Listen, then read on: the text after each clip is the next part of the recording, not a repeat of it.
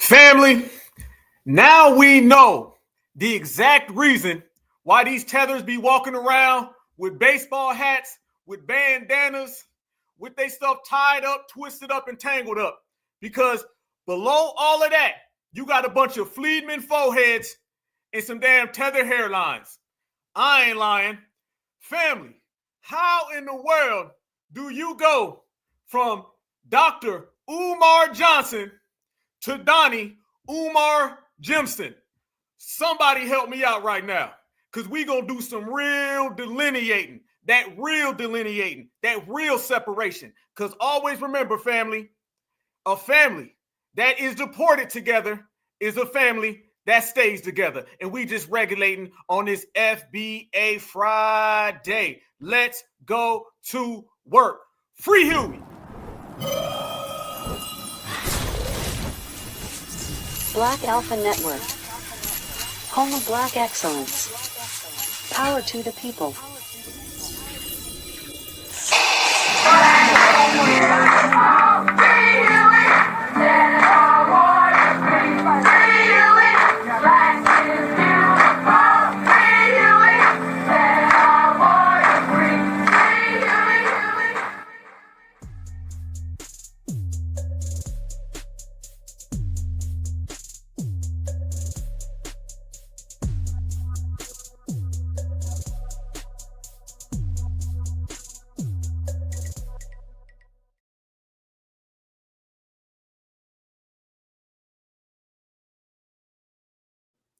Delineate. Show the form or outline of. Determine the essential quality of. Make a mark or outlines a surface. Delineate. Represent it accurately and precisely. Delineate. Trace or shape. Or you could say, we foundational Black Americans and you ain't nothing like us. Mr. Jorge, Mr. Mutombo, and all of the above, y'all. You know, when we start off with a tether alert, we got to get right on in to that FBA roll call. It is DOE, delineation over everybody. And they just going to have to deal with it, and they just going to have to accept it, because we are certified, foundational, Black Americans, and we always win by a knockout.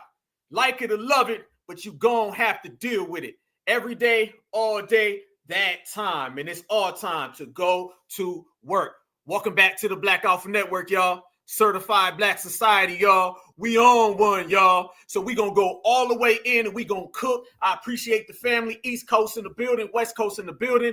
313 Detroit certified. Salute. Yes, I got the Midwest and the South representing. Much love, much respect. Oh, it's on. It's on. It's going to be extra special, fam. Because today, we're going to make an outline for what we've been doing in this generation, okay?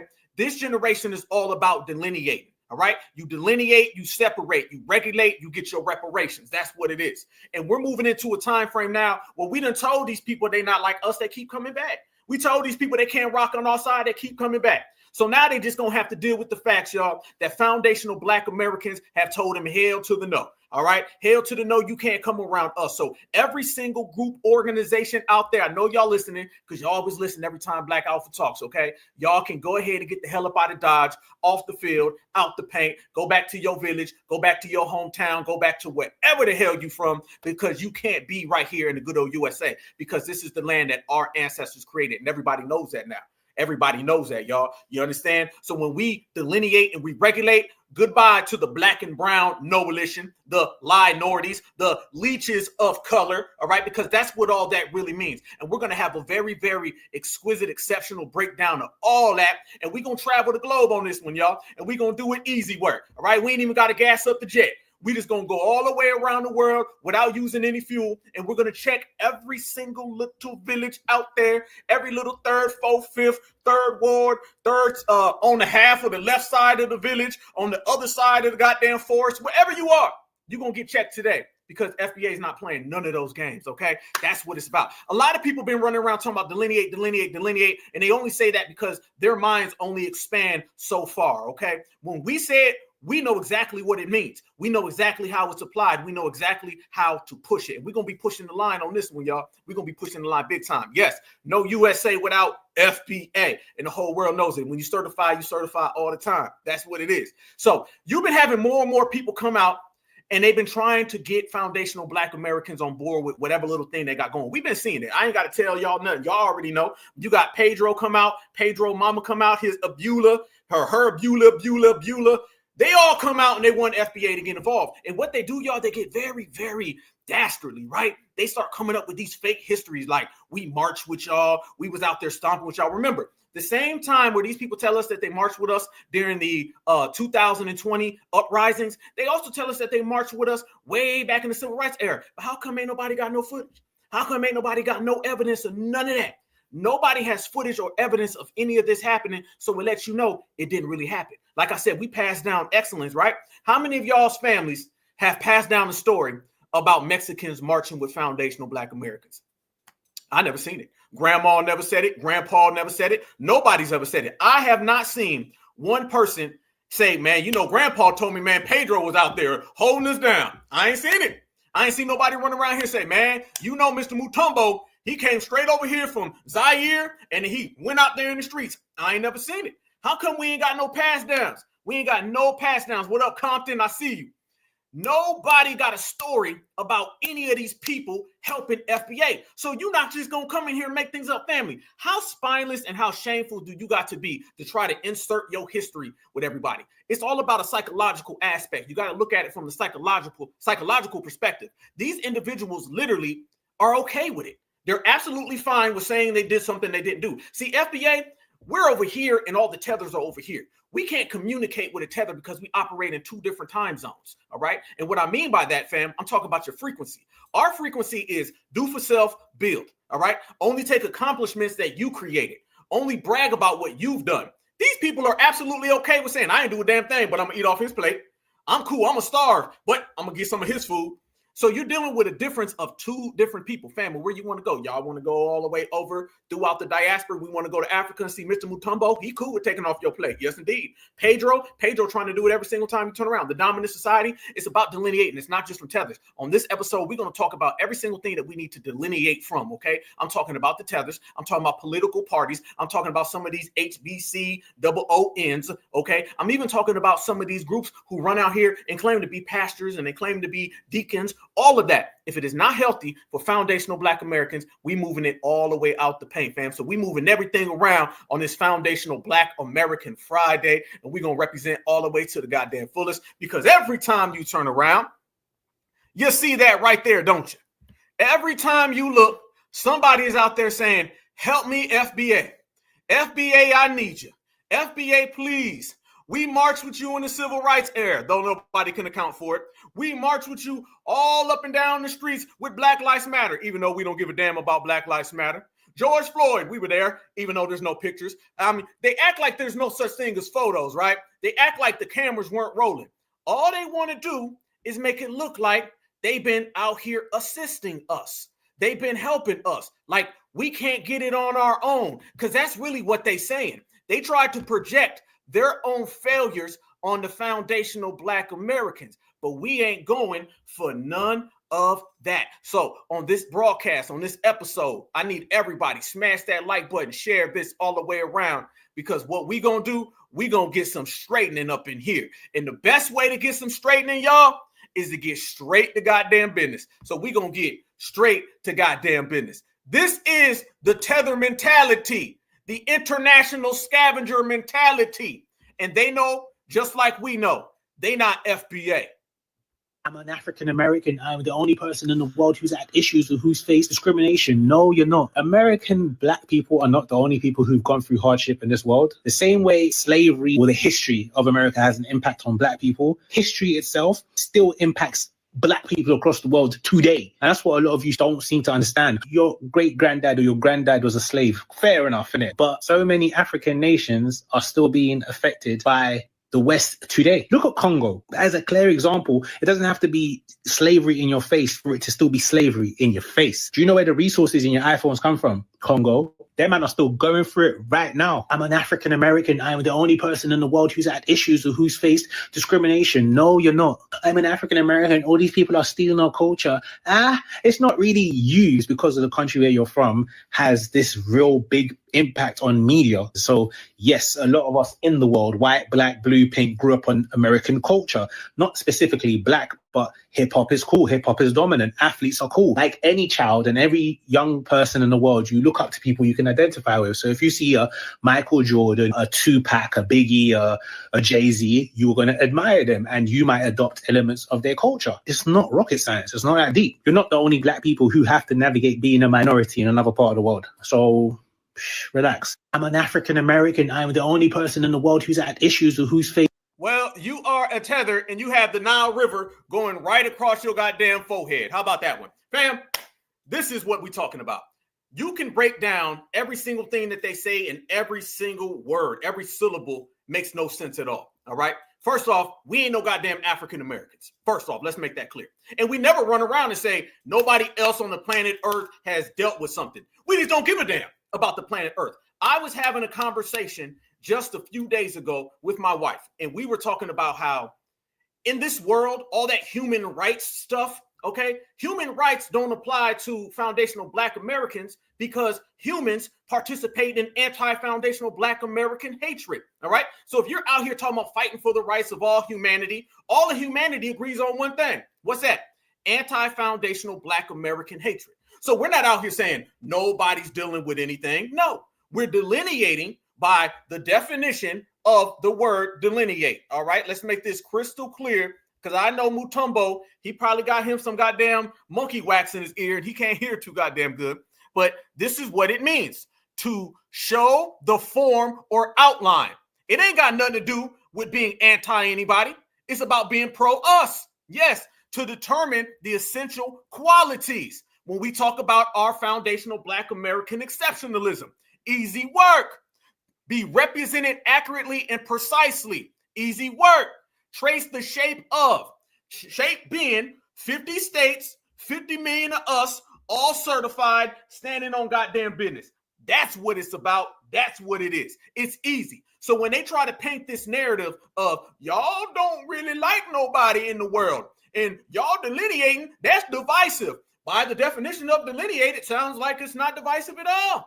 Sounds like it's very, very pro-self. Just like, everybody's okay with being pro-self. Because every time a tether gets something here in America, they make sure that we bow to their homeland. All right? You win a Super Bowl, you win the goddamn bingo game, your ass win putt-putt golf. You want to wave your goddamn Nigerian flag. And I'm going to wave my foundational Black American flag. And if you don't like it, you're going to have to deal with it. Oh, we bubbling today, y'all. Bubbling. So all that is tether talk. And remember, all right, the tethers are out here everywhere you go because he needs us. Because without us, they don't eat. That's the big thing. And let's go further when he talks all of that gibberish, because as he sits there and he makes up those lies, it's just a consistency of lies. He goes to talk about Africa and says how Africa's still dealing with slavery today. Yeah. Because Africans have been participating in slavery because Africans are the ones who sold Black Americans. And also, it ain't my fault that you allowing somebody to come over there with a bamboo stick and he's 5'3" and to whoop up your whole village. It ain't my fault when a whole country of you are getting whooped on by 15 colonizers. Sounds like you like that behavior there, Mr. Joloff. Face discrimination. No, you're not. American Black people are not the only people who've gone through hardship in this world. The same way slavery or the history of America has an impact on Black people, history itself still impacts Black people across the world today. And that's what a lot of you don't seem to understand. Your great-granddad or your granddad was a... Oh, we understand. We just don't give a damn. That's what it is. Let me tell you something. We match your energy. We don't give a damns because you didn't give a damn. All right? Like Kaba Hiawatha Kamene always says, much respect, certified salute to you, brother.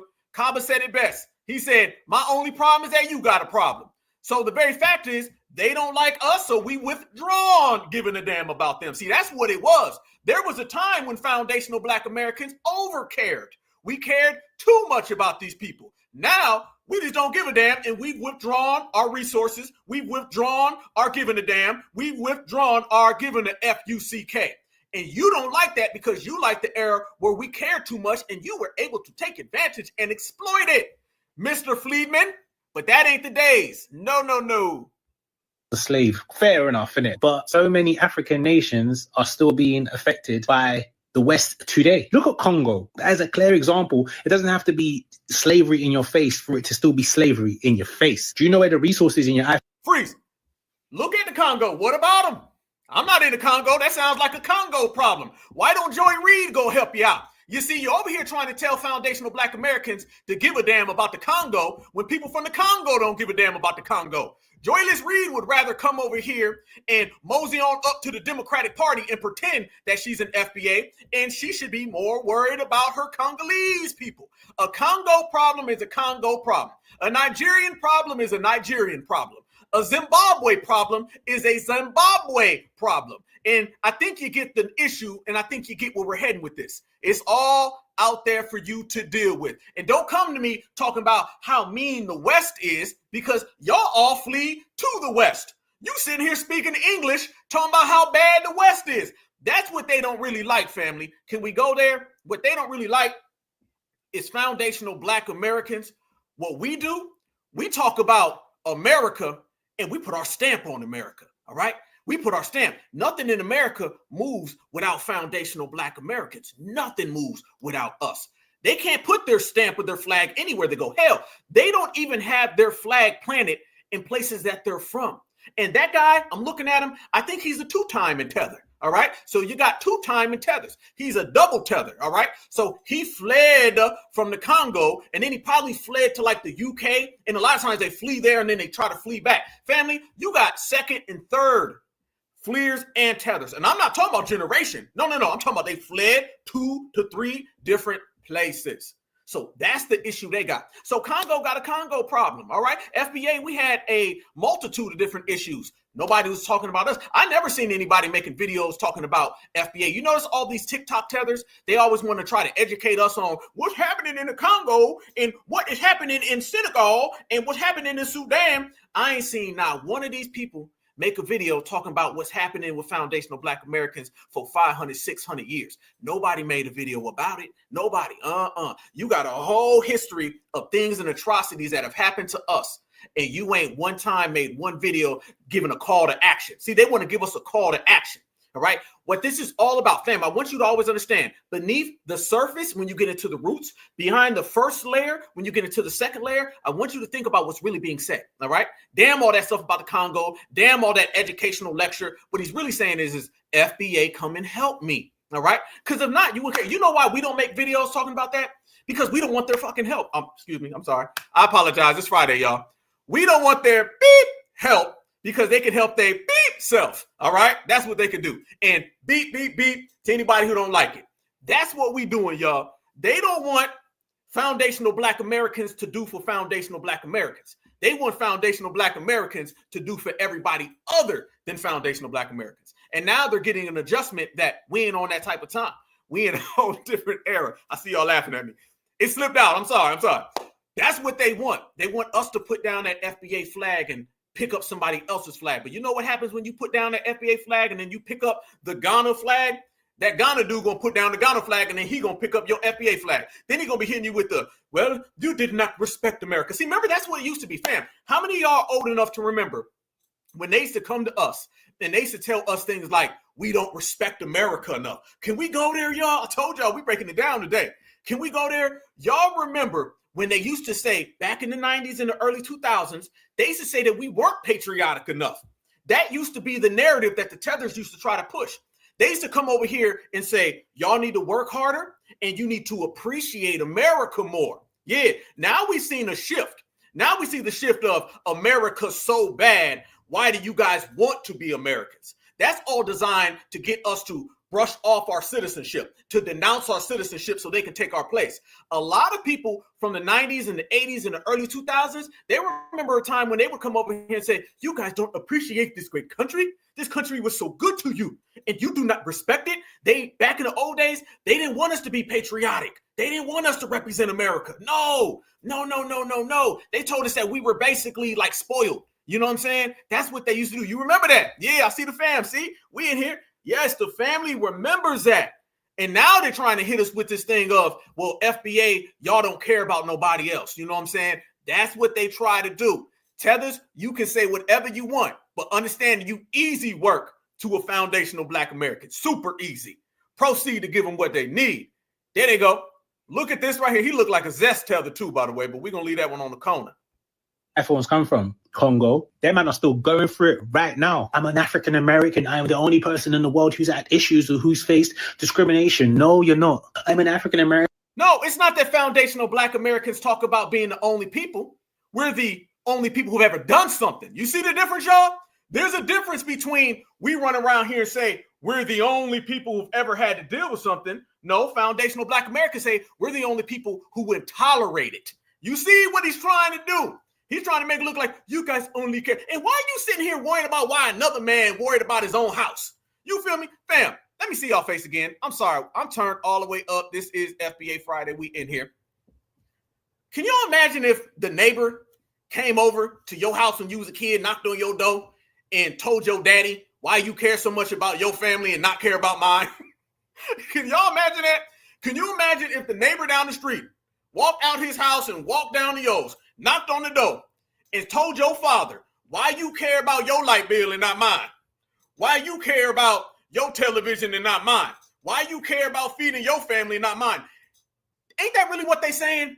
Ain't that essentially what's going on here, y'all? Are they essentially basically saying y'all care more about your own family than ours? Okay, you're begging. That's why Vladimir Putin said they are considered international beggars. Let me go ahead and tell them. See, they think they got problems with FBA. You don't have a problem with FBA. You can only have a problem with somebody who actually acknowledges you. We don't acknowledge you. You know what I'm saying? You can't compete because you can't compare. You better worry about how the whole world sees you as an international beggar, all right? And you're sitting here begging to us. All right. You're begging the foundational Black Americans, and you better worry about how you can't go to no international summits. You can't go to no international committees, no international gatherings, because soon as your people walk in, everybody knows they're dealing with people that sell out their own family for some damn jollof rice. Yeah. They laughing at you, Mr. Mutombo. All right. You got your priorities backwards. All right. Y'all too busy worrying about foundational Black Americans. We're not your path to prosperity. All right. We're not your path to prosperity. There's too much greatness over here on our side. We're going to be all right.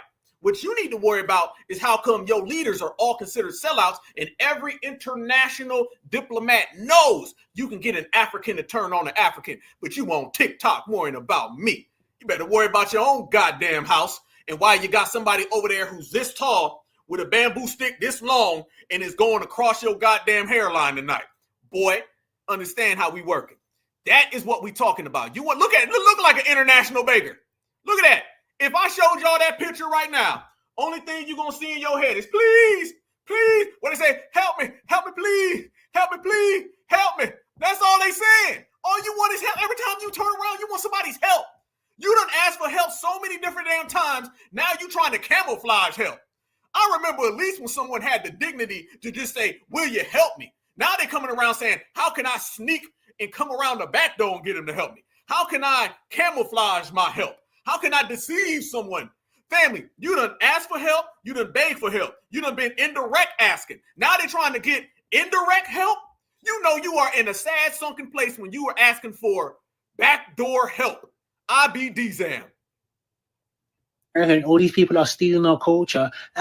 It's not really used because of the country where you're from has this real big impact on media. So yes, he said it's not you, it's the country you from. We built this country, Mutombo, and you ain't even built a goddamn hut in your village. Yeah, it's not you. It's where you're from. Yeah, well, you know, we kind of built where we from. And ain't it crazy, y'all, that we built the strongest nation known to man, and they can't even build a place they never left? Ain't that sad, y'all? Got all the numbers, got all the people, got all the foreheads. You can't even build nothing. Why don't you put your forehead together, all right, and do something? What my man Major Payne say? When the colonizer come over there, you need to pop your titty out Mutombo's mouth and grow up. Shout out to Damon Wayans. There they go. lot of us in the world, white, black, blue, pink, grew up on American culture. Not specifically black, but hip hop is cool. Hip hop is dominant. Athletes are cool. Like any child and every young person in the world, you look up to people you can identify with. So this man is trying to say, okay, tell me if I'm wrong, y'all. This man is trying to say, yeah, you know we bubbling, fam, when you got a Major Payne reference, FBA Friday, Black Alpha Network. Yes. This man is saying it's not because of us, it's just because America's very popular. Yeah, well, America's very popular because of us, Mutombo. Checkmate. Then he says, well, it's not because everyone wants to be like FBA. It's just because y'all are so popular when it comes to athletes and rap. Yeah, because we dominate all of the athletics and we created all of the music. Mutombo. But you don't get that, dude. No.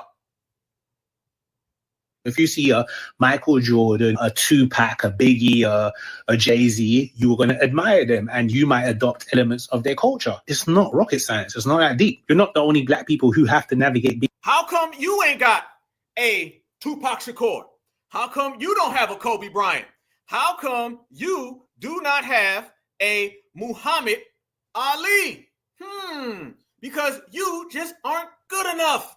And if you were good enough, you would have these things. So basically, you just gave me a drawn out version of failure. And remember, y'all, the F in FLIR means failure. That's exactly what it is, y'all. That's what it is. Oh, and the S in scavenger means sellout. So, I mean, they just keep messing up. That's all it is. You keep messing up and you want foundational Black American to pay for your sins. Okay? We will not pay for your sins, Mr. Mutombo. All right? So basically what he said is that we do not give a damn about nobody else except for ourselves. And I mean, last time I checked, ain't that kind of how the world is? How many people do China care about? Does China care too much about everybody else? How many people does Europe care about?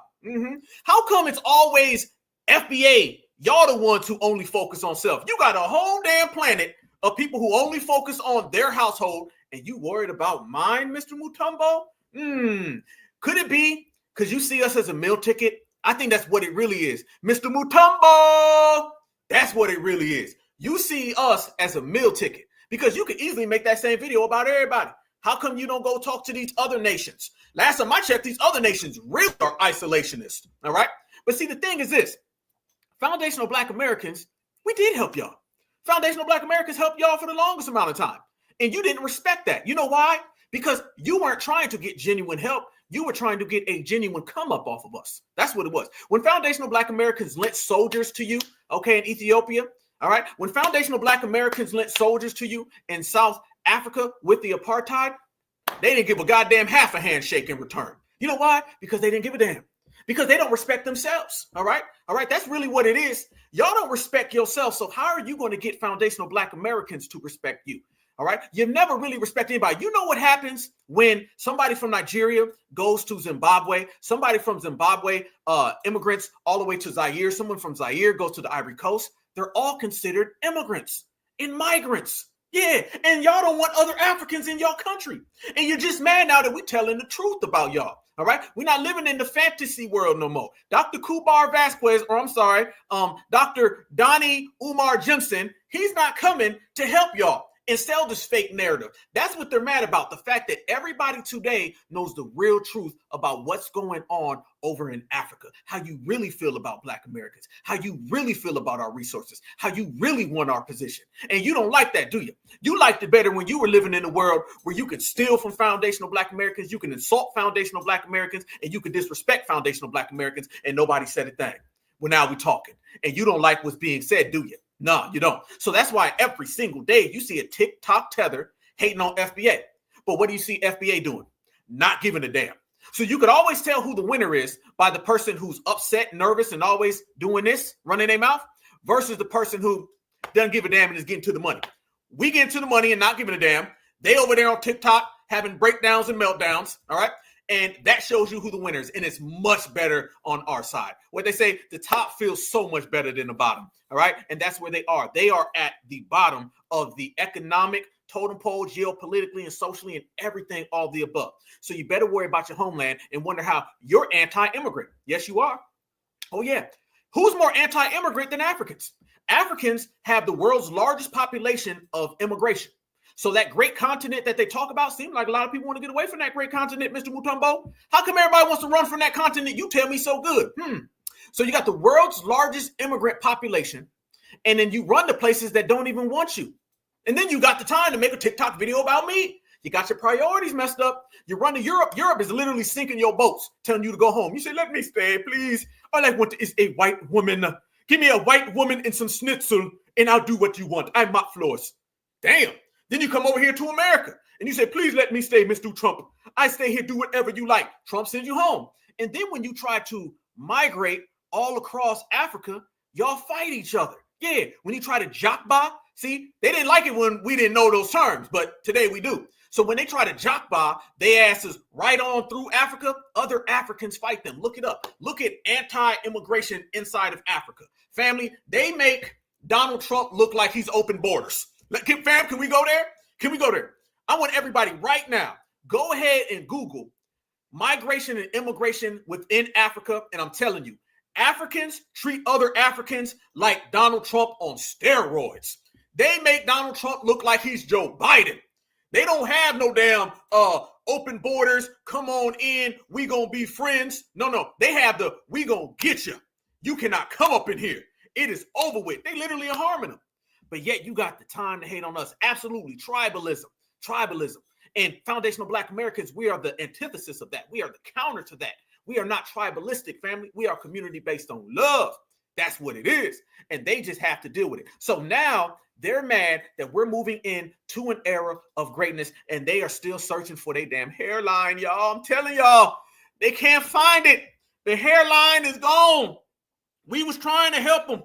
We was trying to help them find the hairline, y'all. We was out here in the daylight with a flashlight, but couldn't nobody find that damn hairline. It was missing. The hairlines was gone. But damn it, we gonna do our best to help them get it, because you're gonna have to call in every single international amnesty group.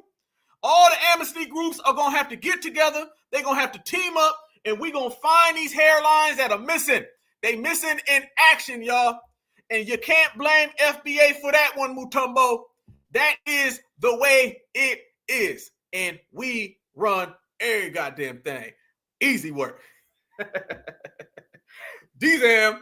But, fam, I'm just keeping it real. I'm just keeping it real, and I'm calling it what it is, okay? I'm calling it what it is. And, fam, you know that they've had a lot of foundational Black American hate. And one thing that they love to do, fam, let's go there, okay? What they love is they love to hate on foundational Black Americans and our greatness. I've said this, and I'll say this a million times, and I'll always say this. When you're dealing with people from the diaspora, fam, we're going to get real simple, okay? What our brother Malcolm X said, right? He said, make it plain. Y'all know that's what I specialize in, Black Alpha. We're going to make it very, very plain, because they try to overcomplicate things. They try to make things all difficult. It ain't difficult to understand. What you're dealing with when you're dealing with the diaspora and foundational Black Americans, it's good old-fashioned jealousy, all right? That's one of the problems. We can sit there and identify all the player haters, all right? We can identify all the ops when it comes to rap music and a song, and we talking about all these haters. You're hating on me, all right? And I got my chain on bling. And we can understand haters when we talking about rap.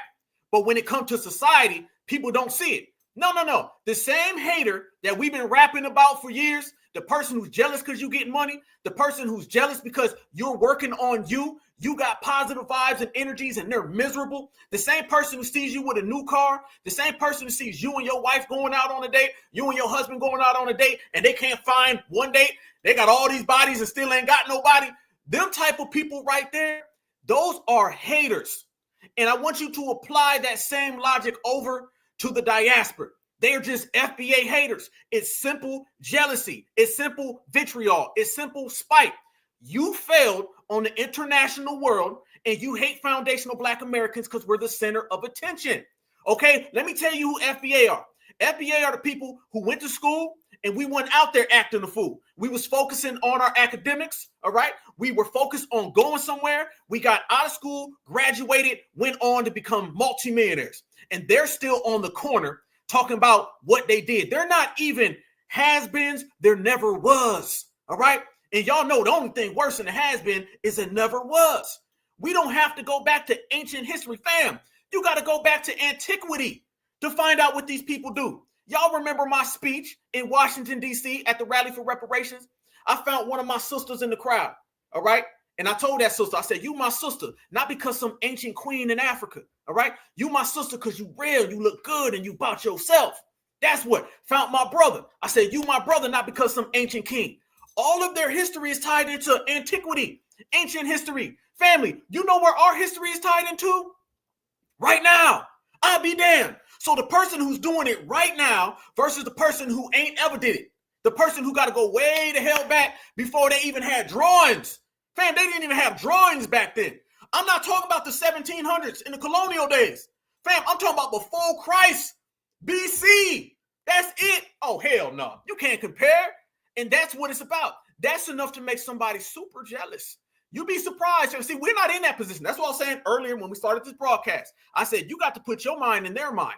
Think about the way that they view you. See, it's hard for the winner to think how the loser's thinking because we don't know what it's like to be in that position, all right? We don't know what it's like. You could take Muhammad Ali. Muhammad Ali don't know what it's like to be a two-bid boxer who's fighting in a smoky club in front of 5 people. No. Michael Jackson don't know what it's like to be performing in front of 3 people. No, he knows what it's like to sell out arenas and stadiums. And we've been out here selling out arenas and stadiums. And they've been performing in the village in front of 3 zebras and an elephant. All right, and I think the monkey ran by. Damn. So you talking about 3 zebras, an elephant, and a monkey, and foundational Black Americans on the world stage? You damn right they gonna hate you. They gonna hate every one of my beautiful foundational Black American sisters because you have a hairline. I mean, come on. Of course they gonna help my foundational Black American brothers. They're gonna hate y'all. They're not gonna want to help y'all because they see every single thing that you're doing is separate from what they're doing. All right. And my brothers don't need to run around here with a whole bag full of deodorant that you know they don't use any goddamn way. I mean, so let's keep it $1.55, y'all. And they stay hating. And when you talk about hating, fam, they really love hating on my certified foundational Black American sisters, fam. They love hating on FBA sisters. Let me tell you why they love hating on sisters, all right? They love hating on foundational Black American women because foundational Black American women are stronger than their men, all right? So let me say that. The men of the diaspora, they hate foundational Black American women because our women are stronger than their men, all right? And then their women hate foundational Black American women because she's looking at her own man and her man ain't as strong as my woman. So that breeds a whole different level of contempt. Today, what we're going to do, family, this is going to be called In the Mind of a Tether, all right? This is what a tether mind is. We're going to dissect the jealousy of a tether, all right? They hate our sisters because our sisters are powerful. Our sisters are everything that they want to be. Fam, nobody wants to be anybody other than a foundational Black American woman. Did we not just talk about a few days ago how you got whole tutorials where these women are sitting there putting on makeup and everything so they can look like an FBA woman? Nobody's trying to look like Miss Nigeria. You know, Akon's 17th wife, no one wants to be her. All right. Dr. Umar's 15th wife, no one wants to be her. Everyone wants to be a foundational Black American woman for a lot of things. Beauty, power, exceptionalism. Fam, when you talk about women, I'm talking about in the modern world, not antiquity. I'm not talking about before Christ, okay? I'm talking about nowadays. What do you think of when you think of a woman? Foundational Black American women are the gold standard of womanhood, straight up and down. And they know that. They know that we can go from today, right here, this moment, or we can go way back. They want to go back? Okay, let's say Harriet Tubman. You want to go there? What about Auntie Polly? Y'all know about Auntie Polly? Auntie Polly was a G, a straight up OG. Auntie Polly ran around with a butcher knife and boiling water, and she was lighting them W supremacists up. How many women from Zimbabwe got that story? Have you heard that from Zimbabwe, y'all? I heard bamboo sticks getting cracked across the head, all right? But they don't be dishing it out. They be receiving it. So where you want to go? We can fast forward. And you know one thing about FBA, we don't have to point to celebrities. I'm only saying celebrities because we're talking about on a world perspective. We can sit here, fam, and we can talk about our own family. You want to go to, we'll talk about aunts and uncles. You want to talk about moms. That's how you want to do it. You want to talk about dads and grandpas. See, we don't have to point to celebrities to find greatness. You know how they sit there and say, well, you have Michael Jordan and you have Mike Tyson and Muhammad Ali. That's only the people you know about, homeboy. Mr. Mutombo, that's only half of what you know. Because I can pull out the family book and all the pictures, and you're going to see more riders there than you ever going to see on TV. You don't want no smoke, Mutombo. You better sit your ass down in your village, okay? You better sit your ass down. You better tell that goddamn rhino I said hello, all right? That's it. But the fact that they hate our foundational Black American sisters, I want to show y'all what we're talking about with this hatred, fam. Oh, man. Y'all know they love to come over here and they love to talk about how mean foundational Black American women were, right? Oh, they came and they were so mean to me. They were mean to me. No, that forehead is being mean to that hairline. And you need to focus on that, okay? And that deodorant or lack thereof is being mean to them armpits. And your armpits are being mean to me because I hate having to smell that every time I'm trying to get an Uber just to go down the block. But that's another issue for another day. Let's focus on the tether failures. This is what I'm talking about when I say they cannot stand our sisters because our sisters are stronger than their women and our sisters are stronger than their men. I be damned. So my name is Sadie. I'm from West part of Africa, Sierra Leone. When I first came into America. Your name ain't no goddamn Sadie. I'm sorry, y'all. Her name ain't no damn Sadie. Your name is Sambumba. You better stop playing. And you may be from West Africa, but that damn forehead somewhere in East Africa. You in two different damn time zones. Proceed. I had no idea about this beef or this war, this self-proclaimed war that Black Americans have with African. When I was working at an assisted living, the Black girls used to always had problem with me for no goddamn reason. They would see me, hate me, make fun of the way I talk because I have a thick accent. And being in America for now 8 years, I still have my accent. Up to this day, a lot of Black girls that I come across with, they always have a problem with my accent. And it's like they have that self-entitlement, like the girl just said. It's just like the white people do to us. That's the same way they treat us. But I have asked so many Black girls, and I'm like, why do you guys always despise Africans? And they have told me that because Africans despise them. And I've asked them the question, have you ever come to the conclusion that not all Africans are the same? There is this war that is going on between Africans and Black Americans that I don't know where it's coming from. Now, when I've tried to date Black Americans, they always tell me that we Africans never suffer slavery. And I'm like, the fuck? You are African. You know that, right? Like the sister said, the only difference between y'all and us is that y'all were dropped here in America. But do you think that that was dropped back there in Africa, we didn't go through anything? No pain, no slavery, nothing like that? Selling out. Dropped in Africa? How you get dropped off where you ain't never left though, Sambumba? Somebody tell me what Mufasa's daughter is talking about, okay? I don't know what Miss Mufasa is saying here. You got dropped off in Africa, but you just said that you was from Africa. You didn't get dropped. Now you're capping. This whole damn video is cap. This whole video is cap. Now you're trying to say, we were slaves too now. We was all slaves like y'all was. No, you weren't. No. First off, you sold slaves. All right? While we was over here on the soul train, you was over there trying to sell all your slaves. Second, on top of that, not only did you sell the slaves, then you got enslaved on your own turf. Family, do you know how psychologically different it is when you're talking about somebody? Yeah, I did. I said soul slaves while we was over here on the soul train, and they was watching our soul train while they was trying to sell slaves, and now they're trying to hate on us. You can't make it up.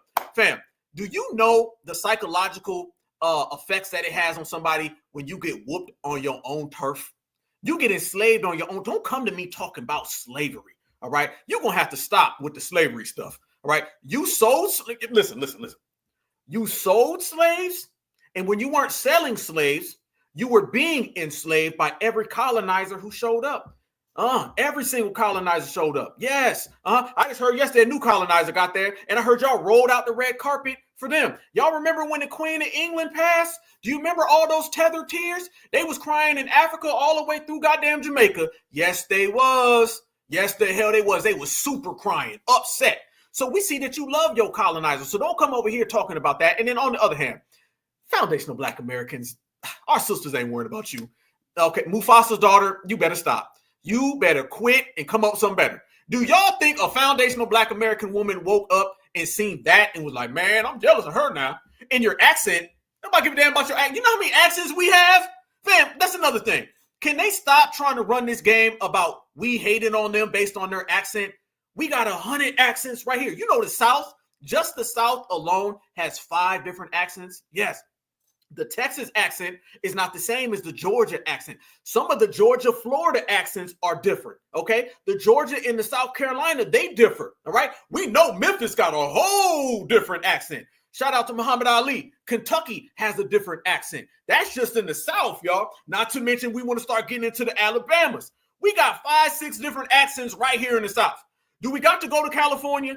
Do we got to go out to the East Coast? Y'all know the East Coast. The East Coast got 100 accents. Yes, indeed. Do we got to go to the Midwest? They got something called the Great Lakes accent. That's for people out there of Chicago, Ohio, Michigan, Minnesota. You did. I know they ain't trying to talk about no accent. All the accents we got, you think we worrying about your Nile River accent. Boy, nobody giving a damn about that, so stop playing. Nobody woke up. Oh, Louisiana. Goddamn, how can I leave out? Shout out to Louisiana, 9th Ward, one love. Yes, don't even get me started on Louisiana. Don't get me started. What's up, baby? They don't want to go there. You feel me? We got so many accents. We not sitting there thinking about Zaire, all right? Sudan. No one give a damn. Foundation of Black America, we are littered with so many different beautiful accents. Nobody hating on you. And if anybody said anything, it's no different than us roasting. Fam, they can't even take jokes. I mean, where are these people at mentally? Are they still in preschool? Are they still, literally, fam, where in the world are you going to go anywhere and have a grievance as an adult about something that happened to you as a child? I don't believe it. I don't believe it. I don't think anywhere you can go, somebody's going to say, well, we're going to go ahead and acknowledge them and give them a point because someone was mean to them as a child. I don't believe that. That's cap, fam. That's all cap, and I'm not going for it. I'm not going for it at all. What you going to do? You're going to go to Wall Street and the stock market and say, well, I can't invest in that. Why? Because he called me a name. You can go to the United Nations and say, well, he called me a name. All right, and by the way, can we say this? I'm going to say this. Half of y'all came here when you were already 15, 16, 17 years old. Quit telling me somebody called you an African booty scratcher when you was 5, because you weren't even in America when you were 5.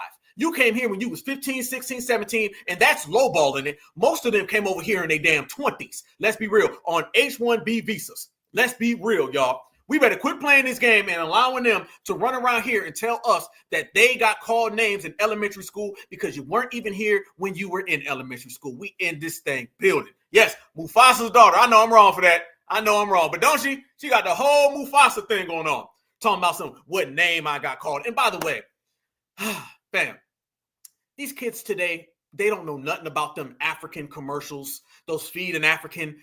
Nobody knows that, okay? That's some 1970s, early 80s stuff, all right?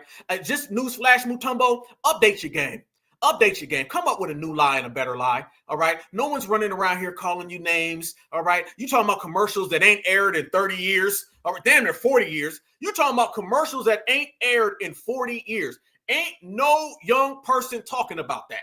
None at all, all right? So you better come up with something different. Nobody believes any of that. Nobody accepts that type of stuff. And that goes back to the international banker, and that goes back to the international scavenger, and that goes back to the international tether. Your game ain't working. And that's why, if you want to know why they are where they are, look what they're doing. You want to see what they're doing, then you know exactly where they are. They're failing because they haven't updated the game, because you'd rather sit there and beg than get up and go get something. And then you want to project all of that on FBA. We ain't wearing that jacket, okay? No.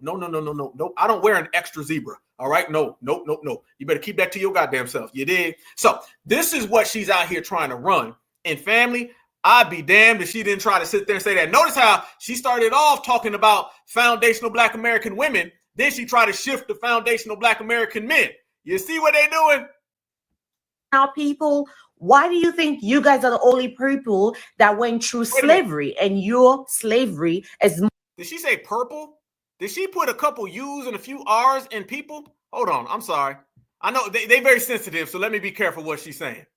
People that went through slavery, and your slavery, no pain, no slavery, nothing like that, selling out people. Why do you think you guys are the only people that went through slavery, and your slavery is more bad than us? That was something that broke my heart, because I was trying to understand. And then going forward, I've tried to be friends with a lot of Black Americans, and I can never, ever be friends with them. And then sometimes a girl will call me, you Black African bitch. This went to the point that even when I go to work and I start eating my food, The Black American girls will tell me, oh, I don't like that food. That food smells crazy, smells like fish. Wherein a white lady might see me eating and keep their mouth shut, and try to be respectful. But Are you kidding me? Did this woman just sit here and say, we make fun of her because her food smells like fish? Like we don't eat seafood? I'm not sure if that's fish you talking about. You might have cleaned that up. You sure you talking about fish? Or you talking about goddamn hippopotamus? I don't know what you talking about, but I ain't seen no foundational Black American say, man, that food smell like fish. I don't like you, Mufasa. Mufasa, what's wrong with you? And then she said, but the white woman, she said, good food. I like the food that you eat. Maybe we could have some tea and some food that smells like fish. Get the hell up out of here. This is what I'm saying. These people are desperate. What kind of excuse is that? So foundational Black American women picked on you because how your food smell. Really? Really? This is what we talking about. And then you see how she had to throw Karen in there, y'all. You notice that now. Karen came in and saved the day. Well, Karen didn't say that. Karen said, I like your food. You want to come on over? Let's hang out. We could be friends. You notice that now, fam. Every one of their stories has FBA as the villain and the dominant society as the hero. Yeah, let's go there. Y'all notice that? Every one of their stories has FBA as the villain and white people as the hero. And then you wonder why they get colonized. You wonder why they get colonized, y'all? Because all the way over there in their homelands, the dominant society is the hero. Yeah, you know how we look at the colonization. Can I say this? Another little hidden secret about tethers that we breaking down. Tethers don't really feel that the dominant society are bad. We look at them from the outside as, damn, y'all getting colonized? You go over there to Africa right now. Do you know the majority of those populations welcome the dominant society? We'll sit here and talk about the Scramble for Africa Part 2, all right? And the Scramble for Africa Part 2 that's going on right now, we view that as colonization. They don't. What we view as colonization, they view as foreign aid and assistance. Yes, what we view as somebody coming over there and taking over their country, they don't view it that way, all right? We got to look at things from a global perspective. We, as foundational Black Americans, people who don't play that, we view this whole thing of, damn, you over there getting colonized again? You go there right now. You take every poll and statistic. It is the minute minority of people over there that do not feel that do feel it's some type of colonization. The majority of those people, they cool with it. I've seen the polls. I've seen the studies, y'all. I've seen the polls and the studies that the dominant society gets massive approval ratings. Their approval ratings over there are through the damn roof, y'all. No lie. That's what they do over there. So it's the same exact thing when they come here. So y'all notice this now. When they're over there, they love the dominant society. And then when they come here, they love the dominant society. It seems like everywhere you go, you love the W's. And then you want to put on this fake front. You out here talking about our food. Notice this, by the way. She can sit there and talk about FBA calling her names, but she can't talk about the colonizer who just bulldozed her whole goddamn village. Really? Or they literally have septic tanks that run downhill and they just let them loose and it goes into the village. I seen it. You got all this energy for foundational Black American, but none for the colonizer. See, this is why y'all look real weak right now. This is why you look real weak, and this is why people ain't rocking with you. You look very, very shameful. Very shameful. And remember, all right, all the tethers out there, don't be mad at what I'm saying, because whatever FBA saying about you, just know the world is saying 10 times more, okay? Go to the United Nations and hear what they say, and then you're going to realize what I'm saying is small, all right? This is the thing. See, you're too busy trying to inflate and worry about FBA, and you need to understand that what FBA says about y'all is this big, all right? But when you go and you look at what everybody else is saying, I'm talking about every single other country and continent, they talk way worse about you, just to let you know. And then I got to say this as well, fam. Since we in here, we cooking, we roasting. Let me say this as well, y'all. When you're talking about the dominant society, right? All right. By the way, you have two Scramble for Africas, all right? The Scramble for Africa came about around, I want to say, the Scramble for Africa was in the 1840s or 1860s, in between that time. So basically what I'm trying to tell everybody is this, a little hidden history fact, okay? When we were coming out of slavery, when we freed our goddamn selves, they were going into slavery, okay? This is what I'm talking about. I want you to think about a freedman versus a fleer. All right. Now, I want you to think about that. I want you to think about a foundational versus a scavenger. Think about the mentality. When we were coming out of slavery, when we freed ourselves, they were getting colonized going into slavery. So way out here in America, foundational Black Americans was putting in work. And then way over there in Africa, they was getting worked. So how the hell we coming out and you going in? Really though? Really though? Really? But that's exactly what happened. And you're talking about the scramble for Africa, fam. They allowed Europe to come over there and dice them up like a piece of pizza. They just cut them up and just gave them out. They gave them out like it's some type of inheritance. All right. A parent passes and they say, this kid can get some money. This kid can get some money. That cousin can get some money. You can have the table. You can have the refrigerator. You can have the car. How somebody come over to your homeland, whoop you up, then cut up your land and then dish it all out back to you? What? Really? That's why when you look at their map literally has Italy, it has Belgium, it has Germany, it has England. All of that is on your map. You don't control your own stuff. You don't control none of yours. No. So this is what's been happening to them. And family, to make that bad, that was the scramble for Africa 1. And everybody in the geopolitical world says that they're having a scramble for Africa 2. Only this time there's a new colonizer in China. And they don't have a problem with them. Because the statistics prove that the mass majority of African nations that have Chinese presence, they're okay with it. And then do you guys know this? They didn't make an exchange with China. They bartered with them. Listen. They made a barter agreement with China. Not an exchange, okay? Not I give you this, you give me that. No. They came and said, China, you go ahead and build all these roads, you build all these bridges, and if you do good, then maybe you can give it back to me. They bartered. They don't even know how to internationally negotiate. All they know is how to be colonized. This is the real facts that they don't want, but this is the facts that exist. So how the hell, when you got all the resources, fam, why do you need somebody to come over to your homeland and barter with them when you have all the resources? You do know you don't need them when you're standing on the minerals, all right? They're literally standing on the things that China wants in their homeland, and they're bartering with China to come and get it. Oh, by the way, all of the roads and all the bridges and all the things that China's doing over there, let me go ahead and tell you this. China's only doing that for the top 1% of Africans and all of the Chinese people. Yeah. They're not building those roads for like the average African. You would think, right, that if China comes over there and they build all these things, that they're doing it for all of the people in that African nation? No.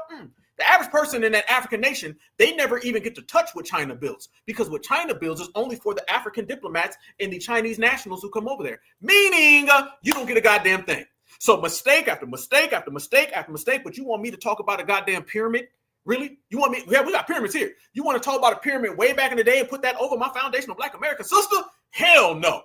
And then you want Mrs. Mufasa to sit here and tell me we was mad at her food while Karen came in and gave her a pat on the head and a tap on all 5 of her foreheads? No, and that took about an hour and a half to do it. Really though? Nope.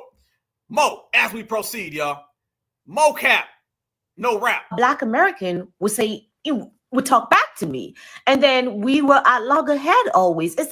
I really don't know where this confusion is coming, where this hatredness is coming. And it's like when we try to claim our culture or claim, like we all are Africans. I keep saying this, but like a lot of Black girls, they keep saying no. And I'm like, and even when I'm American right now, because I'm a legitimate American citizen, they still tell me, oh no, you're not American. You can call yourself that. You're African. Okay, what are you? Oh, I'm Black American. Black. It's a color. Negro, I'm trying to understand. Let me understand. So my name is Sadie. No, it ain't. Was she about to say the N-word? Was Sumbumba Mufasa about to say the N-word? Did y'all catch that? Can I fast forward to it? Okay, just sidebar all of them lies that she just sold right there, okay? Or all that BS. So, you're Black, and you're Black, and we're this, and you're that. Did she just almost drop the N-word, y'all? I promise you she's about to let one fly. She's about to say what she really wanted to say. American. Black. It's a color. Negro, I'm trying to understand. What? It's a color. Negro, it's a color. Negro, it's a color. Negro, I'm trying. Oh, she about to drop the whole N-word. What? She did say, and she wasn't trying to say Negro. No, she was about to drop that Mufasa version of the N-word. Uh-huh. We see what you was trying to do. We see, because that's how they really feel. Say what you feel, Mufasa. Mufasa, speak your truth. Go ahead, say what you really want to say. Say what you really need, because we see through you. Yes, the hell we do. That's what you're dealing with. That's what happens when you're dealing with these people, fam. So, I mean, how many lies? You know what I'm saying? This is why nobody takes them serious. Here's the thing, fam. We winning. So, yeah, we don't really acknowledge you. We don't really take you serious. You're just chirping and you're just some international person who wants to get on our timeline, and FBA doesn't really care. You understand, family? We're winners and we behave like winners. And one thing winners don't do, winners don't care. No, winners don't give. Do you think a billionaire drives down the street and they care about somebody on the corner saying, man, he ugly? Well, I'm rich. Okay, how about that? Okay. All right. Well, man, foundational Black Americans mean, yeah, but I'm an American. And deep down inside, we have the one thing everybody covets, and that is citizenship to America. All right. And the exceptionalism that comes along with it. And then we have the right to be the architects because we built the thing. So no, we're not stopping the car worrying about none of those lies. So that's what she really wanted to say, fam. She really wanted to drop that N-word because that's how they feel. Going back to the previous statement, okay? It's all about jealousy. It's all about vitriol, spite. They do not like foundational Black Americans. They got more love. I'm just going to say what nobody wants to say, but we're going to say it how it is because we uncut raw over here on the Black Alpha Network. Africans love white people more than they like Black Americans, all right? Nobody really wants to go there and really genuinely say it. I don't want to hear about, we're not all that way, brother. Yeah, but the majority. I'm not here to talk about the minority. I'm here to talk about the majority. All right. That's what I'm here to talk about. We don't sit there and talk about 6. I'm going to talk about the 6,000. All right. Nobody's here to talk about 5. I'm here to talk about the 50. Africans like white people more than they like foundational Black Americans. Matter of fact, let me remix that. Africans love white people more than they like foundational Black Americans. It is what it is. And their hatred and their jealousy stems from they wish they could trade roles with us. That's really what it is. That's what it is. So all this diaspora back and forth, fam, no, it's really just them hating on us. That's what it really is. That's what it is. And think about it, fam. They talk about we beefing, and no, nobody's beefing. Nobody's no, nobody's beefing. No, there's no beef. Okay, all right. We don't acknowledge them. You know what I'm saying? You can't stand it. You think you can like go back and forth with foundational Black America? They want to draw us into something. They want clout. They clout chasing. Let's be real, fam. They're clout chasing. Let's go ahead. Like I said, we can use simple words because it seems that we'll have all these words to identify things. We listen to our music, we listen to our slang and our lingo. And then when it gets to geopolitical, social issues, we don't use those same words. You don't have to go far. A player hater that you hear about in your rap song, apply that to the diaspora and they hate on us. All right. That's just what it is. Jealousy that you talk about in a rap song, go ahead and apply that to them. And then they just are jealous of foundational Black Americans. It's as simple as that, y'all. They want to clout chase foundational Black Americans. The same way you hear that in your music is the same way they do that to us socially. Easy work. We're not here to be overcomplicated. All right. We're not here to get all tangled and twisted. We're going to be plain to the point. They are jealous of FBA because FBA is moving on another level. And you know what? That's what comes with the territory. It's only going to be so many roles, man, in this game called life, y'all. There's only going to be so many roles. There's going to be a winner. There's going to be a loser, all right? There's going to be a winner. There's going to be a hater. That's just what it is. I don't know why anybody thinks when you start getting geopolitical things, flip and turn. No. It's the same exact laws of life that we all know.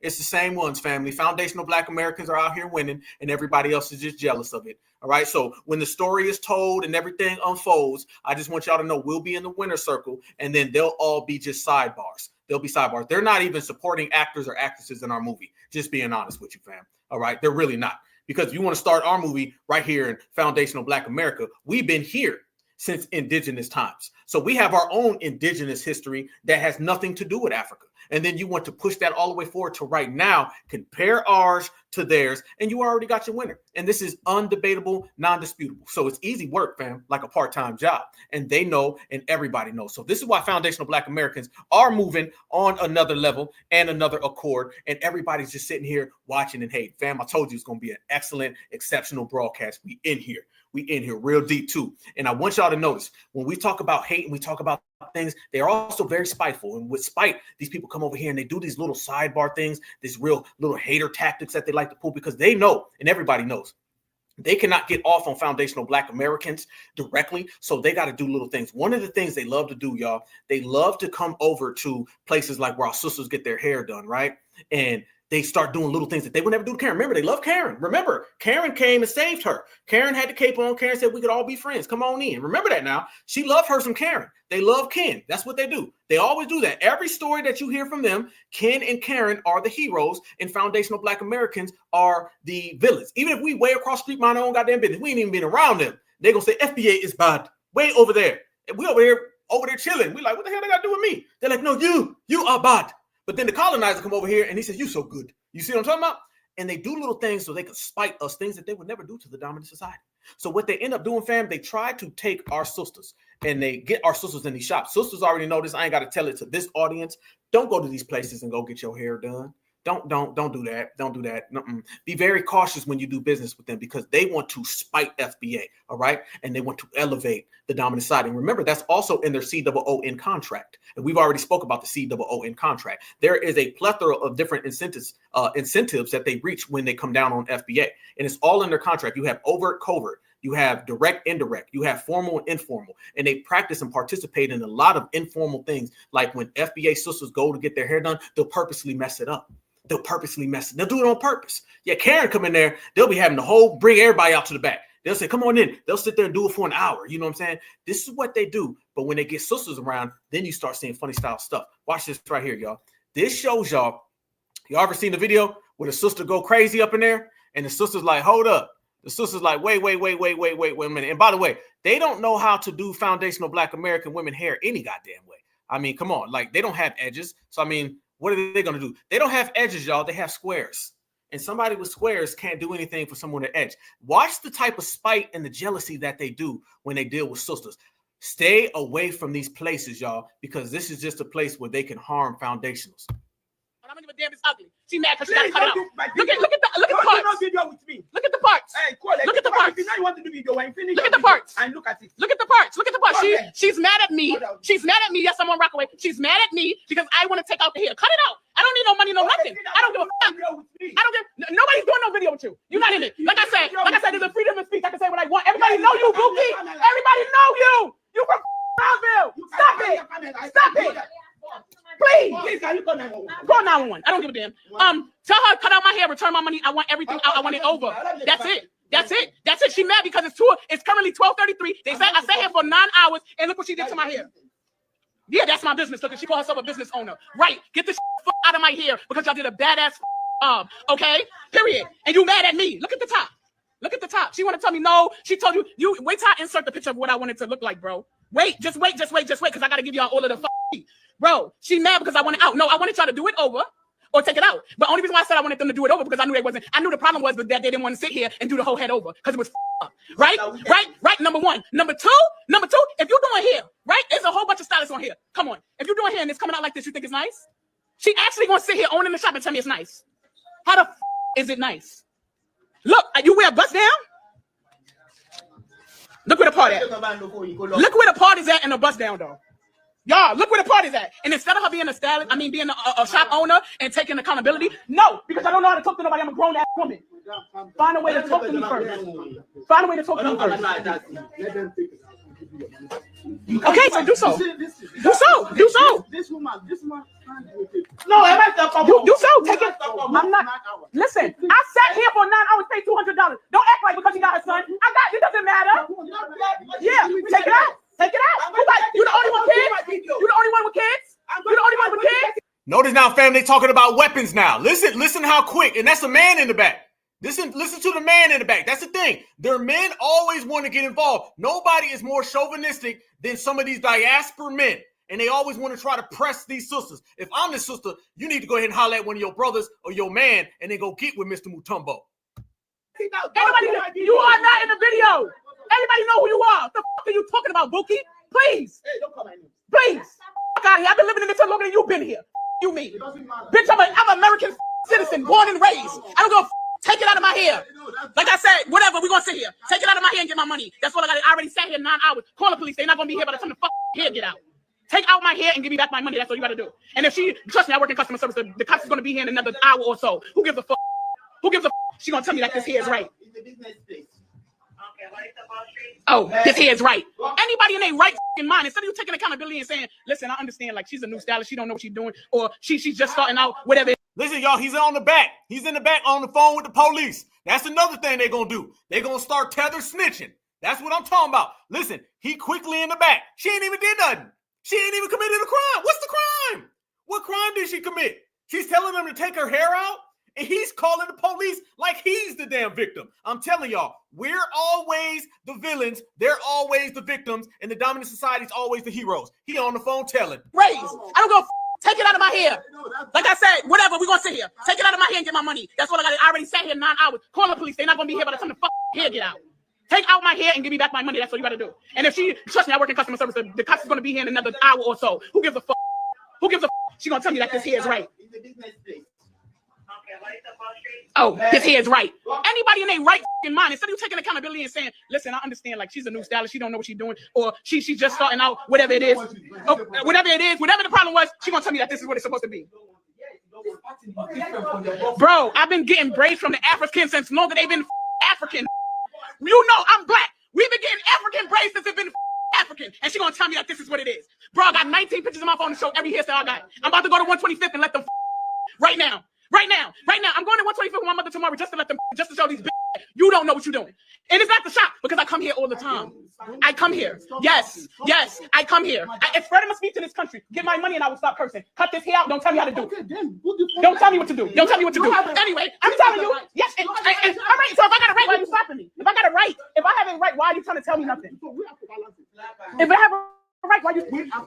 Go ahead. Go ahead. What's taking them so long? What's taking them so long? Exactly. What's up? Now y'all want to be. Now they want to be peaceful. Now that I'm up tempo. Listen, hold on, y'all. Let me get my hair taken out. This ain't cutting off my hair. Like don't do that. they professional. Yeah, okay. Whatever, mister. Whatever. I'm just making sure they ain't cutting out the little bit of I got. Continue. The right.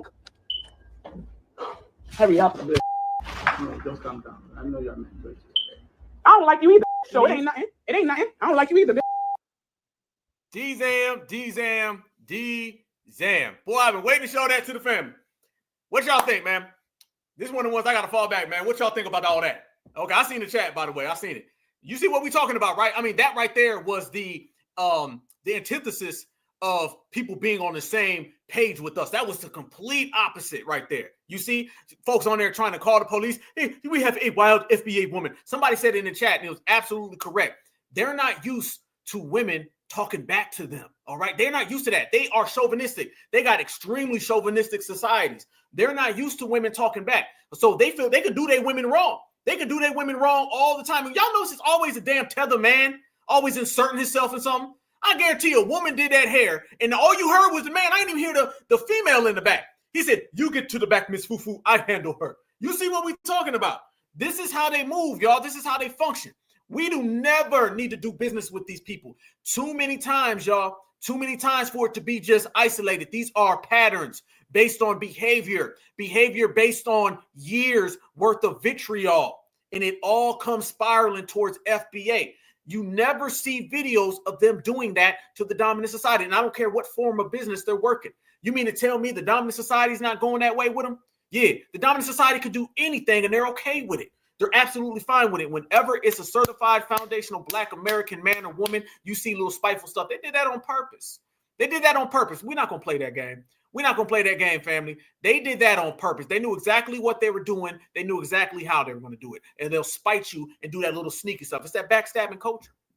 It's that real backstabbing culture. And we know that that's the culture that they have, and that's the culture that they come up off of. So therefore, they always try to implement that when they deal with FBA. Sister was wrecking them and checking them, but here's the bigger step. Don't deal with them. Remember, they're tethers, meaning when we do not deal with them, they get cut off. These people need your money, all right? Tethers need your money. They need your time. They need your resources. They come over here and they benefit off of a system that white supremacy put in place that makes them have to get all of those resources from us because the dominant society is not giving it to them. Remember that, y'all. The dominant society did not set up a system where tethers come here and they benefit off of whiteness. They benefit off of foundational Black Americans. So therefore, they got to come and get from us. When we do not provide, these people crash out. Simple as that. So you have the economic and the social power to cripple their community simply by withdrawing. And that's what we're talking about today, about delineating, withdrawing, and standing away from them. That's as simple as that. Man, you got all the power. You got all the power to do whatever you want with these people. These people can't stand in your vicinity. They can't exist in your presence. None of them at all. And they do all those type of things because you're dealing with, like I said, you're dealing with jealousy, man. Jealousy. This is who these people are. These people have so much spite for foundational Black Americans, and nobody's ever going to come out loud and just say it, but we will. These people understand no matter what they do, they want to get your position. They want to get your position. That's why if you ever notice, fam, Tether stories don't ever add up. Their stories never add up. This Tether will say one thing, the next one will say something, but everything they do and say, y'all notice, it always revolves around you giving up something that you have and them getting something for free because they do it. Fam, all you got to do is examine how they treat each other, and then you'll see exactly how they treat us, only worse. They're willing to do it to other Africans. So what you think they're going to do when they come across a foundational Black American? They're going to move it all the way up to the maximum. And another thing that they were doing, and y'all know this like I know, remember how they was running around here on Black History Month and they was trying to pretend like Black history was something of theirs? They know these things, man. They're just real backdoors. And remember, y'all, they benefit off of a backstabbing culture, all right? They're willing to sink the whole ship. And one thing they always do, be careful because they're going to be the first ones to tell. They're tether tattletales. That's what they are. They're tether tattletales, and they'll tell on a Black American quick. First thing they do, you saw what old buddy did? He went and got the phone. Hey, she's here. She's being mean to me. What do you call the police on her being mean? What was the whole situation? Literally, what was the situation that he called the police for? He called the police because he was getting talked to by FBA, and he seen the opportunity that he could seize of trying to make the block hot. And you understand, they don't even understand supremacy because we know you got to be cautious about calling race soldiers because race soldiers will show up and everybody will get harmed. And you know what I'm talking about. All right. So we'll get pulled over for a broken tail light and somehow you end up with a Philando Castile. You did? And these Africans, they don't mind. They'll call up the police real quick, get a police officer over here. Next thing you know, they point, you know what I'm saying, trying to get us hemmed up. Remember, these people who call the police on Black Americans, these tethers, they're trying to get that race soldier to come in here and take you out. We're going to go there today. That's really what they want. They want to call the police so the race soldier shows up and takes you out. So they're basically trying to set you up. You know what I mean? What they call that stuff? Swatting. They're basically swatting you. That's what they're doing. And this is something that they consistently do. Any way to get a foundational Black American. Now, it's funny, fam. Look at all that energy that you see right there for a foundational Black American sister who wanted them to take that hair out. That's it. Take this hair out. You did a bad job. Next thing you know, he's calling her names. The woman ain't even talking. The man now want to get booked and he want to call the police, right? What happened to that Black dude up in Michigan that was dating that Becky? Did he have that same energy for Becky? Y'all know what I'm talking about. What about that guy down there in Texas? What was her name? Amber Geiger? Is that her name? Where was all that African male energy there? I'm just trying to ask a friend because every time I see a situation with a foundational Black American woman, I see their men want to turn into goddamn Tarzan. All right. And then whenever it's a situation with a W woman, their Tarzans turn into Jane real quick. So which one is it? We need to figure these things out because whenever they're dealing with these Becky's fam, can I say this? By the way, can I say this, y'all? How many times do you see grown ass African men that end up getting harmed by a 5'1" Becky? The only men I see that disappear on dates are tethers with Becky's. Fam, I've never seen a Black American man disappear when he's with a Becky. Never seen it.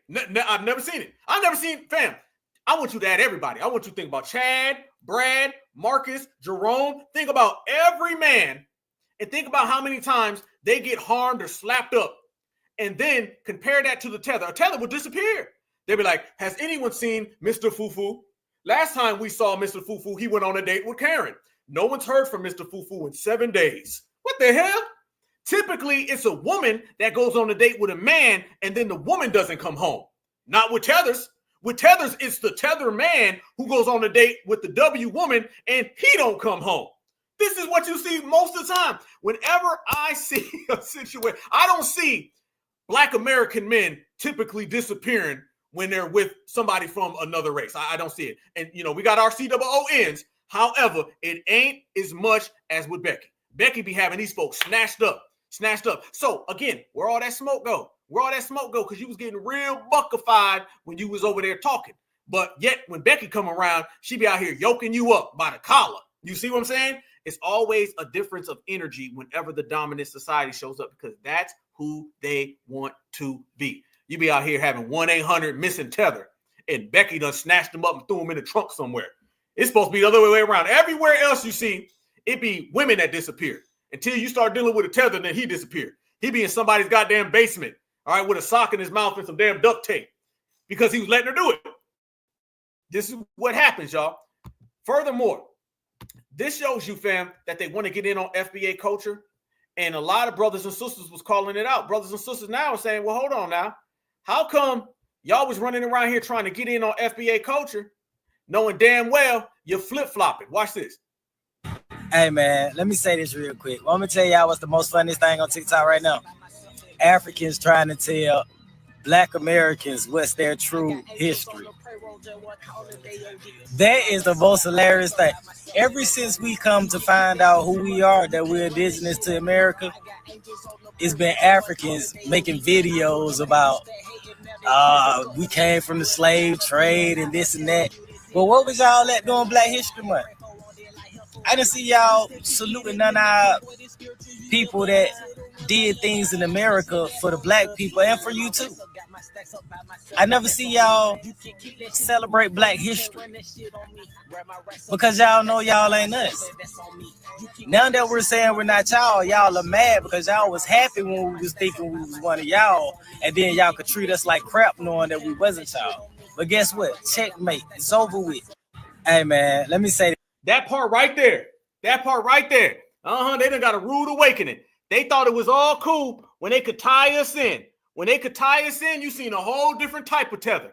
Now, out of nowhere, now they want to spin it. They want to say, well, man, what you mean now? No, I'm telling you, they don't like the world that they're living in, because the world they're living in right now is not one that works in their favor, man. It's not working for them. It's not working for Mutombo. Mutombo's stuck. He's stuck and he don't know where to go. No.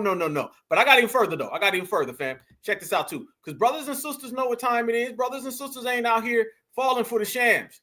No, the tethers now are in reality world.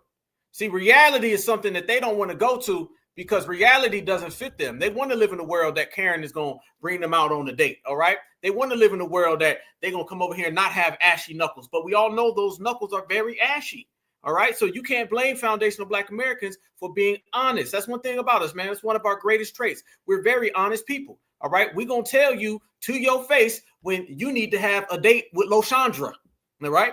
All right, so if you come over here and your knuckles look like you've been rubbing them on powdered donuts, then you're going to have to go ahead and have a date with Loshan and Loshandra. Don't be mad at FBA. We just pointed out. See, that's the problem. You're upset at someone telling you the truth. You need to start accepting the truth, Mufasa. See, when Mufasa accepts the truth, maybe he can quit getting colonized. Maybe he can get hit with the bamboo stick on another day. All right, but you getting hit with the bamboo stick today is because you want to run around here and you want to live in a fantasy land. It is what it is when it was. That's what is going on. And you know what, family? I took this picture and I want to show this to y'all because I seen this a couple of days ago. During Black History Month, I typed in Black History. And fam, do y'all see what you seen when you typed it up? Look at your screen, family. This is what they tried to show us during Black History Month. Literally. That is a simple Yahoo search. Look at all of that blacks and golds and greens and all of that. You damn near see a goddamn tiger run by. Like, fam, look at this. Look at all of this, fam. Ain't none of this FBA. None of this is foundational. None of this is Black American. This is what they were trying to do by the Africanization of our culture. We ain't with none of that. No. And fam, that's not it. Then I seen this. Somebody put this out. Oh, this gonna piss y'all off, boy. Woo! It's gonna make y'all mad because this stuff made me mad. I'm sorry. Watch this. Look at that. You see what they try to do, y'all? Look at that right there. You never saw none of this months ago, years ago. You only see this because every day they're getting more bold and trying to take over FBA culture. This is what they're doing, the musty moo-moos. I feel you. Yeah. Look at this right here, y'all. No, that's blasphemy. Blasphemy. You can come up with all your little paintings and your AI pictures, but I'm going to tell you like this today. Again, that ain't reality. That only exists in your head, homie. That only exists in your head, because out here in the real world, the true world, FBA ain't on that time. It's the foundational Black American culture above that. It's the American flag above that. There's pride and there's power in patriotism. So this is why they've been trying to keep us away from patriotism, because they understand that they can't get it on their own. And what happens when you can't get it on your own? When you can't get it on your own, the first thing you do, you start looking for somebody else that you can get it from. And that's what they've been doing. They've been trying to find people that they can get it from, and foundational Black Americans are the main ones out here building. So it's only natural that they look to us and say, damn, how can we get it? And brothers and sisters ain't going for them games. Brothers and sisters ain't going for them games. This is a whole different time in a new era. And this era is not really playing like that. So brothers and sisters been calling it out. Watch this right here. Brothers and sisters ain't playing none of that. So Mutombo going to have to come up with something else. Because as we sit here and we stand on lineage business, all of them days of that non-lineage business, like that flag right there, those days are done. And anybody who thought they was going to run on that time are finding out the hard way. Yo, to all the Black Americans on this app, man, it can't just be me, man. Like, y'all don't never get tired of Africans or so-called Pan-Africans talking about you need to go experience Africa. I mean, they literally be like, yo, you need to go experience Africa. Go to Nigeria. Go visit the beautiful culture of Nigeria. Go to Ghana. Go to South Africa. It's beautiful over there. You will love it. We love Black Americans. Yo, Africa and all the 52 whatever countries that's over there, if they were so great, why are you running away from it? Right there. Why y'all come over here? Y'all don't never go back. Shit, half of y'all don't never even visit where the fuck your parents be from. But you be steady telling us to go to Africa. I ain't going nowhere. I'm staying right here. Because obviously this is where everybody want to be at. Yo, to all the Black Americans on this app, man, it can't just be me, man. Like, y'all don't never get tired of Africans or so-called Pan-Africans talking about you need to go experience Africa. I mean, they literally be like, yo, you need to go experience Africa. Go to Nigeria. Go visit the beautiful culture of Nigeria. Go to Ghana. Go to South Africa. It's beautiful over there. You will love it. We love Black Americans. Yo, Africa and all the 52 whatever countries that's over there, if they were so great, why are you running away from it? Why y'all come over here? Y'all don't never go back. Shit, half of y'all don't never even visit where the fuck your parents be from. But you be steady telling us to go to Africa. I ain't going nowhere. I'm staying right here. Because obviously this is where everybody want to be at. Yo, to all the... Bet that up. Easy. So it's simple mathematics. Those who want to be where we are and us who don't give a damn where they are.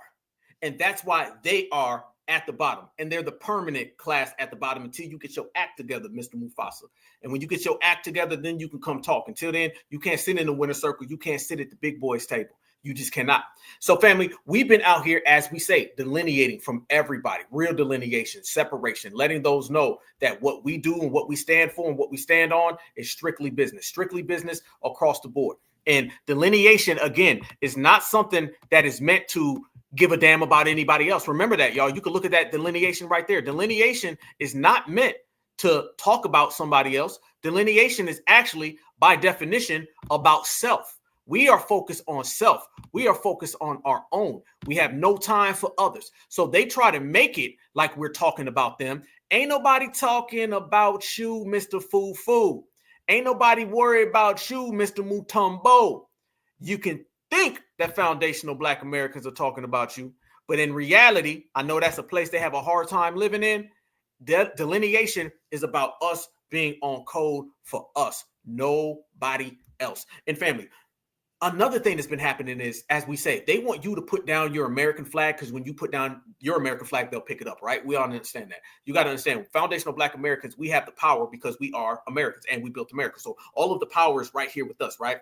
And you see a lot of things that we've been saying, now everybody else says. So I want you to notice, tethers cannot match energy and tethers are not on the same page. I guess we got to add another F, right? So you got Fleer, Fleedman, Failure, and Flip-Flopper. All right? Can I say that one more time? Let's see if we can get this right, okay? You got Fleer, Fleedman, Failure, and Flip-Flopper. because they flip-flop all over the damn place. One person says this, next person says that. Remember, there's two types of people. They're the people who want to steal your reparations and the people who want to stop your reparations. Those who want to stop your reparations realize they can't steal it. Those who want to steal your reparations realize they can't stop it. Those are the two types of tethers that you're going to deal with, right? And you're also going to deal with the one person who says, we all brothers. Then you're going to deal with the other person who says, stay home, Makata. All right? It's always going to be that. And you can listen. You got 5 different tethers. You're going to hear 5 different things because it's all based out of desperation.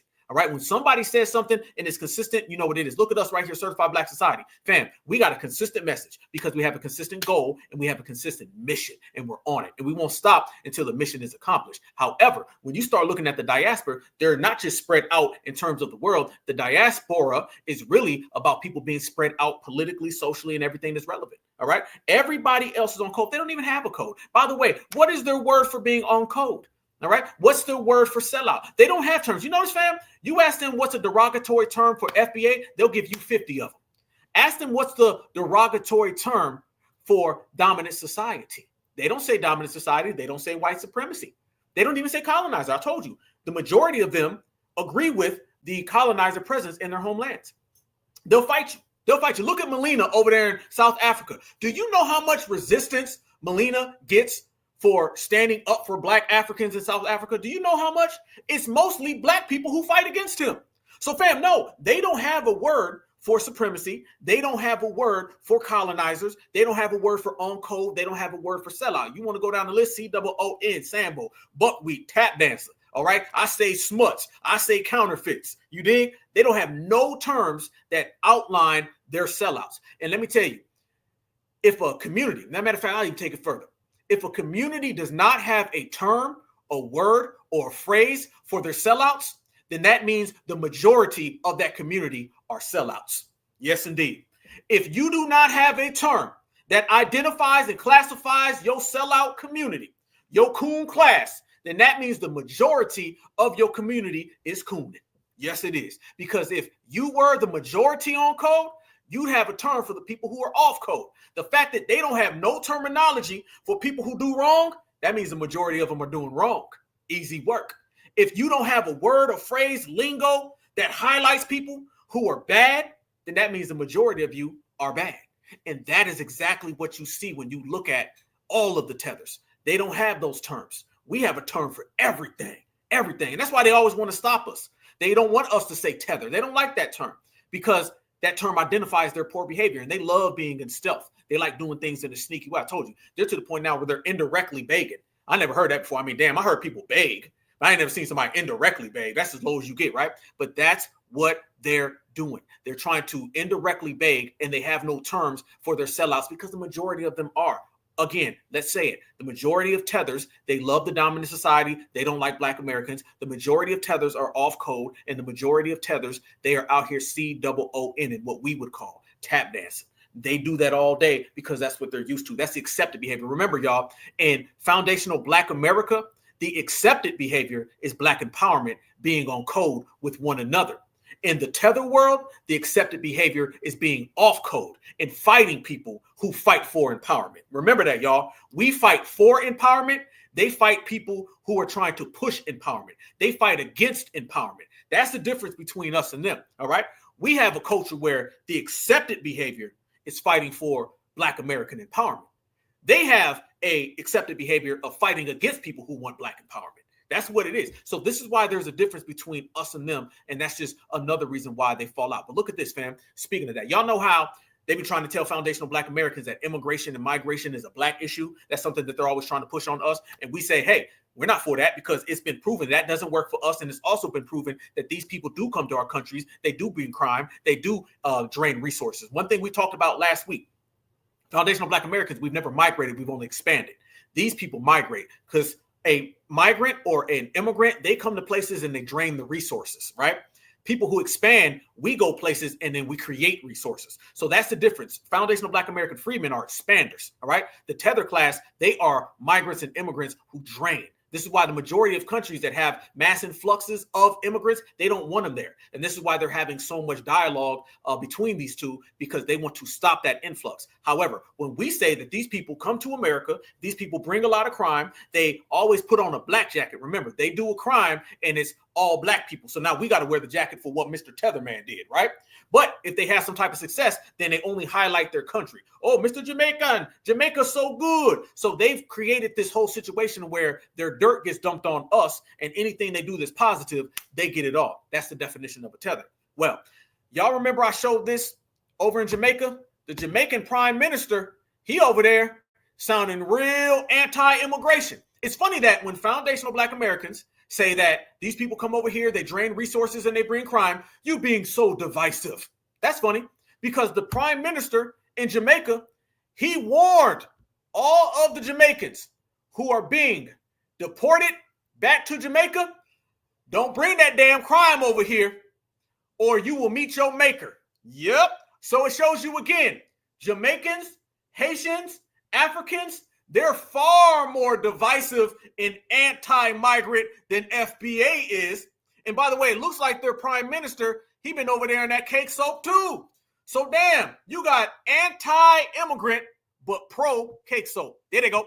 Those Jamaicans who intend to come back with crime and violence to undermine what we have been building here, let me be clear to you that this is not the Jamaica that you left 10 or 20 years ago. It is not the JCF that you left 10 or 20 years ago. You will either meet a judge or your maker if you come back to Jamaica and violate our laws and create havoc. I know that there are many who will be returning to Jamaica, coming back to lovely communities like these, rural areas like these. And they may attempt to set up gangs, get involved in scamming, and undermine the values of the communities that they return to. We will not tolerate that. Come back with a good heart and a good mind. Come back willing to work. Come back with your resources. You will be able to make life here. But don't come back here to undermine and destroy what we have built. Can you believe we got a cake soap team? Can you believe we got a cake soap team? I'll be damned. Did he just say, don't come over here and undermine what we built and created? Damn, that sounds strikingly similar to what foundational black Americans say. So are you being divisive, you cake soap mayor? Because that's what it sounds like. Willing to work, come back with your resources. You will be able to make life here. But don't come back here to undermine and destroy what we have built. Damn. To undermine and destroy what we have built. To undermine and destroy what we have built. D-Zam. So, he said, boy, that man said you will meet your maker. Hold on. He ain't playing, is he? To you that this is not the Jamaica that you left 10 or 20 years ago. It is not the JCF that you left 10 or 20 years ago.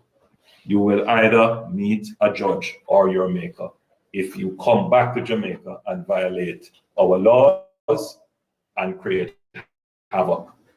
I know that there are many who will be returning to Jamaica, coming back to lovely communities like these, rural areas like these.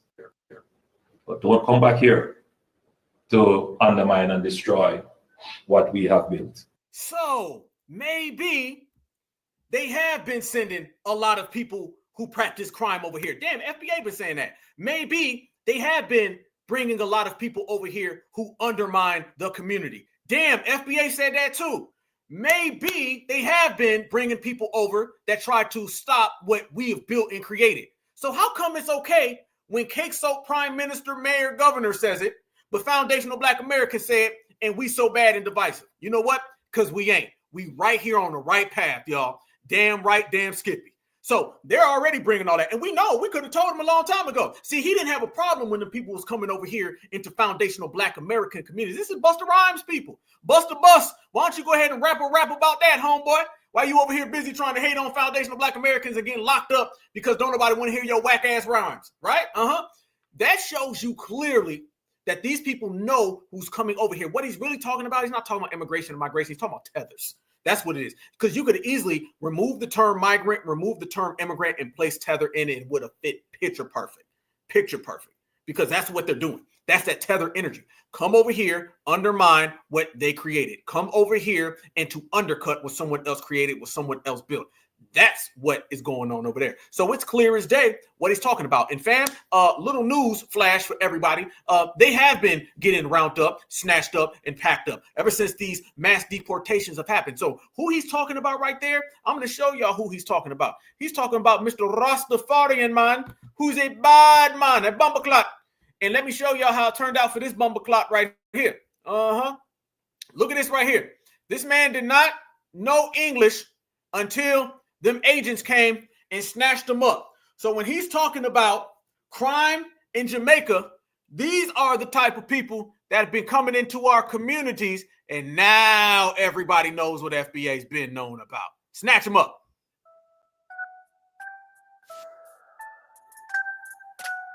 Yo, hands, motherfucker, hands. Don't even try it. So, nice hiding spot. Bad attempt. Yo, hands up. Turn around on your stomach. On your stomach. On your stomach.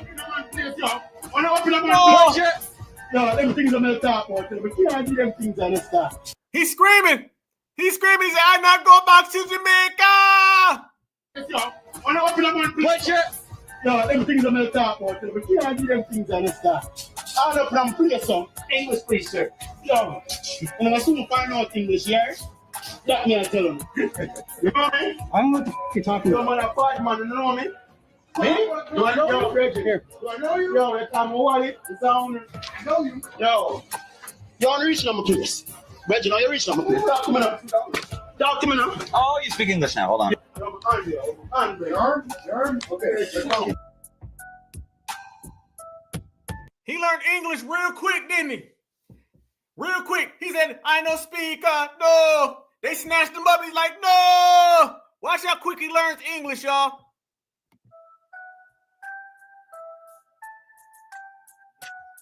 Yo, hands, motherfucker, hands. Don't even try it. So, nice hiding spot. Bad attempt. Yo, hands up. Turn around on your stomach. On your stomach. No. On your stomach. Put your... Yo, them things I'm going to talk about, but you can't do them things on the start.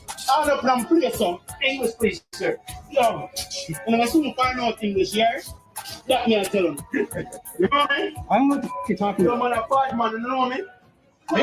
Do I know you? Reggie, here. Do I know you? Yo, it's on my wallet. It's on. I know you. Yo, you're on the reach number, please.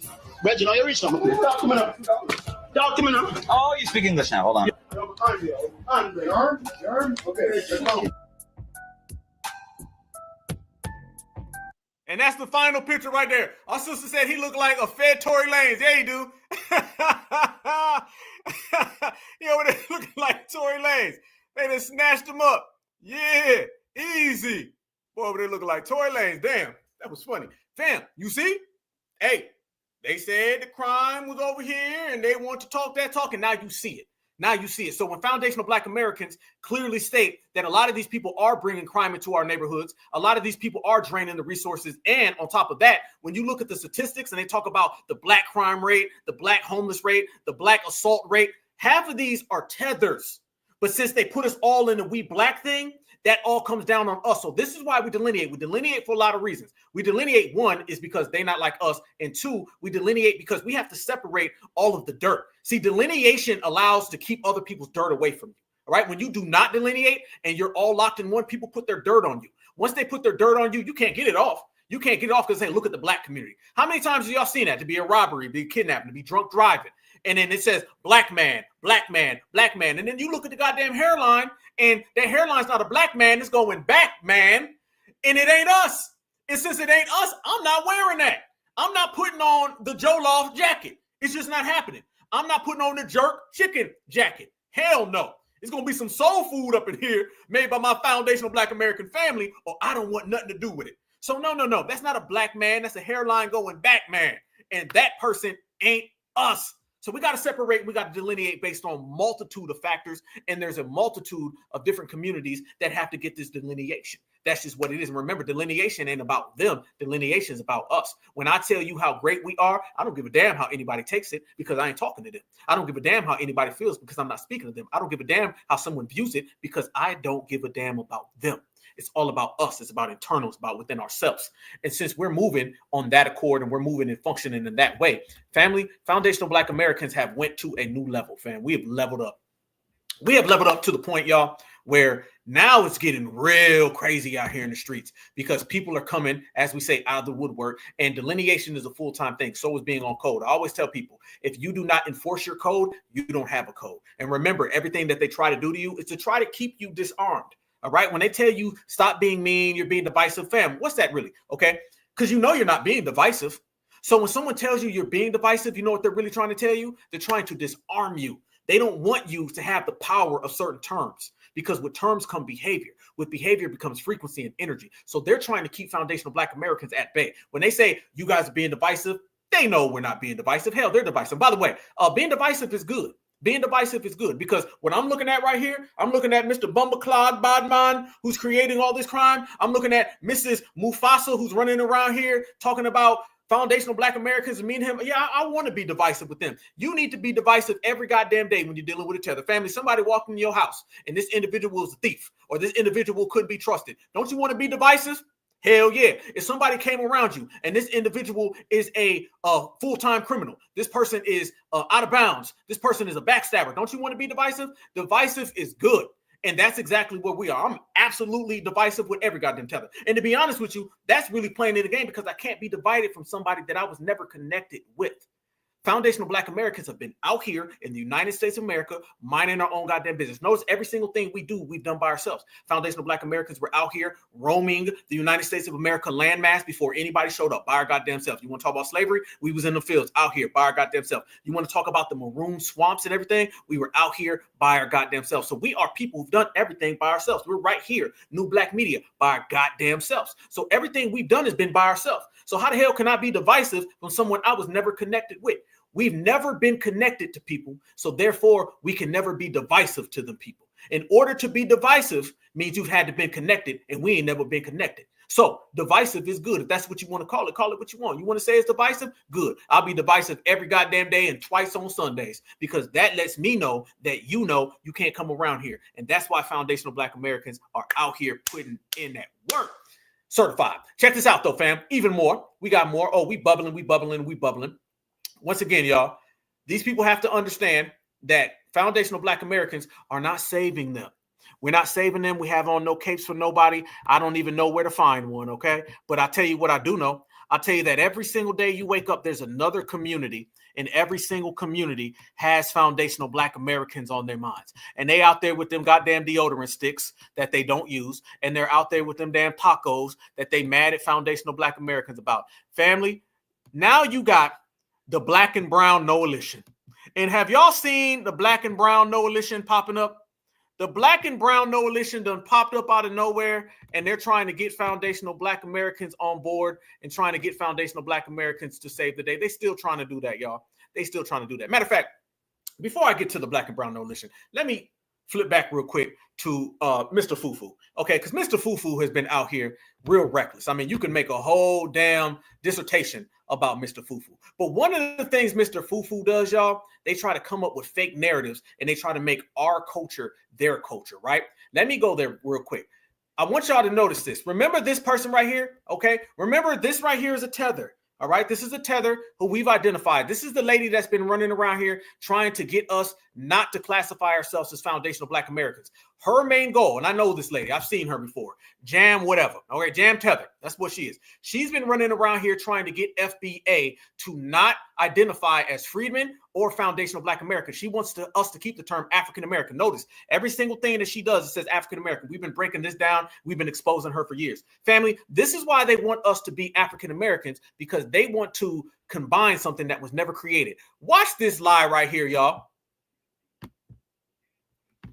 Y'all got to see this right here. African American culture is based on our African cultural retentions that we got from our ancestors. No, it's not. Much of African American culture is based on our African cultural retentions that we got from our ancestors. Here are a few of the things in our everyday life inspired by our African heritage. African American speech and dialects, hip hop, gospel, the blues, jazz, praise dancing, ring shouts, stepping, singing, scatting, rapping, spoken word, storytelling, folk tales, facial expressions, including the side eye, the bad eye, the you know better, spiritual rituals in the Black church, in hoodoo, in Louisiana. The you know better. She just making stuff up. She just sitting here making up lies. Listen to these things that she's saying that we got from Africa. The AAVE speech from Africa. What? Hip hop, gospel, the blues, jazz? Well, then where's the African version of it? How come I can't see any traces? This is real Fleedman foreheadish tether talk. All right. Facial expressions, the side eye, the bad eye, the you know better. I ain't seen one Black American ever say, you know what I'm going to do? I gave them the you know better. The you know better. Do the you know better. Hit the you know better. I'm going to do the you know better. Get the hell up out of here. Ain't nobody ever said that at all. She's just making stuff up. If you got this stuff from Africa, then you should have a longer list than this. This is all cap, y'all. This is what I'm saying about these damn tethers. Expressions, including the side eye, the bad eye, the you know better, spiritual rituals in the Black church, in hoodoo, in Louisiana voodoo, root work, drumming, making beats, our various types of soul food, hair braiding and styles, artistry, painting, sculpting, crafting, weaving, quilting, farming, herbalism, midwifery, and extended family units. These are just a few of the things. But I just wanted to make sure you all know that much of this is derived from our African cultural retention. Man, hell no. Hell no. Miss me with all of that African cultural retention. Miss me with all of that. All those folk tales. What folk tales? Storytelling. Storytelling, first off, is a human being thing. All right? Humans pass down stories. They do that in Europe. Males tell stories. So we got storytelling. The art of storytelling came from Africa. Then how come ain't nobody got no stories of being in Africa? How come when we pass down stories, all of our stories are what? All of our stories are right here. We don't tell stories about, man, when my great-grandma was in Nigeria now, woo, man, it got real out there in Sudan. We don't have them stories. So she sits there and literally contradicts herself. This is what I'm talking about a Fleedman, Fleer, flip-flopper. That's exactly what's happening right there. That's Tetherism 101. We got storytelling from Africa, but all of our stories come here. Grandma, grandpa, great-grandma, they only talked about the United States of America, all right? And the United States of America that we were getting talked about predates slavery. Yes, it does. Yes, the hell it does. Foundational Black Americans didn't get all of that from Africa because foundational Black Americans are indigenous to the United States. Yes, the hell we are. We were the United States before there was the United States. Before 1776, we already had thousands of years. Try me, foo-foo. It ain't going to work. It ain't going to work. So you see how they're just making all of that up. I mean, the side eye, the you know better.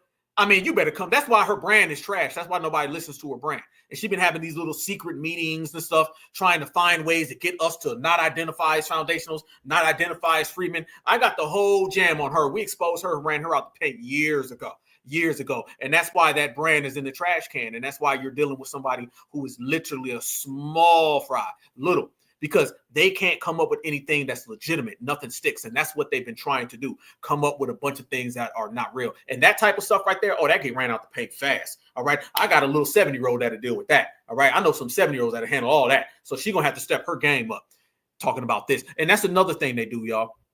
When they start talking about foundational Black American culture, and right there, she starts talking about spiritual rituals. Those come from thousands of years. Family, we've been here thousands of years. You don't think we got our own rituals? We've been here thousands of years. You think we ain't got our own rituals? Thousands of years, okay? You really think that she's telling us something? Blues, jazz, and hip-hop, we've already made that clear. That is not even something that I'm going to say we debunked it. Ain't nothing to debunk. Foundational Black Americans create all that music comes from living here in the Western Hemisphere. It comes from thousands of years of foundational Black American living. And she talks about root work. Okay, where are the roots? The roots are here in America. Nobody sits there and passes down stories from Africa. Let's just keep it real. Let's keep it real because all of us were not slaves. The slaves came here and intermixed with what we had. And also, what they also tell us too, because remember, y'all, they always tell us how we mixed our culture up. Ain't that one thing? So they contradict themselves. On one hand, they talk about something. We lost our culture. Our culture, we lost it in slavery. And then a minute later, they try to tell us, you have your culture from slavery. Which one is it? It's not what they say it is because they're lying. That's all cap. But fam, that ain't it. That's more. Watch this, fam. They got more lies that they've been trying to tell about FBA. And watch if you go down the list. There's starting to be a lot of discourse between African Americans coming to South Africa or Africa, and how a lot of them feel. Some of them feel, right? At this stage, right? We know that they are pretendians, right? They're not interested in Africa, right? We have the Tariq Nasheed group. I don't know. I think they call themselves FBA. This person right here is trying to hit that hole. There's a double split in both sides. She says that Tariq Nasheed group, FBA, she says we're pretendians. Okay, so who's the real one? The Red Indian Pocahontas? See, she's trying to hit us with that whole African-American thing. These are the last few people left that are on the African-American train. Themselves really, they're serious about distinguishing themselves from everybody else that is black, right? So we know that those guys are not interested, right? But we also know that there's tons and tons of Pan-Africanist African-Americans. There's tons of African-Americans who love Africa or are moving to Africa and doing all of that. So this video is not for you guys, right? Love you guys. Okay, I want to talk about the African-Americans that like to get on here and act like they've done something for Africa to a point where they think that us saying that we're welcoming them back to Africa, that we are begging for them, that we want money from them, that we want to use them, we want to abuse them. Listen, you don't have to come to Africa. Okay? I want to tell you right now, you do not have to stop getting online and fighting about not wanting to come to Africa. Look at all these African-American people that have helped Africans. Africans have done nothing for African-Americans. First of all those billionaires you mentioned, those are tax write-offs. Did you know how your country works? Did you think that in America there are billionaires who give stuff away for free and not get a tax write-off? You think that's coming from the love? And I'm not saying those people don't love. I'm just saying everything that America gives to Africa has a tax write-off. You know that. So I'm not sure who you think is supposed to be jumping up and down because Jay-Z or Oprah built a school. Because Africans are building schools. We come to America to go back to Africa to build things. Oh, so you come to America to eat off of us so you can go back to Africa. So who needs who? Who needs who? Nile River? You need to talk to somebody else because you can't be talking to FBA. So this is what she's trying to do. She's trying to make it look like your government. That's another thing, too. They always try to talk about the American government and tie us into all of that. Y'all beg us to come over there so you can get our money because yous ain't got no monies. And if you had monies, the Chinese wouldn't be over there taking it all. So no, foundational Black Americans ain't falling for that one. No, ever. Watch this. So I just want to address this one thing about... Who's this person, y'all? Tell me, because this look like plastic surgery. Fam, who's this? FBA Pan-African ceasefire? Who is it? Fam, who is this? Somebody tell me who this is. This look like Miss Doubtfire. Who is this? This look like Miss Doubtfire. Who on fentanyl? Who is this? This person right here is trying to create this fake war between FBA and Pan-Africans, and she's trying to negotiate, and I use the term she very loosely, she, he, them is trying to negotiate a ceasefire with FBA and scam Africanism. Is this person even like what? Who is this? This is Fentanyl Fanny. I don't know who this is. So I just want to address this one thing about this argument with FBA and Pan-African. In 2024, can we cease this argument and this conversation? Because those agents are dropping in and they're trying to continue that divisiveness. Instead, remember that there are many roles in the art of war, okay? And what you have to do is celebrate those that want to go. Mwah, I love you. Celebrate those that want to stay. Mwah, I love you. Because the argument about us being here, that we were here in Turtle Island, all that, we were everywhere. Everywhere that you dig up, we were already there, boo. So you understand what I'm saying? So this argument is ridiculous. What we need to do is remember, united we stand, divided we fall. Somebody goes, then you got an import-export business. You got a partner on the ground, okay? FBA, I love you. Pan-African, I love you. I'm rooting for all of us, okay? Yeah. No, ain't no us. And I want y'all to notice, she immediately came out and started talking about agents. and she was using agent in third person. Notice this, y'all. First thing she does, she comes out and she starts saying the agents are out there trying to stop people. No, she's deflecting with the agent term because I got some real suspicions about her agency. Real suspicious. And also, notice how she's trying to make it look like she's 50-50 between FBA and Pan-African, but everything she says is undercutting foundational Black Americans and uplifting Pan-Africanism. There's some real backdoor maneuvers here. Somebody said Dr. Umar's what, 15, 16th wife? Watch this now. Watch her bring up agents. Who brought up agents? I want to talk about agents. Who brought that up? Where did the agents get inserted into this conversation? When nobody talking about agents until you showed up. This right here, family, is somebody that I highly suspect is an agent who's trying to make it look like they're negotiating a ceasefire between FBA and Pan-Africanism in a battle that really doesn't exist, so she can still Africanize us. This is backdoor, back avenue Africanizing FBA. Watch it, y'all. So I just want to address this one thing about this argument with FBA and Pan-African. In 2024, can we cease this argument and this conversation? Because those agents are dropping in and they're trying to continue that divisiveness. Instead, no, that agent looked like you. No, that agent looked like you. We're going to address that whole agent tactic that they use, you guys, because remember, they always use agent to try to make it look like we're doing something bad by delineating. Watch this. You can't tell me this person ain't getting paid. This is real agent behavior right here. In 2024, can we cease this argument and this conversation? Because those agents are dropping in and they're trying to continue that divisiveness. Instead, remember that there are many roles in the art of war, okay? And what you have to do is celebrate those that want to go. Mwah, I love you. Celebrate those that want to stay. Mwah, I love you. Because the argument about us being here, that we were here. Notice what she said, y'all. Notice what she said. She said, we got to celebrate those that want to go. See how she's using Pan-African talking points? This is a Pan-African agent. This is a Pan-African agent. Her lineage, her race, all of that is in question, fam. Her intentions. Notice, fam, she's trying to pretend that she's some type of centrist, some type of independent person playing the middle. Soon as she comes out, she starts saying we need to celebrate people who want to go.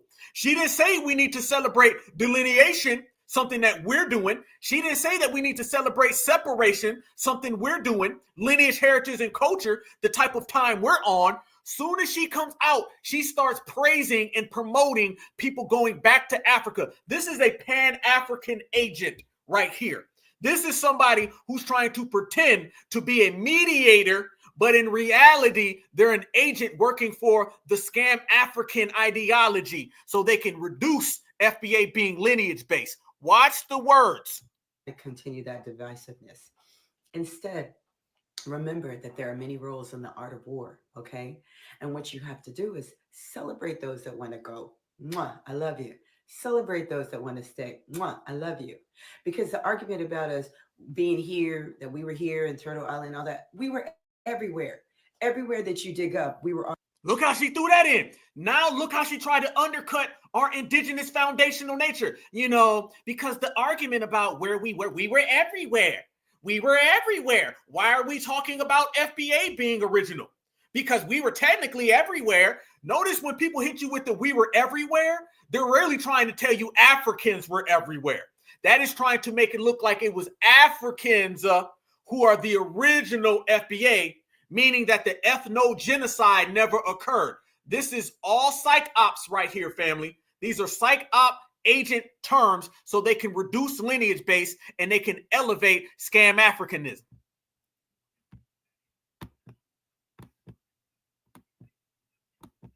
Already there, boo. So you understand what I'm saying? So this argument is ridiculous. What we need to do is remember, united we stand, divided we fall. Somebody goes, then you got to import-export business. You got a partner on the ground, okay? FBA, I love you. Pan-African, I love you. I'm rooting for all of us, okay? Yeah. Nah, fam. They done sent in some, fam, this is how deep it is. This is how deep it is, brothers and sisters. They're trying to send in a lot of these agents who are male agents who are trying to make it look like foundational Black Americans are in the wrong. I want y'all to notice that. Let's go there. We're going to cook. You see what they're doing now? They're trying to make it look like, let me stop this. Hold on. There they go. They're trying to make it look like foundational Black Americans are in the wrong right now. That's what they're really up to. They're trying to make it look like foundational Black Americans are wrong for delineating, and they're using those backdoor tactics that we were just referencing. That's what you really just seen there. This is how serious our delineation is. Our delineation is so serious that you literally have male people being sent in so they can try to prevent us from being lineage based. That's what you're seeing right there. They are trying to do everything to stop us from going there. So the fact that we're popping up on the radar, then the fact that our delineation is popping up on the radar, that is a very, very telling thing that lets you know that these people do not want foundational Black Americans to be on foundational Black American time. They want us to scam African. Every single thing she said right there came out of the Scam African playbook, which also comes out of what other playbook? The Democratic Party in the dominant society. That's no different than Nancy Pelosi putting on the kente cloth and kneeling. It's the same thing. Y'all notice that, right? You're seeing the same exact thing with these people trying to Africanize every single thing that we're doing, trying to turn foundational Black Americans into Africans up. And they were using a lot of hustle and con words in order to try to get that done. So it shows you that our delineation has popped up on the grand scheme, and our delineation has got these people spooked, y'all, super spooked. Let me show y'all this as well while we in here building. So this is another reason why we must continue to delineate. This is another reason why we have to continue our delineation process. Watch this right here, family. And remember, let me bring that back. Delineation right there. Delineation is what we're on, and we're going to have to stay on that type of delineation, because the moment that these people see an opportunity, they are going to take it. I promise you they will, because that's all they know how to do is to steal from foundational Black Americans. And the only way that they feel that they can do that is by running us in circles, trying to hustle us backwards. That's what they're on. They're trying to hustle everything we're doing in a backdoor way. It ain't going to work. It ain't going to work. It ain't going to work. So we have to be very functionable by the way we move and the way we operate. Let me show y'all this as well. These people are so desperate. I can't believe she said that too. She tried to get us. She was like, y'all just need to go over there. Why don't y'all leave? If you left, everything would be fine. If I were you, I would go back home. Go home to your brothers and sisters. Your brothers and sisters are waiting on you in Africa. But I love everybody. Nah, you trying to Africanize FBA the same way everybody else be out here trying to Africanize FBA. And that ain't going to work, because you cannot Africanize someone who is not an African. The days of them trying to lead us astray with that hustle is over with. Now it's FBA cornerstone. So let me show y'all this as well, family.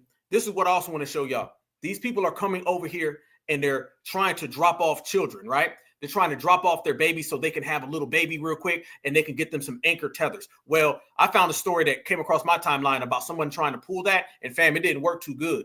It didn't work too good at all. Watch this right here, fam. This individual tried to come over here and have a little anchor tether, and this person got deported as fast as they got over here. This shows you, y'all, where we are, and this shows you where we're moving, and it ain't good for them. Watch this. This is some anchor tetherism, and she got turned around. Pregnant woman who was deported immediately back.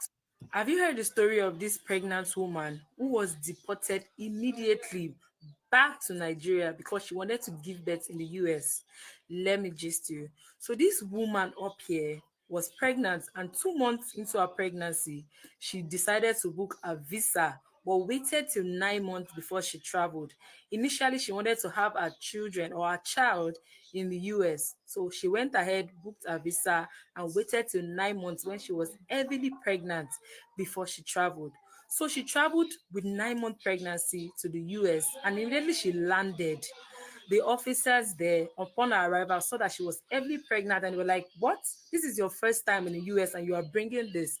Coupled with the fact that Donald Trump has revoked the birthright citizenship. That is, you cannot come from nowhere into the US with a pregnancy and give birth and then your child become a citizen. No way.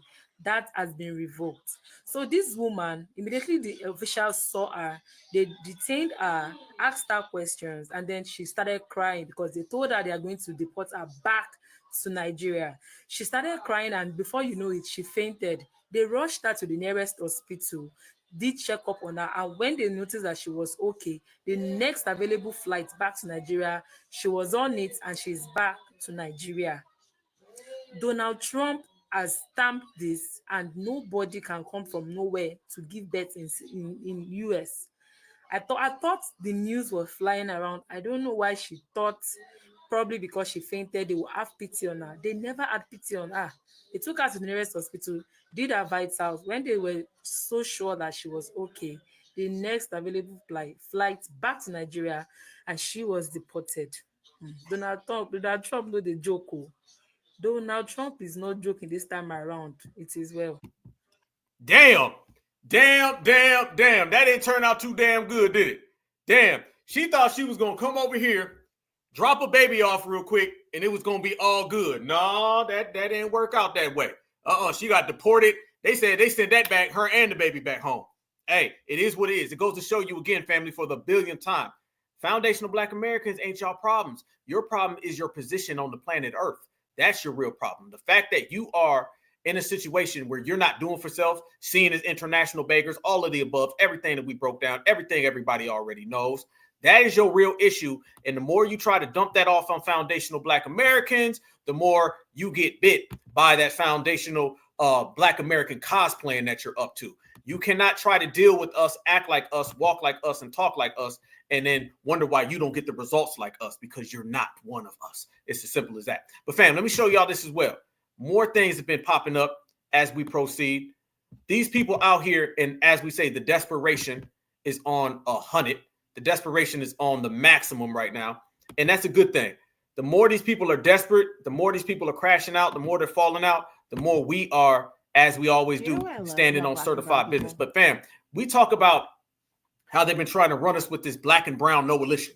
And the black and brown coalition is something that we've been seeing for the longest amount of time, because you got the people from abroad and then you got the people right here. And all of them want to get in on foundational Black American excellence, right? So you got a lot of these people coming out. Now they're trying to hit us with the black and brown thing again, all right? But it's not the black and brown coalition. It's the black and brown coalition, meaning it does not exist and it never has.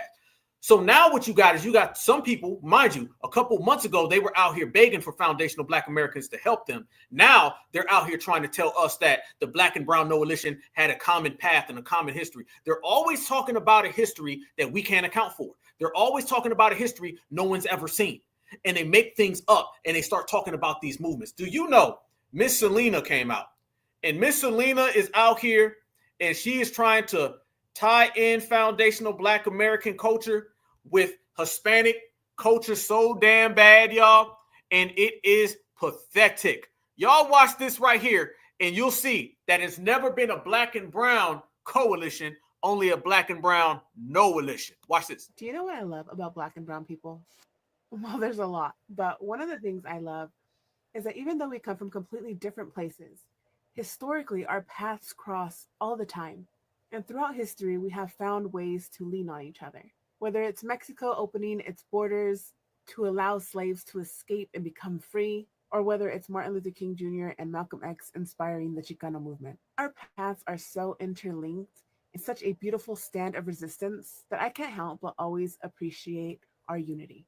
Although throughout history, we have had our conflicts, we always seem to inspire and help one another succeed in this world that seems to try to always bring us down. Now, I've been reading a lot about Mexican American history because of everything going on with immigration and the Trump administration.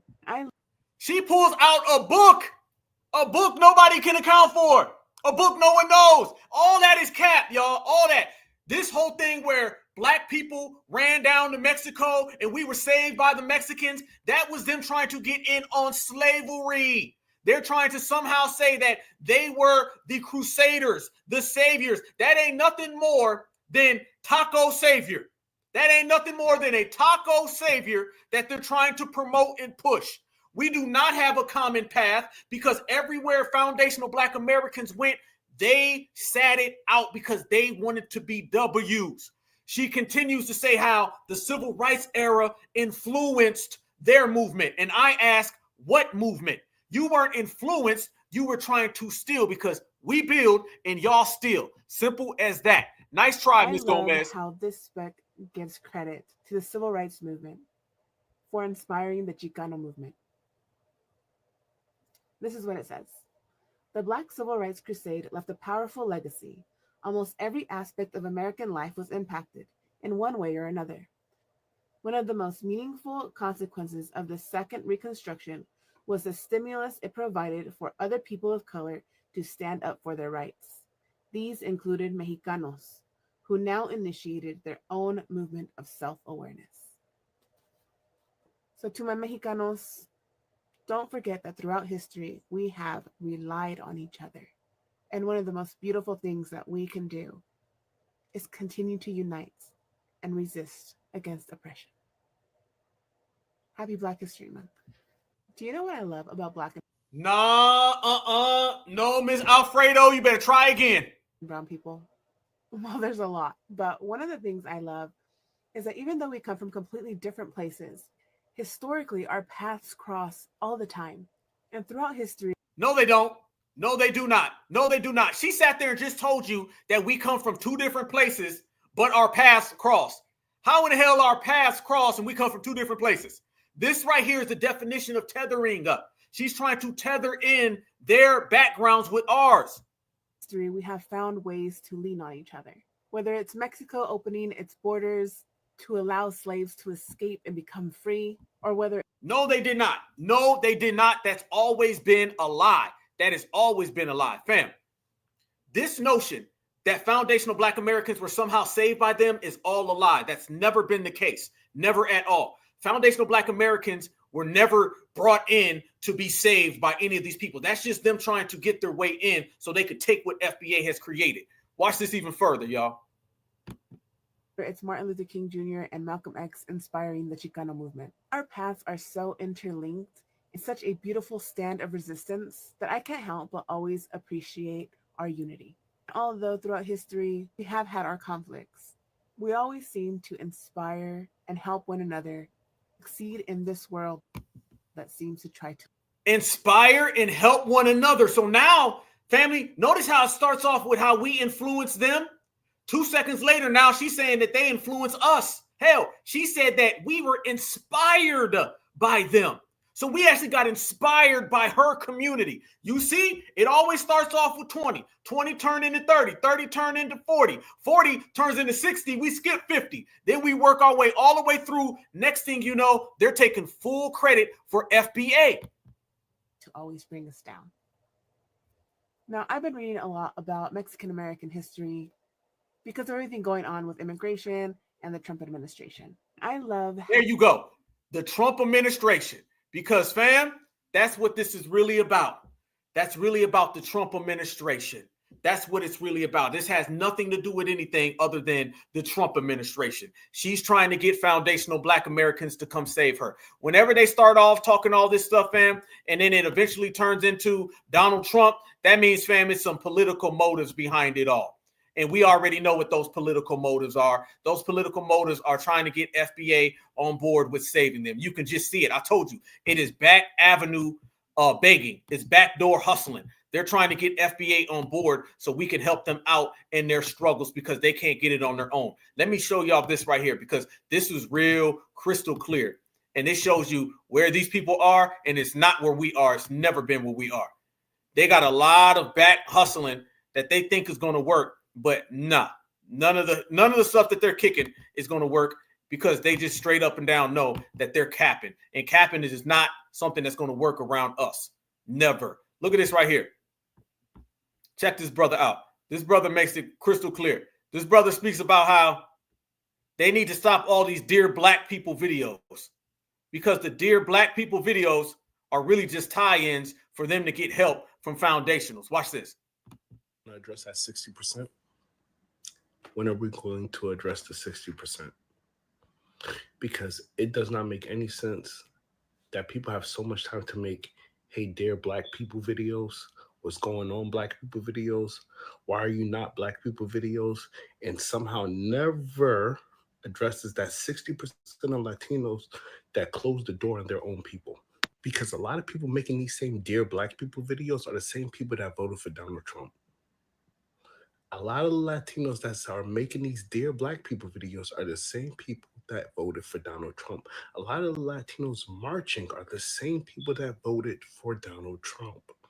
Because that guilt is now kicking in. And you know why they voted?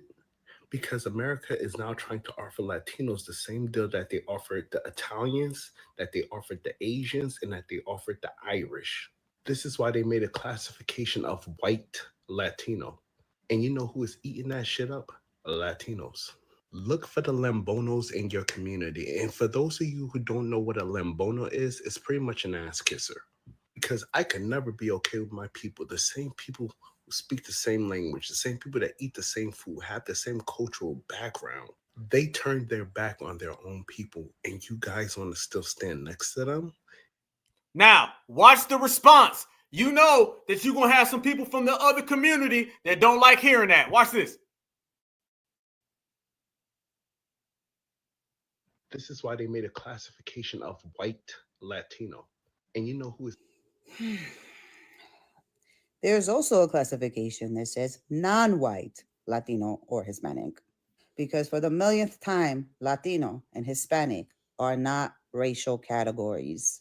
Most of the brown Latinos you see are Native American people. You also have Asian Latinos and Black Latinos. And yes, you have white Latinos. Whole ass European descendants whose ancestors came over to what we now call Latin America and colonized.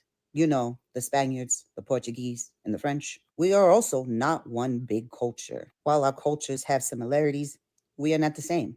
We even speak different Spanish dialects, different French dialects, and different Portuguese dialects. We are not a monolith. It's kind of like when you say Americans, there is a distinction between Black Americans, Native Americans, white Americans, Asian Americans, and all the hundreds of ethnic groups that fall under the American label. All Latino is a category in which people have a common language that they share. That's it. That's all it is. Now, as far as these exit poll results, I've debunked this several times. You are more than free to go onto my page and look at the several videos I have made with sources debunking these percentages.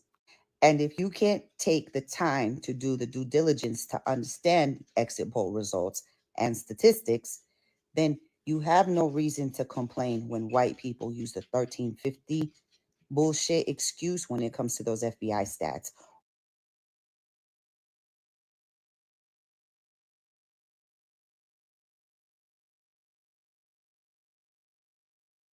Oh, this is where it was going. I was waiting on that overt supremacy to pop out. Y'all seen? She took him all the way down the road, and what she's really mad is that a black man was calling out the Hispanic racism that's going on. That's what it really is. Yeah, nice try.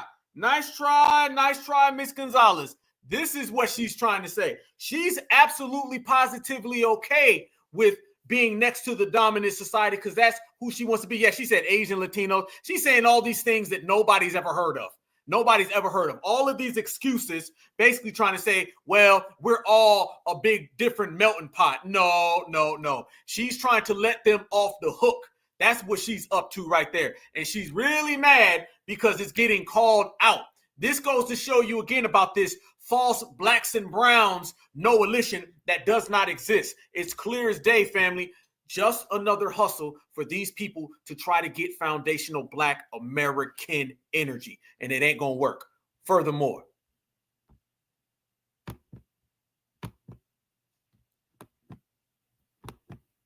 on black people in crime. It's misconstruing of information to fit whatever xenophobic agenda and narrative that you have. Because at this point, this is what this is. Anytime people use these exit poll results and who voted for who is literally an excuse to justify your own xenophobia. It's also an excuse to justify why you won't step up or speak out against genocide. because this is what is happening. When ICE is targeting specifically brown Latinos, racial profiling us, and displacing us, they are committing indigenous genocide. Oh, there it goes again. Let these people babble and you're going to hear the real. Now she's upset and just admitting it. She's mad because black folks ain't putting on the cape for her community. Damn, you could have just said it, Rosalina. You could have just came out the gate and said for what it really was. Don't hit us with all the okie doke. You just mad because black people ain't put on the cape. So you told about 13 different damn lies, 42 deceptions, and ain't none of that got off the ground. Easy to spot it out. Nice. It's also an excuse to justify how you don't want black and brown unity because of your xenophobia, because you're not well versed in the history of black and brown unity and solidarity There is that none. we have had for 500 years. Learn some history outside of your own. Learn about the plight and the oppression and the struggles of other marginalized communities of color outside of your own, and decolonize from your xenophobia. Oh, get the hell up. Well, and that's why you're getting deported. How about that then? We could just fast forward to the end of this movie and say, you're mad, ha, ha, ha. Your people getting deported, I'm not. How about that one? How about that one? See, you see what it is, fam? You see, that is all a back avenue again because you're upset because nobody's putting on the cape for you. That's what's really going on here. When you don't put on the cape for these people, they get so mad because they feel entitled to foundational black Americans. That ain't gonna help you get no blacks and browns coalition going. Sorry, Ms. Gomez. I hope you don't think that your little TikTok tantrum is gonna help somebody put on the cape because they not. You falling out of favor real quick. I never realized that there was such a strong divide between the black community and the Mexican people. Growing up, I always felt so connected to that community because we share similar history, similar struggles, especially here in the USA. So it's pretty mind-blowing to me when I realized that there's rivalry and hatred between these groups. Obviously, I know that the black... There's no issue between the two. We don't think about you. Fam, always watch these people who hit you with the, I know both sides now. Ain't no both sides. Our community faces a deeper, more severe problem in our country. I'm not trying to compare. I don't think it's the same, but similar enough that I assumed we would have each other's backs. I can't believe that we choose to be divided. So what I really hope is that the black community and the Mexican people and people of color in general can make the decision to stand together, because it's not about comparing our experiences. It's about how can we stand together, support each other, create the kind of changes that we want to see for our own communities and for marginalized people all over the world. I never realized. Well, I ain't no marginalized person. I'm a foundational black American. More babble from the salsa world. Get this, there are... Damn him. Okay, I'm just going to say something that needs to be said among Latinos, among the Latino community, especially among Chicano community, Mexican Americans, Latino Americans. Okay? If it wasn't for Black culture, Black people, Black communities, Black leaders, Black artists, Black music, all of it, if it wasn't for that, we would have an entirely different experience in the United States. Here's the difference between Black folks and Latino folks. Black people in America, their ancestors fought for the rights that we all get to fucking enjoy right now.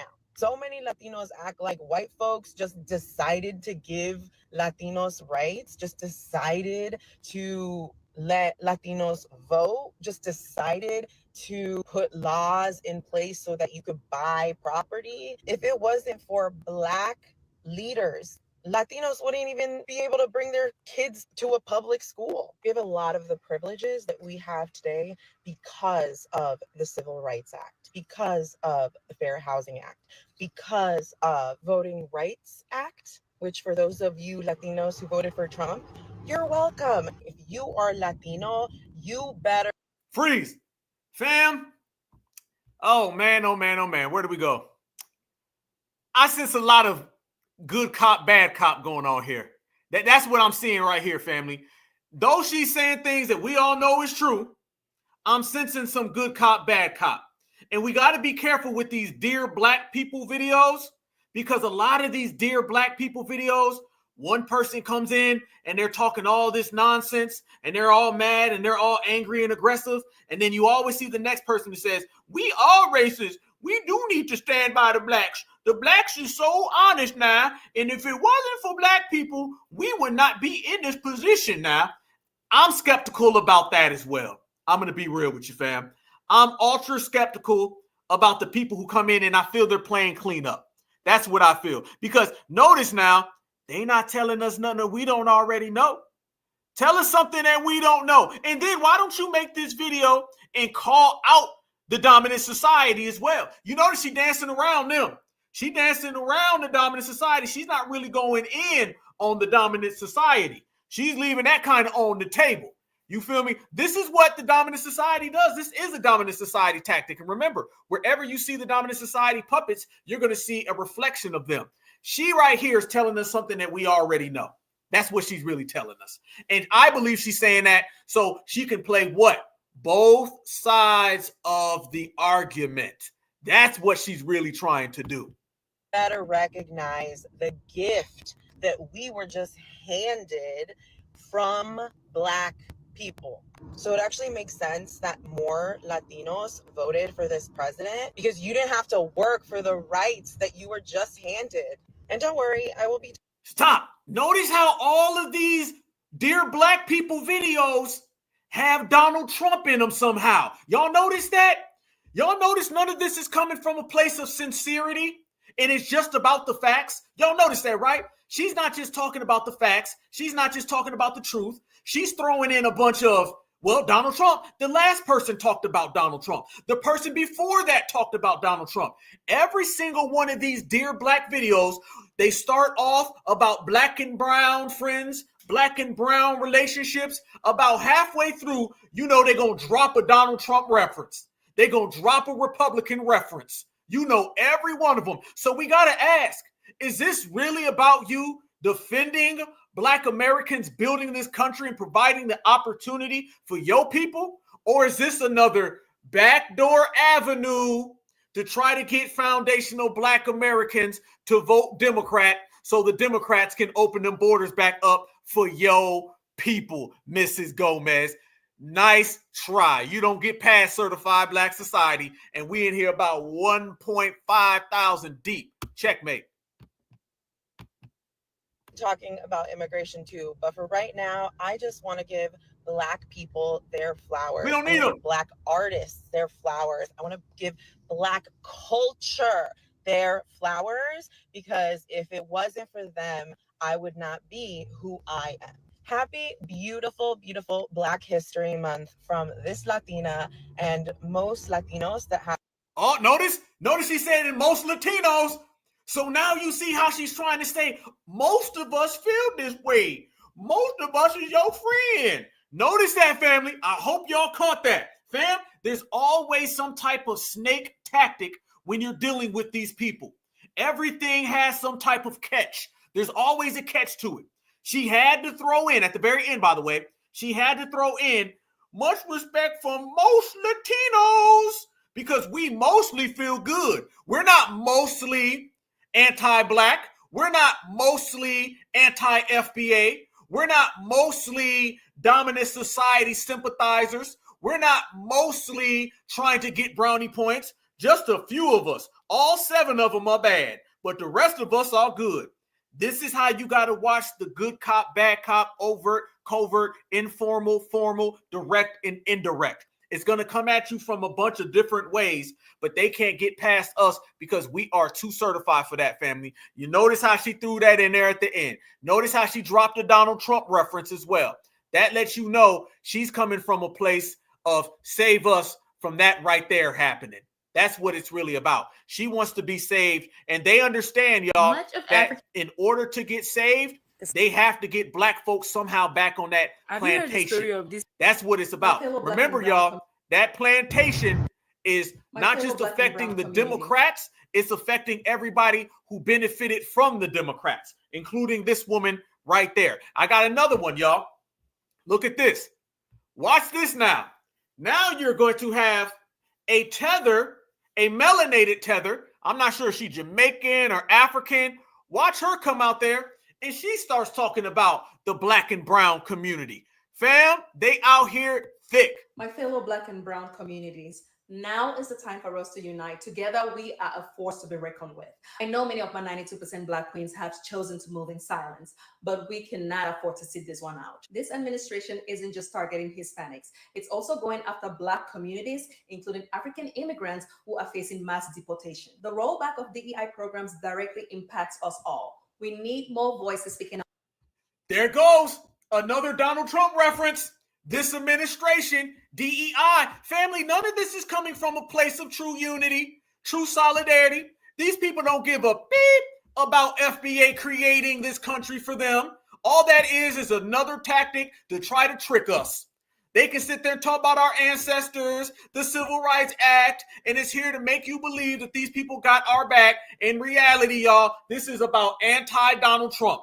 And if we can get black folks to vote Democrat again, them borders are going to get open again. This is not about make America great again. This is about make them borders open again.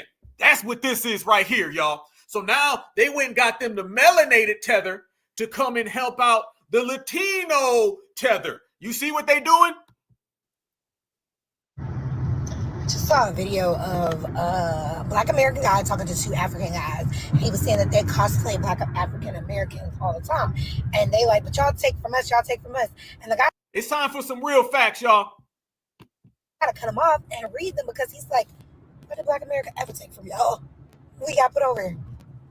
We paved the way for y'all to come over here and be able to get y'all educations for free and to have a higher learning and to get businesses and to make money over here. If it wasn't for us paving the way, y'all wouldn't even be allowed in this country. And they just shut it down because they really, like, Africans really try to make it seem like Black Americans are just these terrible people. We're just so bad. Baby, we ain't got no power to take nothing from nobody. We just make lemons out of freaking lemon rinds. Like, we only get the skin. We don't even get the full lemon. Like, we make a way out of no way. So I wish we could just figure out how to come together. Africans, Jamaicans, Bajans, just every... Stop. This is where she's being fooled. I want y'all to notice right here. This woman is one of them people who starts off talking about how, well, you know, we didn't build, or, you know, we didn't have to have these people over here. And then she starts saying, no, we can all be connected. See, what separates this individual right here, and I don't know this sister, okay? Whoever you are, you drinking the Kool-Aid, all right? That's the problem here. You're falling for it. You start off cool. You started off very well. And then you went left about halfway through. It was good. These individuals, they are acting like they did not benefit from us. You got that part down. But what you don't have down is that these people ain't your friend, ain't your buddy, and ain't coming over here to connect with you. And that goes back to our original statement, y'all. You can never delineate unless it's full time. You cannot halfway delineate. No offense to this sister. Some of these people watch these videos, much respect. But what she trying to do, she trying to halfway delineate. She trying to part-time delineate. She still wants to lightweight keep that door open so perhaps we can connect with everybody. She done heard what FBA said about building this country. She done heard what FBA said about being the original. But where she got it twisted and she missed this part is that FBA also said we ain't out here trying to be buddy-buddy with these people. I told y'all in the beginning, being divisive is good. If you're not being divisive, then you falling for the okie doke. And this is why we have to be on the right page all the way across the board. Speaking of being on the right page across the board, these people right here always try to tell foundational Black Americans how we ran to their country to help them. Yeah, all that. That's what they say. That's what they say. They say we ran all the way over there so we can get help from them. Family, y'all watch this right here, and then y'all tell me how you feel about what's real. Watch this, and then tell me.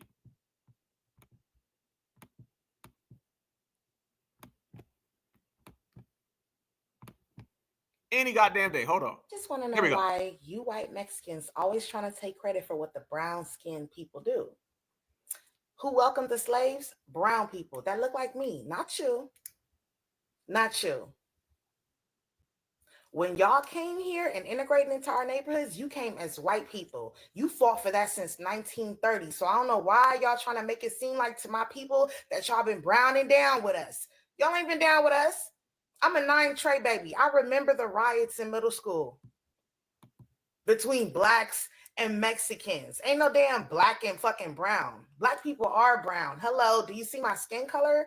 Or are you that dumb? Did y'all not graduate kindergarten?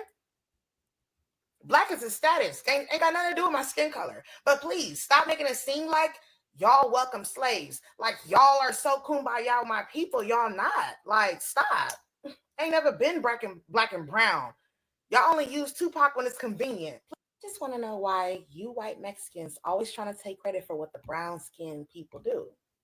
Now that sister understands it all the way. That's what we're highlighting right here. I want everybody to focus on how that sister understood exactly what's going on. She didn't play the games of halfway delineation and all of that stuff where we ran and we went to go to them people. No, the hell we did not, y'all. Don't let nobody tell you that at all. Foundational Black Americans didn't run. We didn't try to seek refuge. They didn't open up the doors. What she's saying is that it was black people, you know, the same black folks who occupy North and South America.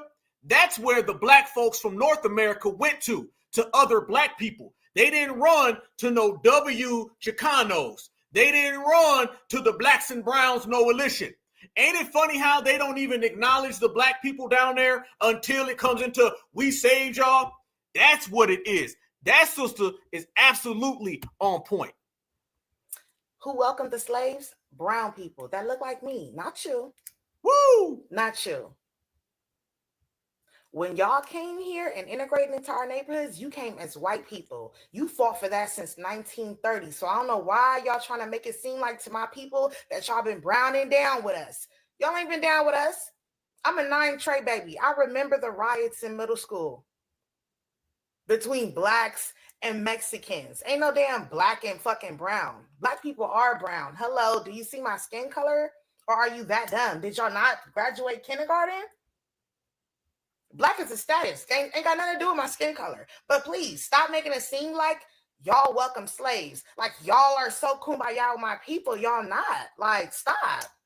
Ain't never been black and brown. Y'all only use Tupac when it's convenient. She ain't lying because they love trying to throw Pac around, don't they? They love trying to throw around some Tupac. Damn, I'll be damned, y'all. So yes, that's what reality is. Y'all got to give me one hold up second real quick, fam. I got to grab this because I want to show y'all something. Y'all give me 1 millisecond. I'll be right.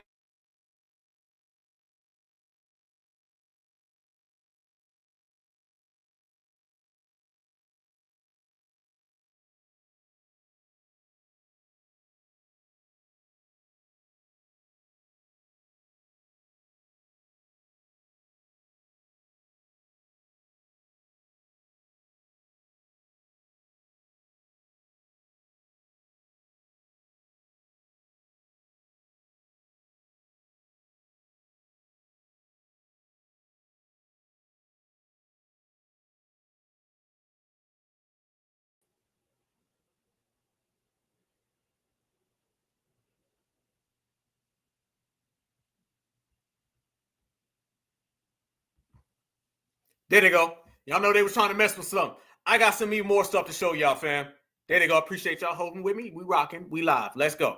There's even more I want to show y'all. This shows you right here what they really want, okay? Let me show y'all what this is really about. We gonna get to the real surface of why these people is really tripping out. And it ain't got nothing to do with no unity, y'all. I'm gonna tell y'all what this has.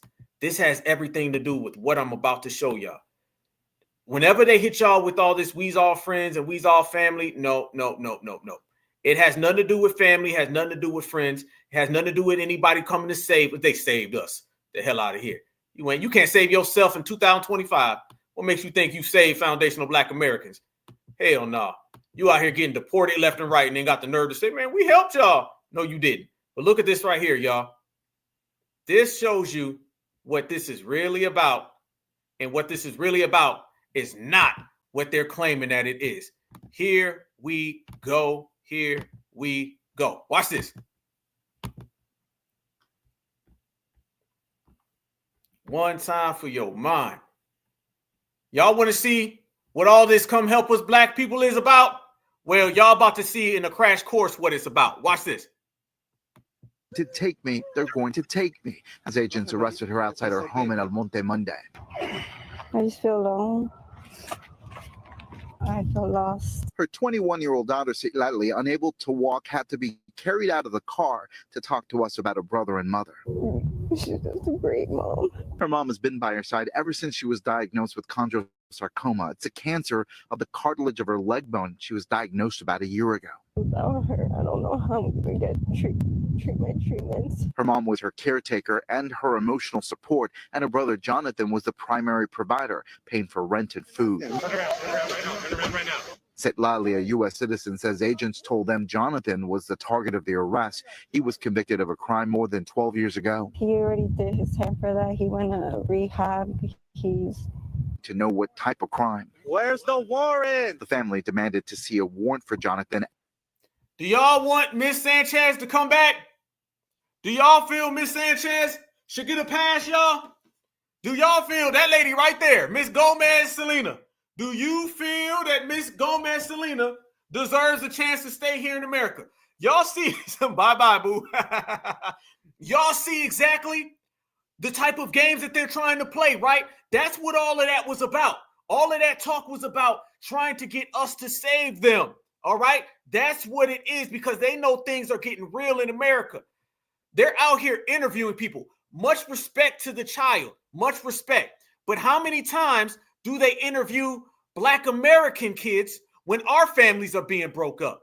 I've never seen them interview a Black American child when they're taking out the parents on whatever trumped up charges that they may have.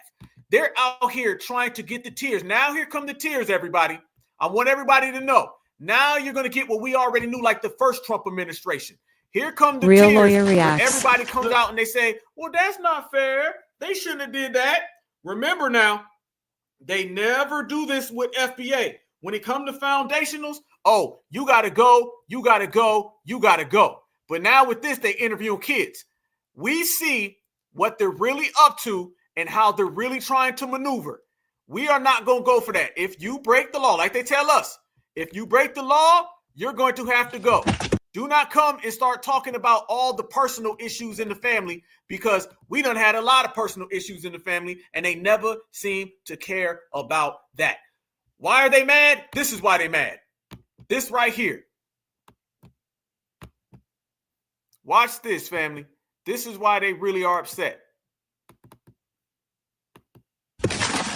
Look. Look. Open the door. No, you can. You can. Why? It's illegal. Look. It's pregnant. It's pregnant. It's pregnant. It's pregnant. It's pregnant. Look. No. You can't. It's pregnant. No. No. It's illegal. It's legal. Get out my. No. Get out my car. Get out. No. I have video. Look. It's pregnant. It's pregnant. Hey, mira. Oh my God. It's pregnant. And is he saying it's raining? I know his English is. What is this man saying? I don't know what is he saying it's raining? It sounds like he's saying it's raining. I don't know. Y'all help me out. Look. Open the door. No, you can. You can. Why? It's illegal. It's pregnant. It's pregnant. Look. No. You can't. It's pregnant. No. No. It's illegal. It's legal. Get out my. No. Get out my car. Get out. No. No, I have video. I have video. Look, it's raining. It's raining. Hey. Hey, I don't even know what the man's saying. What's he trying to say, y'all? I promise you, it sounds like he's saying it's raining. Raining glass? Raining ice? What's it raining? Raining deportation? I don't know. This is tripping me out. Get on my... Hey, no. Get on my car. Get on, no. I have video. Look, it's raining. It's raining. Hey, mira. Oh my God. It's raining. You can. You can.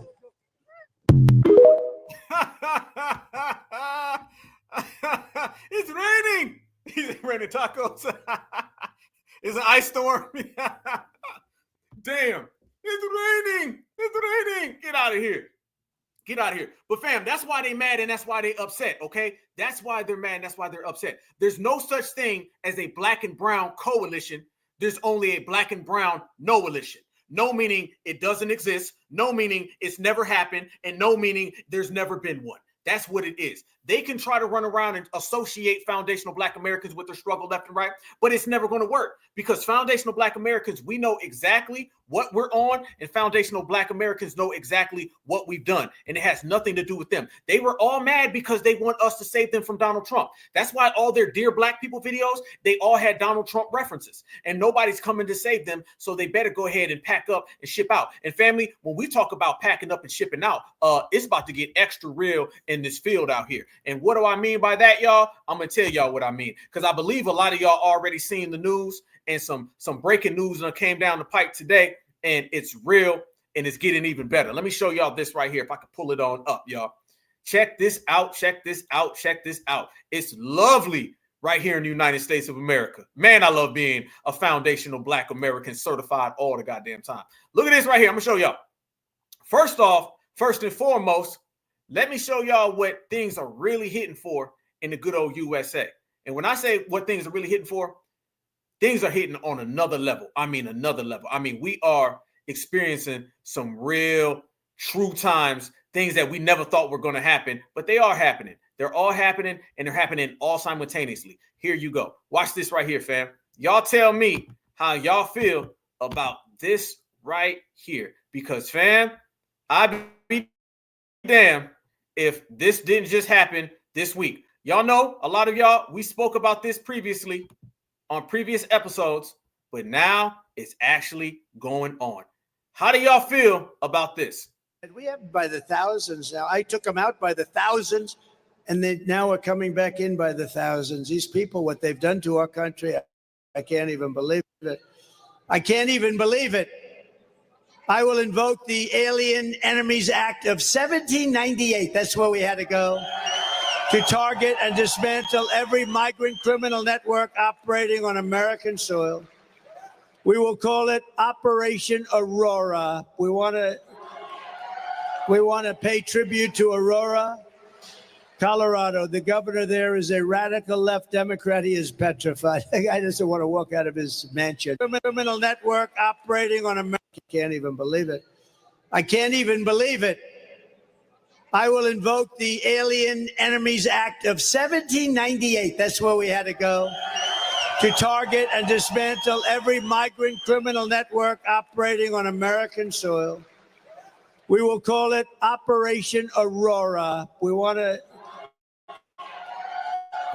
pay tribute to Aurora, Colorado. The governor there is a radical left Democrat. He is petrified. The guy doesn't want to walk out of his mansion. And if they come back into our country, it's an automatic 10 years in jail with no possibility of parole. So we keep them out. And I am hereby calling for the death penalty for any migrant that kills an American citizen or a law enforcement officer. How y'all feeling about that? How y'all feeling about the Alien Enemies Act of the 1700s? How y'all feeling about it? Because we were talking about this act this summer when he first gave that speech. And now, y'all, according to multiple outlets and according to the actual administration itself, it is in full damn swing. Donald Trump said that he was about to institute the Alien Enemies Act, and I'd be damned if the man didn't actually just do it. Watch this right here, y'all. Consider all of those FBA, y'all ain't coming to help us. All of those, we need y'all help. All of those dear black people, all of that hating, all that anti-black racism. Okay, now, just like Mr. Lumbumba got a bigger problem than FBA, so do you, Mr. Jorge. You got something called the Alien Enemies Act, and watch how it's about to go down, y'all. I'm telling you right now, when this all hits the fan, these people are going to be running around left and right, and we ain't going to be nowhere in sight. Alien Enemies Act. Tell me how it goes. Here it is. Fresh off the press. They said make America great again. They meant back to 1798. Trump is about to invoke the Wartime Alien Enemies Act of 1798 to carry out deportations to Guantanamo Bay. You got to understand that this is a wartime law that allows the president to detain or deport the natives and citizens of any enemy nation as part of the efforts to carry out mass deportations. This would mean that they would be able to deport immigrants without a hearing, without due process, and stripping them of their constitutional rights. The last time this act was invoked was in World War II, when they sent the Japanese Americans to the concentration camps here in America. Now, make no mistake, this will go through the courts because this is a wartime act. They're going to have to make a strong, compelling case as to why they're enacting this. They've already laid out the groundwork. The Trump administration has already designated the Mexican cartels as terrorist organizations that were invading America. And his first day when he was inaugurated on January 20th, he signed an executive order declaring a national emergency at the southern border of the U.S. The reasons to why he's doing this is very simple and straightforward. Number one, because there was frustrations that they weren't deporting people fast enough. The second reason why they're doing this is because they want to deport people who simply disagree with what the fuck they're doing. Immigration agents arrested Palestinian activist Muhammad Khalil, who helped lead Columbia University protests. ICE ripped him away from his pregnant wife, sent him all the way to Louisiana in a detention center that nobody can find him, not even his own lawyer. Stripped him of his due process rights, revoked his green card, and hung up on his lawyer when the lawyer was asking questions about it. There's a lot of news going on right now, but all of this is connected, and they don't want you to talk about this. The fact that their indiscriminate immigration policies are affecting even people who are citizens, man, woman, and child. This is equal up fucking everybody up. Because a U.S. citizen child recovering from brain cancer while on the way to a hospital medical checkup was removed to Mexico and deported. Of course, they want you to believe that they're only coming for the criminals. Newsflash, if you're here in this country undocumented, they see you as a criminal because they see that as a criminal offense. And all of this comes at a time when the United States has just been added to the global human rights watch list because of the declining civil liberties that we're seeing on a global scale. And no mistake about it, the Enemy Aliens Act of 1798 is being used to be able to deport anybody quickly without a hearing and bypassing their constitutional rights. And even if you're a citizen and they can't deport you to another country, they will send your ass to Guantanamo Bay because you disagree and are part of the resistance. They said, Nope. Notice how at the end here he tries to throw in, well, even if you're not an illegal, they'll still deport you. Nice try there, okay? You're doing a real good job there, Vivek Ramaswamy's cousin. Nice one, homeboy. But no. This man is afraid of that Alien Enemies Act because that Alien Enemies Act is about to get him. Oh, it's on now.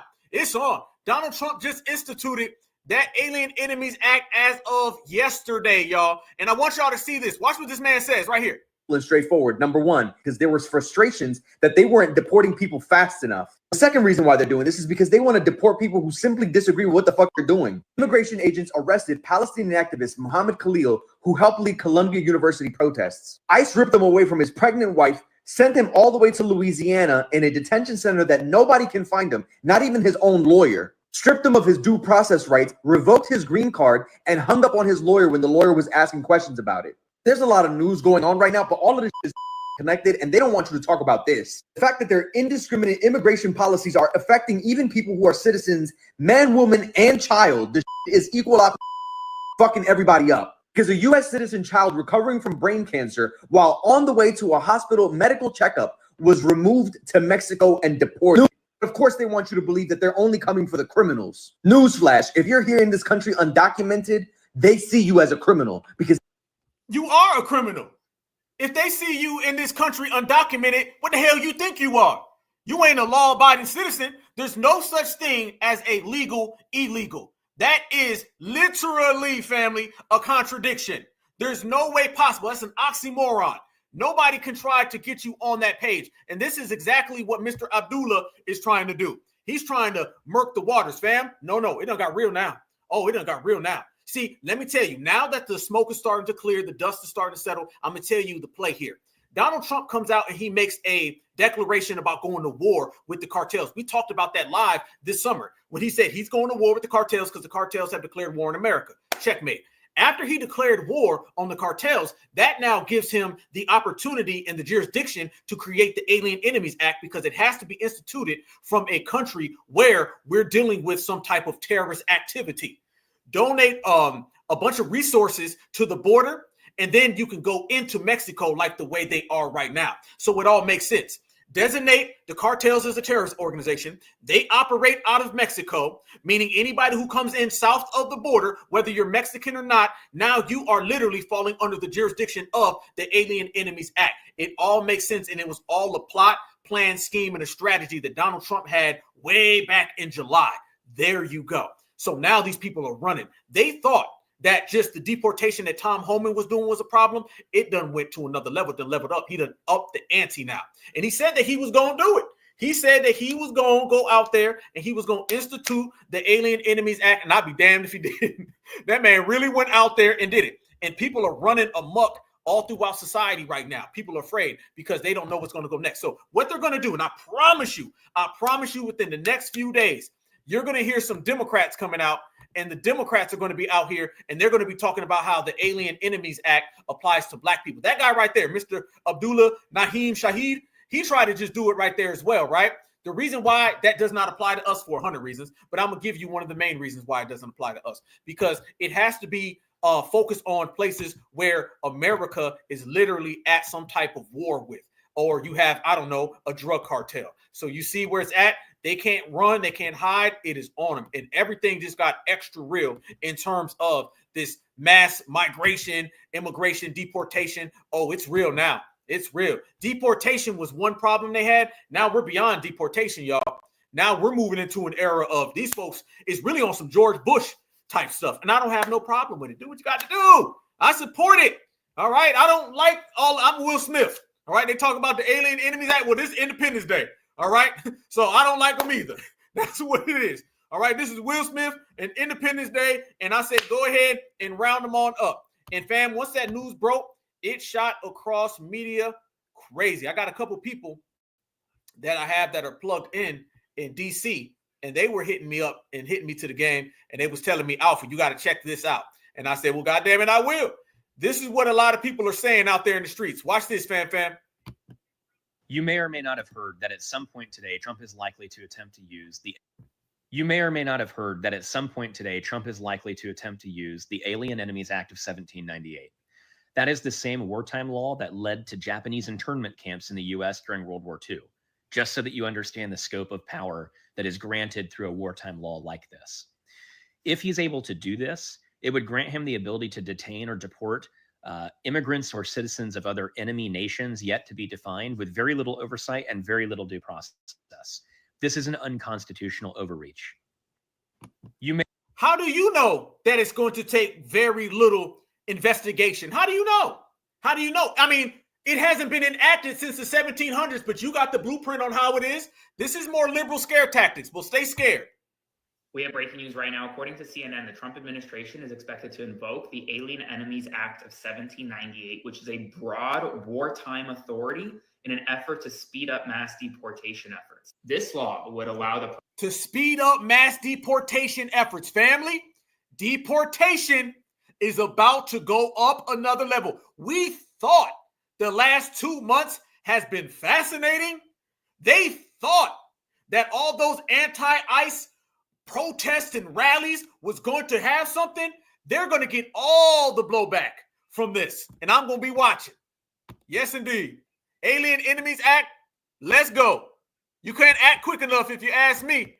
If you ask me, speed up the process. Let's get this thing cooking. I'm down. The president to get tremendous authority to essentially remove undocumented immigrants from America. But it's going to face an uphill battle because it's only been invoked 3 times in American history. and it's designed to be invoked at a time where the United States is at war with another country or a foreign nation has invaded the United States. And we have a terrorist organization that's been designated. See, let me tell you right here what Chad Brad is not telling you. He's sitting here saying, well, it's only able to be enacted if we're having these type of issues. He designated the cartels as terrorist organizations. As a matter of fact, today, when Donald Trump went to go talk to like the police union, he went on a whole tirade about the cartels. So he's already getting the preparation in play so everybody knows as he goes after the cartels, he's going after the illegals hand in hand. You may or may not have heard. President Trump is about to invoke the Alien Enemies Act. The law allows the president with unfettered discretion to arrest and deport groups of people without any hearing.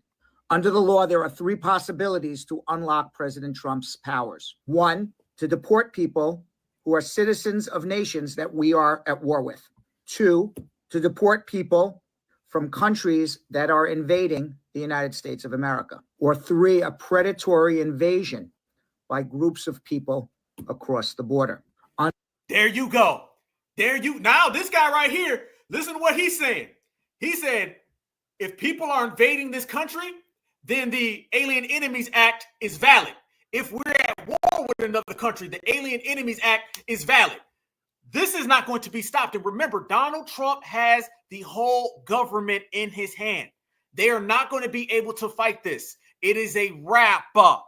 The deportation is going to go to another issue. I'm talking about broken windows, snatched out of schools, snatched out of hospitals, ran down. All of those people. Let me see y'all face real quick. Y'all remember all of those anti-ICE protests that they were doing just a few months ago? And we said the dominant society was going to get them. We said there was going to be some big payback. Well, guess what? They remember every single one of those people that were out there burning the American flag, waving the Mexican flag. Y'all remember all those? Okay, well, let me tell you something. Donald Trump, his administration, ICE, and not only the ICE agencies, with the Alien Enemies Act, you can also institute the military. That's why the military is down there at the border. Do not be surprised if some military personnel snatch up some illegals right here in America. Because let me tell you, everybody who is illegal and is out there waving the American or burning the American flag and waving the Mexican flag, you're being looked at as the cartels now. The block is hot for them. They all look very cartel-ish. You've been out here burning the American flag, waving the Mexican flag. You're being looked at as a cartel member. Remember, y'all, we all sat here and we said, it's going to get to the point where you're not going to be able to decipher an illegal immigrant and cartel. And the dominant society was going to tether both of those up. Ain't it funny? Tether, right? All that tethering done came back to bite you in the ass, didn't it? They're going to combine the two. And that's what you're seeing now. It's going to be to the point where everybody who's an illegal immigrant is going to be a suspected cartel member. That's what it's going to be. I mean, if you see Julio walking down the street, they're going to say, shh, suspected, get him, and then he's going to get snatched up.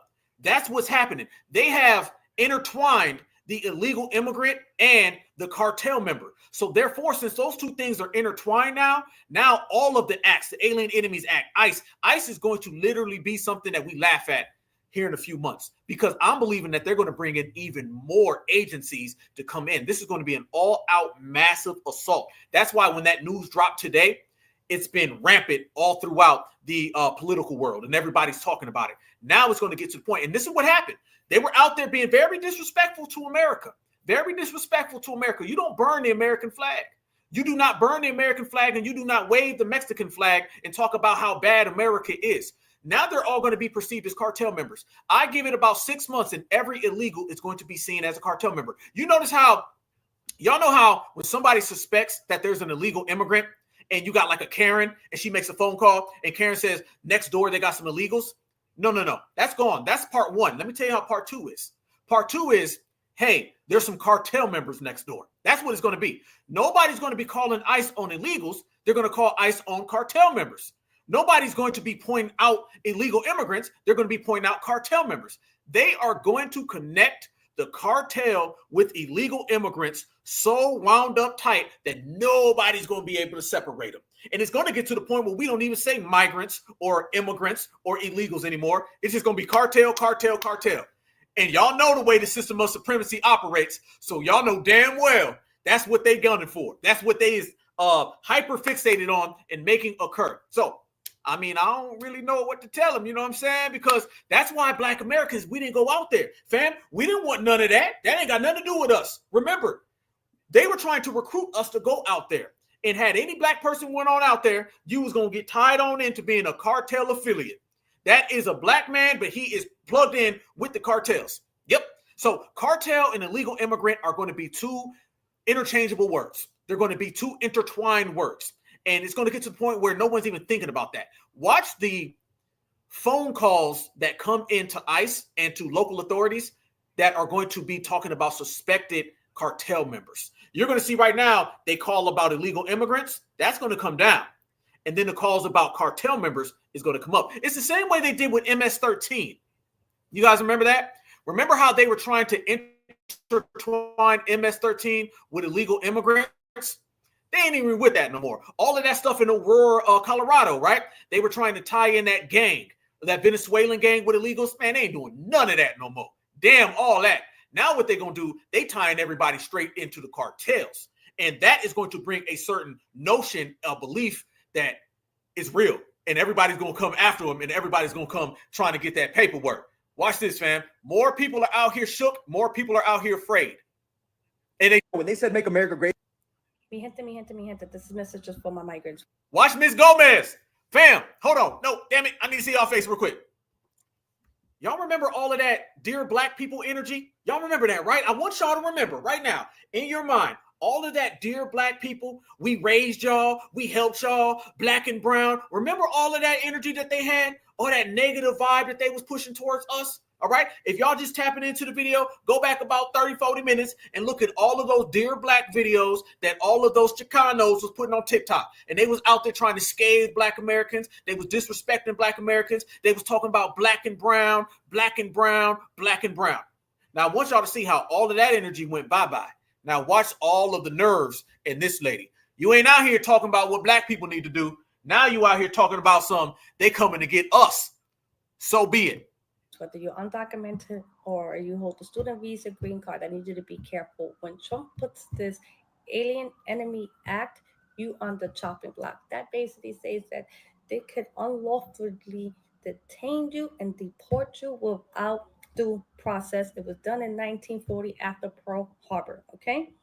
Now, Mexicans, I need you to be extra careful because since Trump already put the cartels and the nationality, because he used the word the nationality, he's able to detain you and deport you, but they're not going to put you back in Mexico. No. Trump already said that he's going to put the detainees in the military base, over 10,000 of them. You understand? That sounds like a concentration camp. That's what he's going to do. Funny that the military now is able to do minding. Yeah. Since when do the military? Didn't I just say that ICE is going to be the little homies? Then you're going to see the military show up and they're going to be doing the real work. Miss Gomez is afraid. She's shaking in her Goya powder. She knows what time it is. Since when do the military do minding? But anyway, that's a different story. This is what I want you to be careful. Trump had gave Mark Rubio, I hate that man, executive power to go into your social media, to go into your family's social media, right? This is for people who ask for a visa, and invoke it or take it away if you're not in aligned with Trump's agenda. When you out there protesting and you sharing and you liking and you commenting on TikTok, Facebook, and all of this, they can't take away your legal status. You understand? Freeze. That's what I just mentioned right there. Marco Rubio and a lot of the other agencies, they're monitoring these people's social media. So all them Black folks out there talking about Blacks and Browns coalition, your ass is on the list. All them Black folks talking about, I'm out here with La Raza and we's going to go help them, you on the list. They are about to do an absolute operation where they are going to infiltrate every single aspect of that community, and they're treating this like war. You're talking about military. You're talking about the alphabet communities. You're talking about terroristic organizations and invasions. Now you're talking about them monitoring your social media. This is why foundational Black Americans made a chess move of delineation, so we didn't get all involved in that. That's a them problem.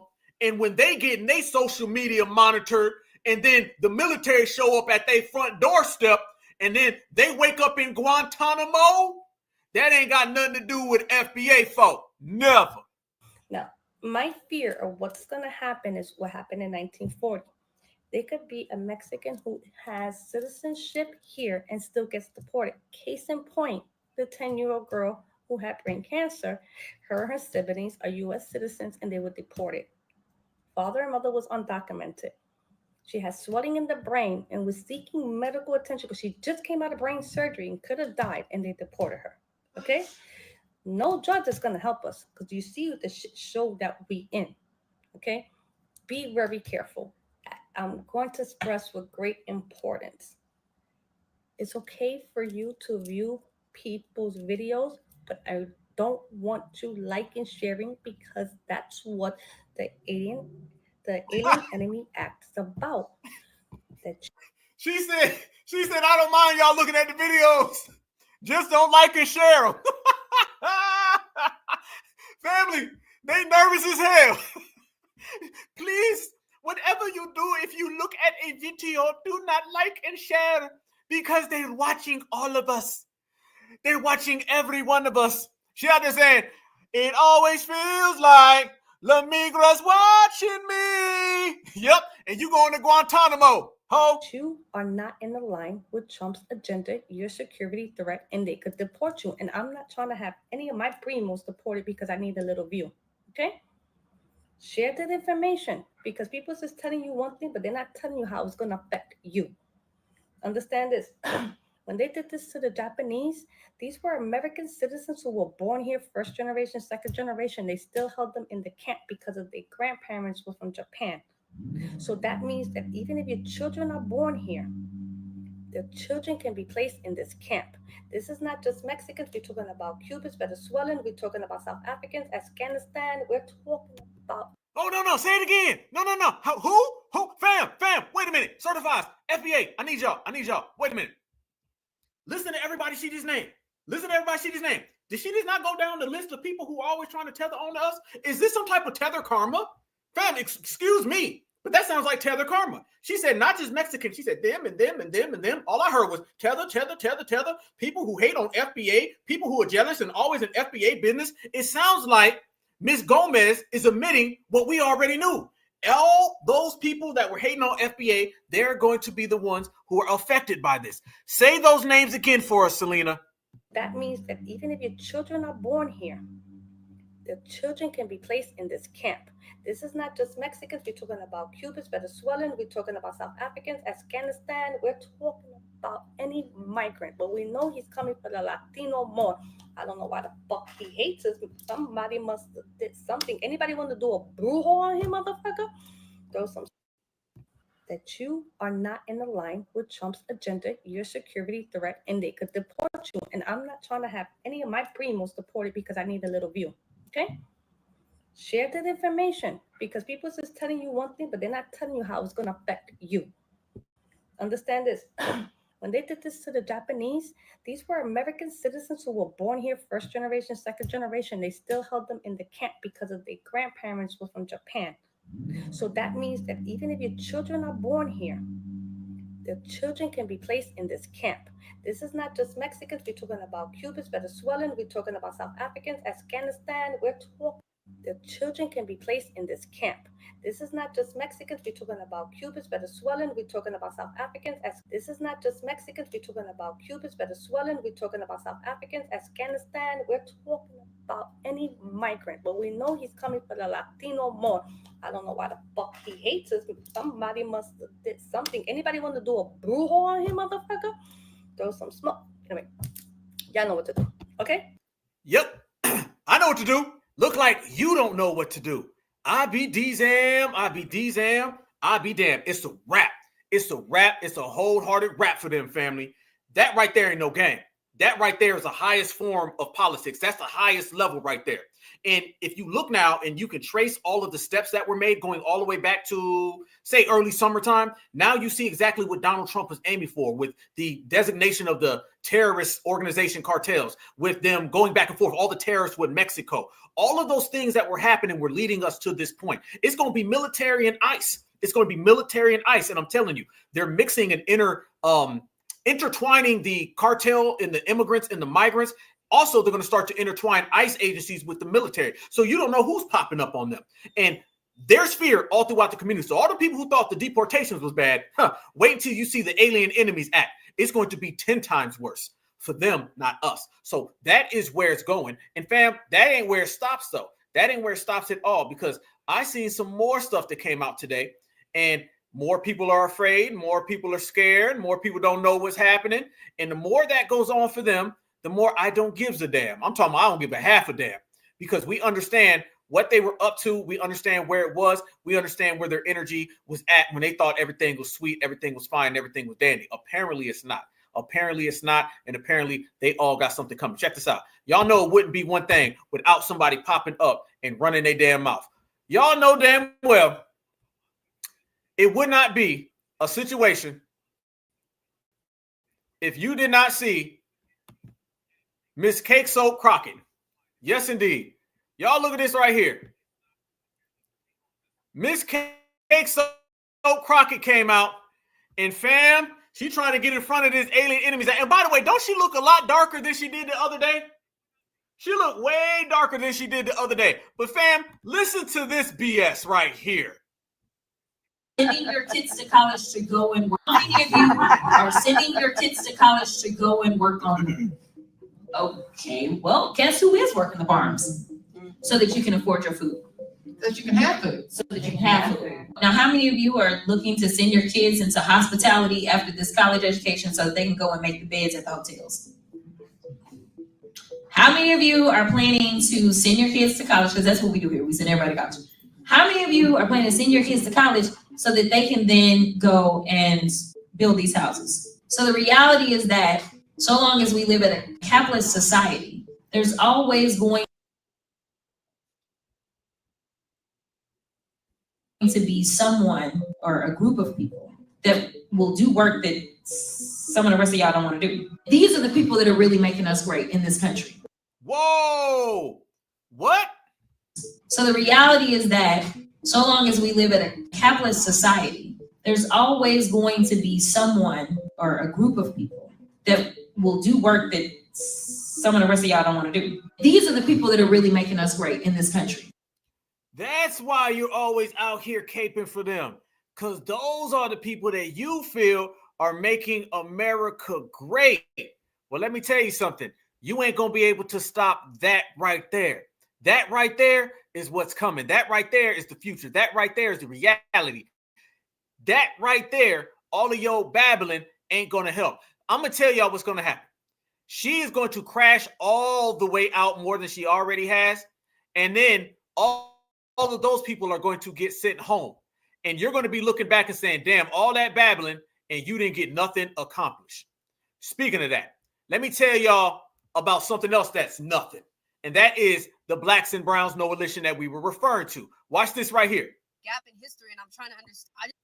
I just found a gap in history, and I'm trying to understand, where were the Asian and Hispanic kids during the segregation era? Like when it was whites only and coloreds only, and the black people were integrating into white schools. Where were the other races of people at? Because when you look at the history books, you only see black and white kids. Like you see an all black school and an all white school, and that's how they talk about it in the history books. Like this school's all white and this school's all black. And and I know they said colored, so you'd be like, oh, like everybody. But you never saw Asian kids at black schools. They weren't in the pictures. Or Spanish kids at black schools. So where did they go to school? And did they not care about integration? Like when did they come into the equation and start integrating too? Why is that such a gap? Am I tripping? Maybe I'm skipping a part of it. I feel like learning history like my whole life, they've never talked about. They never talked about the integration of Asian Americans into white schools, or Spanish or Hispanic people into white schools. Like they never talked about that. Because none of this stuff ever happened. That's why. It ain't rocket science. Everybody already knows. There's no such thing as a black and brown coalition. There's only the black and brown no-alition, meaning no, it doesn't exist, no, it never happened, and no, we ain't coming to save them. That's the bottom line. Those are the facts. Foundational Black Americans have always operated exclusively and independently to ourselves.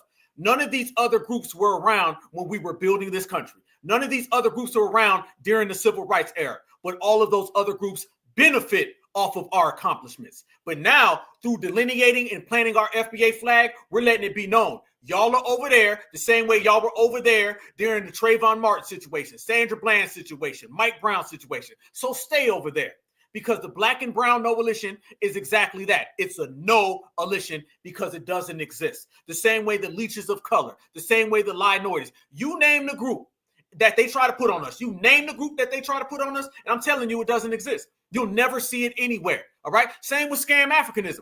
Black and brown coalition doesn't exist. Pan-Africanism doesn't exist. Minorities don't exist. People of color don't exist. All those are terms that the dominant society created so they can create a proxy that takes resources from FBA and hands it over to whatever illegal group just came over here last night. And no longer are we standing for it. We're going to keep all of our resources in-house. We're going to keep all of our business in-house. And we're going to take all of our dealings and put that FBA stamp on it. How they like that? They don't like that too much. This is why they're filling out. So it's the black and brown no-alition. And that's what it will always be. Those people want it to be next to the dominant society. We know what it is. We know what it is. They want it to be next to the dominant society then. They want to be next to the dominant society now. So the fact that the dominant society is invoking Alien Enemies Act on these people, rounding their asses up, sending them to Guantanamo Bay, they're finding out none of that stuff paid off. But guess what? FBA is not coming to save you from that either. So you basically just in a situation where you're stuck. You're stuck. And everybody knows that you're stuck, including the United States government. And since the United States government understands it, knows it, identifies it, foundational Black Americans are only doing our civic duty to sit it out. And that's what we've been doing. We're going to do the same thing. Let me tell y'all, family, straight up and down. When they get deported, when they get snatched up, I mean, you name it. I don't give a damn what's going on. I don't care. When ICE comes calling, for all of them. So you can go all the way back or you can come all the way forward. When they get deported, when ICE comes calling, and when they get sent back home, FBA is going to do the same exact thing that they did during the civil rights era. We're going to sit it out. That's how we're going to do it. We're matching energy in this generation, and in this generation, we're winning because of that. Check this out right here, fam. If you want to see how these people are and how these people been moving, oh, man, let me tell y'all, they're not living in a house that is functioning together. No, they're living in a real broken house. There's some real trouble in the household of the illegals. Oh, yeah. They got some real problems. See, again, for the 100th time, why they've been out here worrying about foundational Black Americans, they should have been worrying about their own business.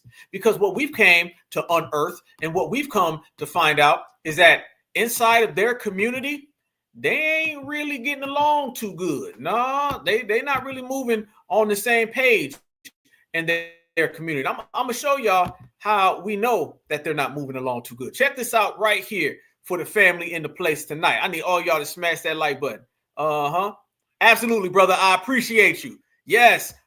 We all predicted it all together, fam. We said this was going to go down, and it's going down. But y'all, check this out. Y'all want a good laugh? Oh, man, y'all about to laugh right now. Why they out there making Dear Black People video? They better be making Dear Julio videos because they're turning on each other. There's so much conflict internally inside of these communities, fam. Oh, it's going down left and right.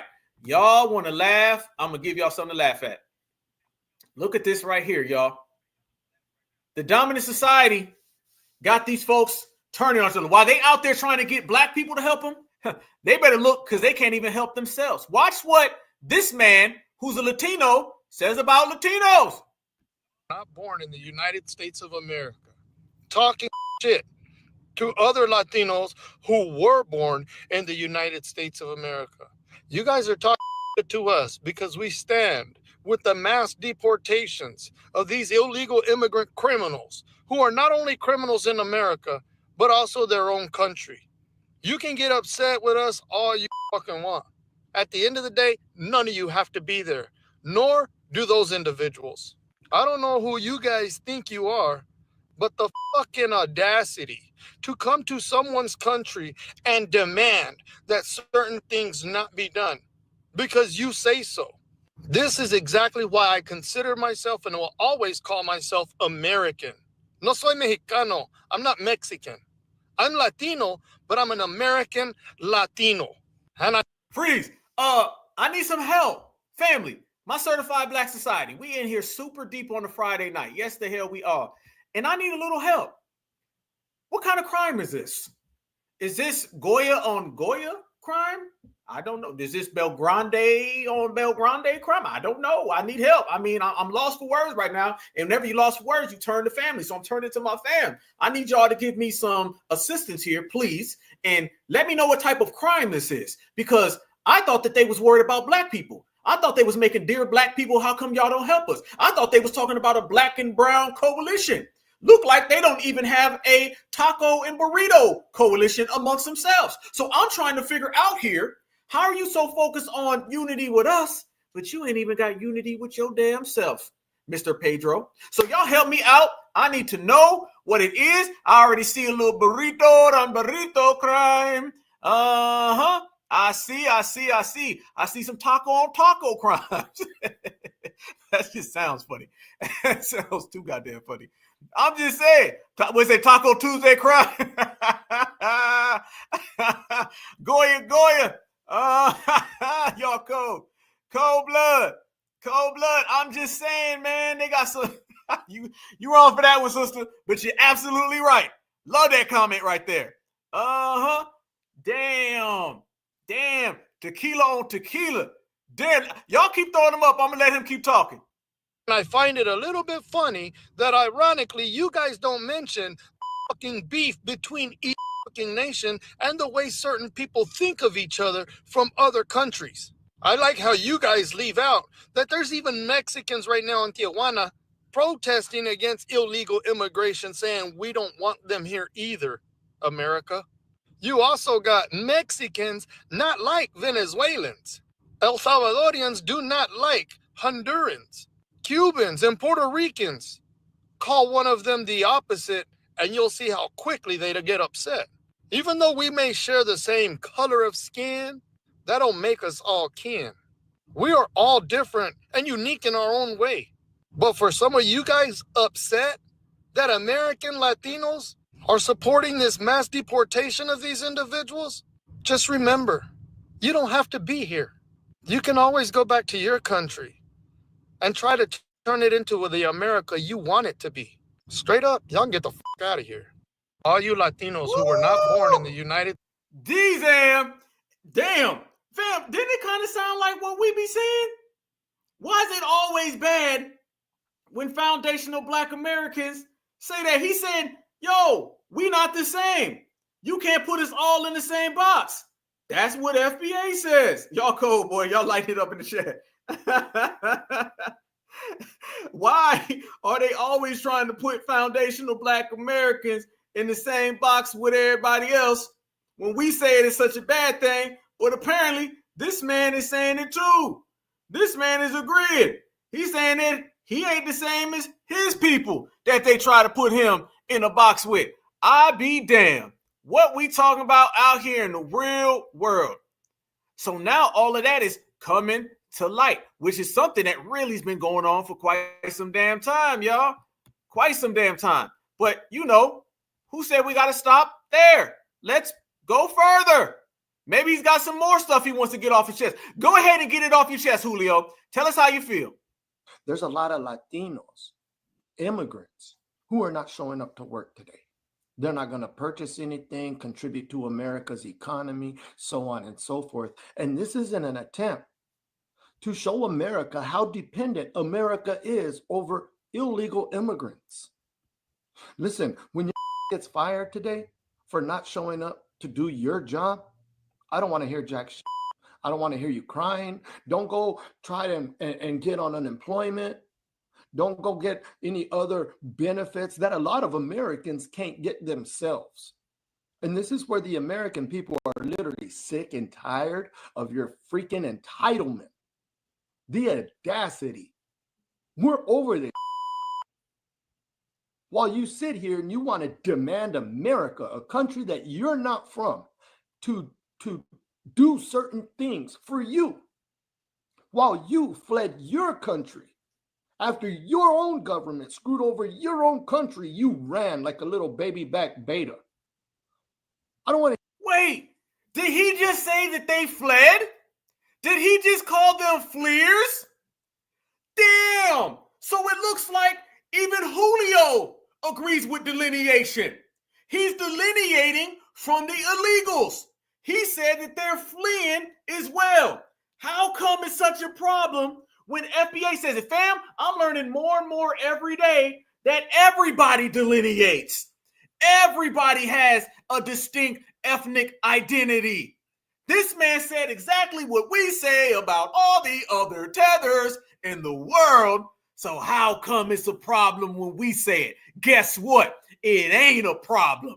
Continue to talk your talk, Julio. I want to hear nothing. Nada. Zero. Zilch. As a matter of fact, the only thing we would like to see is you gone. Damn. Back to your country and holding that same energy for your very own government that screwed you over. There's a lot of Latino immigrants. I can't even call it. I can't call it. I can't call it. That man said, only thing we want is you gone. Why? Because you flee your own country? Damn. I thought we was, damn, you know what I'm finding out, y'all? We ain't the only people who've been out here calling out fleers. Damn, they only get mad when we say it, but we ain't been the only ones. Seems like a bunch of other people are calling out all of the fleers and the hoppers and the skippers and the jumpers. It's not just FBA. So I be damned. I be damned, I be damned, I be damned, y'all. These people got some real issues going on in their community. So it makes me wonder again, how do you have all of this time for all of these foundational Black American TikTok videos? Sounds like you need to work on your own problems within your own community. And maybe, just maybe, if you solve all the problems in your own community, you won't be worrying about ours. I know you need our help. I get it. Everybody needs our help. Every time somebody comes calling, they come calling the foundational Black Americans. If y'all notice that too, that's something that makes us so exceptional, y'all, is that anytime somebody needs help, they come calling us. I'm talking about the dominant society. They come calling us. The tethers, they come calling us. The fleers, they come calling us. Everybody needs foundational Black Americans. Foundational Black Americans don't need nobody. You feel me? That's what it's all about. We are focused on ourselves, and there's strength in that. And that's why we've been standing on business. There's no such thing as a Black and brown coalition. It's only the Black and brown coalition. There's no such thing as the people of color. It's just the leeches of color. There's no such thing as a minority. It's only a minority. And every single one of them have one common denominator. What's that? That's stealing off of FBA. And they also have something else in common. Let me tell you what else they got in common. Now, they can't steal from FBA. So now they got some real hard times that they all got to deal with and accept. And we over here handling business to the maximum. But fam, it don't just stop there. Y'all ready? Oh, no. Kills me to hear Mexicans saying, you're happy about them doing that to your people? Well, 5 months. Everything. Y'all know Julio, he ain't the only person that's been out there calling out his community. There's more crime that I detected and I uncovered, y'all. I be damn. I was going on about my FBA day, you know what I'm saying? I was watching the Alien Enemies Act come in. I seen Julio jumping over the fence. I think I seen the military dude chasing him. He chased him that way, and then the ICE agent chased him that way. So they were just going like this. I think they were zigzagging, and I was just watching it all, man. Watching these Alien Enemies Act make all these damn enemies of aliens act up. But fam, in the process of all of that, let me tell y'all what I seen. There's another guy, and he says that he wants to delineate from the illegals too. So you got another person delineating. I be damned. You tell us how you feel, Julio number 79. You know, it kills me to hear Mexicans saying, you're happy about them doing that to your people? Well, 5 months ago, I wasn't your fucking people. I was a gringo. I was a wannabe Uncle Tom. Woo! You can't wait till I experience racism? Oh, trust and believe I have. And it's been from you people. Mexicans, Latino people, you guys are some of the most racist people I've ever met in my life, and that's the God's honest truth. The sooner you realize it, the sooner you'll understand why Donald Trump got in office with the help of the American Latino vote. We've experienced racism for a long time now, ever since started coming over here. Don't act like we're your people now, motherfucker. 5 months ago, for the last 8 years, you people have been calling us American Latinos everything in the book, and you think we're supposed to hold your hand and help you across the fucking border now? Oh, we're going to help you, all right. We're not going to hold your hand, but we're going to hold ICE's hand to make sure that every one of you deported for bringing that race shit over. You know, if you kept racism out of the conversation, what would you argue about then? Huh? God bless America. God bless ICE agents, because guess what? We're getting rid of racism slowly but surely. God bless. Have a beautiful, blessed day. Stay smooth, stay cool, huh? Stay undercover. I've been seeing a whole lot. Hold up. Wait a minute. I can't imagine what I'm seeing here. Did I just see this man say he calling ICE? He said, don't worry about it. I'm calling. No. He said, I'm not holding your hand across the border, but I am going to call ICE on you. Damn. They told us we were the divisive ones. Looks like they're divisive. They told us we were the ones who were the... Hold on. Wait a minute. It's not us. Wait a minute. No. I get it now. I get it. They were making those videos and they were projecting onto us. I understand now. They were projecting all of their problems on the foundational Black Americans because in reality, they don't like themselves. Get it now. So that's Tether examination number 14 that we broke down right here. I got another thing. He wasn't done yet, y'all. He got a whole nother video talking about the same thing. A lot of Hispanics finally coming up and speaking out about what's right, what's wrong. And here's the difference. The ones that cuss you out, call you weddles, call you coconuts, it ain't them that's speaking out. It's the ones that come here legally, paid for their citizenship, went by the rules, went by the books, that are speaking out. Why, you ask? I should tell you something. It's not the ones who did it the right way that are complaining. They're complaining, but it's about the ones who didn't do it right. Keep up the great work, huh? You know, it kills me to hear. I be damned. Family, just when you thought it couldn't get any worse. Hey, can y'all do me one big favor? Shout out to you, family. Much respect. Can everybody in the chat just put petty alert? Can I get a petty alert in the chat? I just need a petty alert, okay? That's just, I'm asking as your foundational Black American brother, can I get a petty alert in the chat? I just need one, you know what I'm saying? Because I had my petty alert up right here, you know what I'm saying? But it keep coming back. Somebody said that man look like Benzino. Yeah, let me catch a petty alert, you know what I'm saying? Because I want to talk about some of the things, but I want to be extra petty because I do believe I seen a few trolls in the chat and I feel that they was upset at us being foundational Black Americans and we don't have to run from the Alien Enemies Act and we don't have to run from ICE and we don't have to run from Tom Homan and we don't have to run from Donald Trump. No. So since all of that, I want to do a special, you know what I'm saying, alert right there, you know what I'm saying? I just want to ask the family, you know, how I rock it, fam, how I look. You know what I'm saying? I figured there was so much delineation going on that, you know, I might as well just go ahead and pull out the sombrero just to show solidarity. They wanted a Black and brown coalition, and I feel this was the best way to get the Black and brown coalition going. So let me tilt this thing up, you know what I'm saying, right there. And we're gonna go ahead and represent, y'all. We're gonna represent to the fullest, you know what I'm saying? And we're gonna just hold it down. You know what I'm saying? So what else they got going on? Let's go further into their community and see if perhaps there's more hidden problems that they have that they've been hiding from us. Damn. See, I'm disappointed in you, Julio. You've been running around here acting like y'all don't have any problems. Y'all got some severe damn problems. Y'all out here talking about FBA. Y'all been talking about each other the whole time.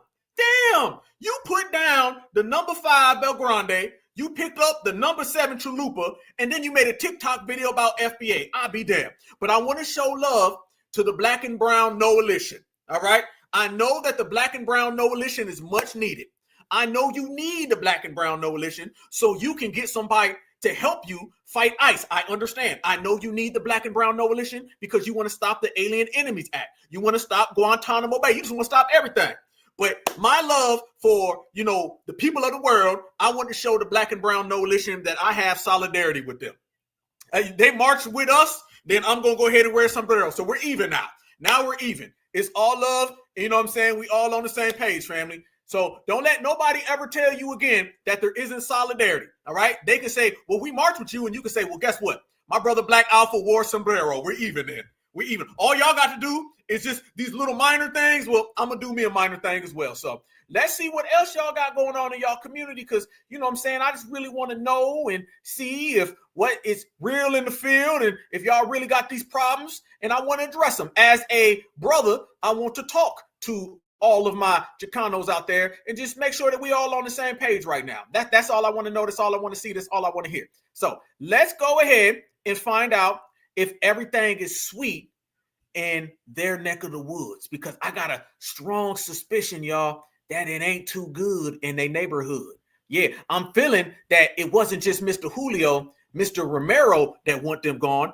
I'm finding out some other people want them gone as well. Yes, fam.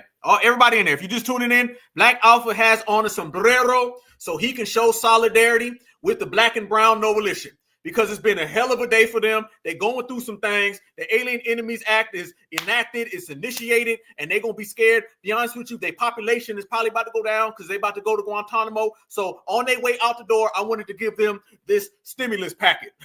This stimulus packet right here, y'all. Let me show y'all this right here.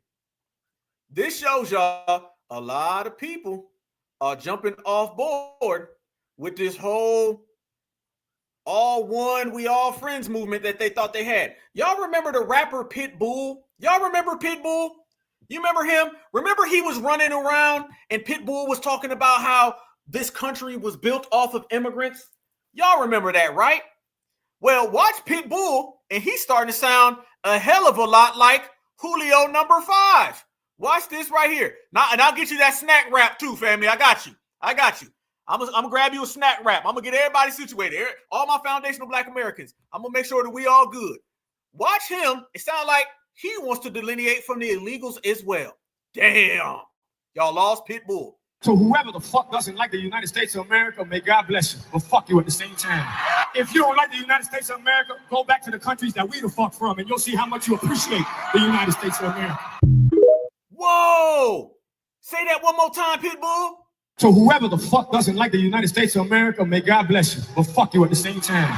If you don't like the United States of America, go back to the countries that we the fuck from, and you'll see how much you appreciate fuck from, and you'll see how much you appreciate countries that we the fuck from, and you'll see how the countries that we the fuck from, and you'll see America, go back to the countries that we the fuck from, and you'll see how much you appreciate the United States of America. Whoa, buddy.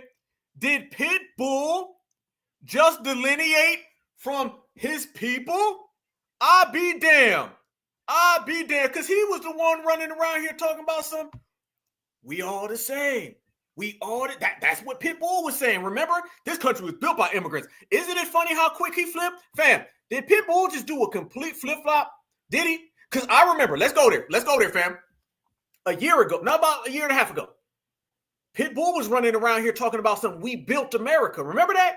Pitbull was running around here telling everybody that this is a nation of immigrants. Now Pitbull is telling all the immigrants to leave. Let's trust it, fam. And somebody made a good point in the chat earlier. Somebody made a damn good point that this has always been an issue in their community. Their community has always had this illegal, non-illegal, illegal, non-illegal. The ones that voted for Donald Trump, the ones that didn't vote for Donald Trump. That's always been a thing. And y'all see how now it's being highlighted. So Pitbull, it looked like he done shifted sides. Look like he wants to jump off of the we all won as people. Now he's getting on the American Latino versus the immigrant Latino, the illegal Latino. Y'all see? The ones who did it the right way versus the ones who did it the wrong way. And there is a big contrast in between both of those. You remember that, family? Much respect. You remember that? Yeah, remember, I'm not mistaken, he was at an award show. And he got an award and he was talking about how this is a nation of immigrants. Now he running around here talking about how if you don't like to leave. Notice what he said too. He said, go back to the countries that we come from. That's what he said. He said, go back to the countries that we come from, and you'll see how much you appreciate America. You know what he's really doing? He's talking about all the people that was burning that American flag. That's what he's talking about, y'all. He's talking about the people that were burning the American flag, and he's talking about all those folks that was waving the Mexican flag. That's what that is about. He's talking directly to all of the illegals that were out here in the streets with them anti-ICE protests. So it looks like there's some thunder in paradise right now. Don't it look like it, fam? Look like they not getting along too good. You're going to start seeing more, and y'all put some good-ass names in here. You're going to start seeing some more inter-community crimes with them, and you're going to see one group completely step away. Because remember, almost the majority of Latinos are against mass immigration. A lot of them are. But what you're going to see is even more of them. They're going to be against mass immigration, and then the lines have been drawn. See, they were against it before, just kind of unjust. Now they're going to be against it because you're dealing with the Trump administration that's coming down on them heavy. So all this is doing is creating a further divide within their communities. And let's be honest with you, their communities already was divided any goddamn way. So it doesn't look too good in their neck of the woods. You feel me? So things are starting to play out. Things are starting to come down the pipe. You know what I'm saying? We understanding the way things are moving, the way things are functioning. And there's really nothing else that they could say. There's nothing else they could say. But there is something that I can show. Let's go there. If we're going to be talking about ICE, fam, I'd be remiss if we didn't see what Tom Homan has to say. Tell us how you feel, Tom Homan. You can't have strong national security without border security. No one understood that better than President Trump's first term. His success on the border is unprecedented. Unprecedented. Now, he just came back in office, and I came back out of retirement for the second time to serve as president because I respect him so greatly. He did in 3 weeks what Joe Biden couldn't do in 4 years. Border numbers right now down 96%.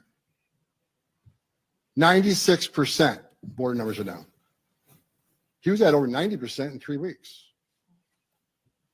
96% decrease. That means when you got 96% less people crossing that border, less women are being raped by the cartels, less children are dying making that journey, less Americans are dying from fentanyl that comes across the north border, less women and children are sex trafficked, less terrorists are getting into this country. Joe Biden had 400 people on terrorist watch that's come across the border. In 4 years under Trump 1, we have 14. Fam, we are all certified Black society. We're all on code. We all understand the system of supremacy. I am going to ask you guys one of the biggest questions I've ever asked on this channel. Let me get some responses from y'all, and I'm going to post y'all responses, okay? When you're talking about everything that we've discussed on this broadcast, when you're talking about the Alien Enemies Act, you're talking about the invasion of tethers, the invasion of fleers, the invasion of migrants and immigrants. You're talking about terrorists on Mexico. You're talking about drug cartels. You're talking about the military at the goddamn border.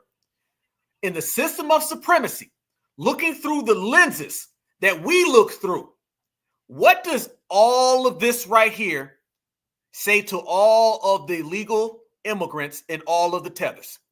I want to say it to you clear.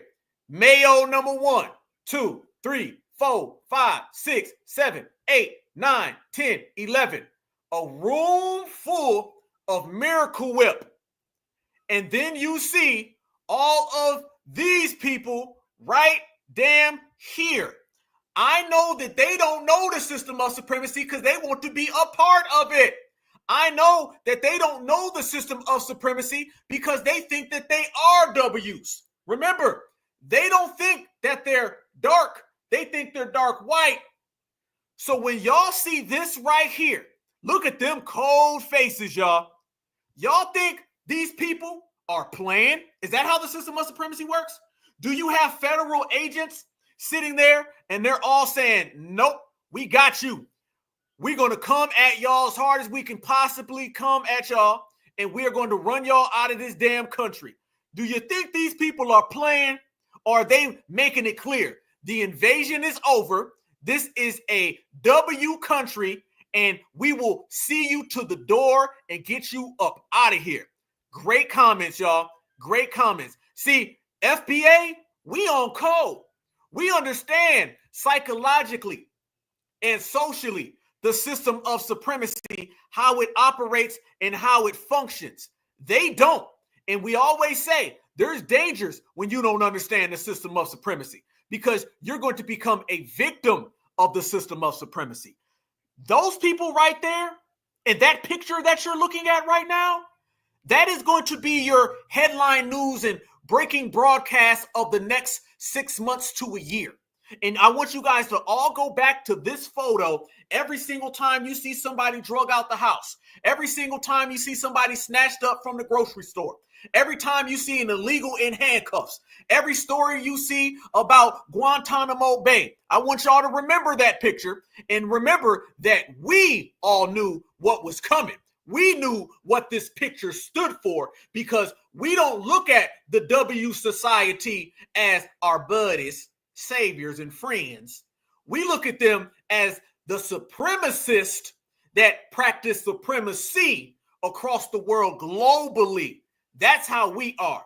So every picture, photo, video that you see coming forward, remember that right there. And that will explain exactly what you saw.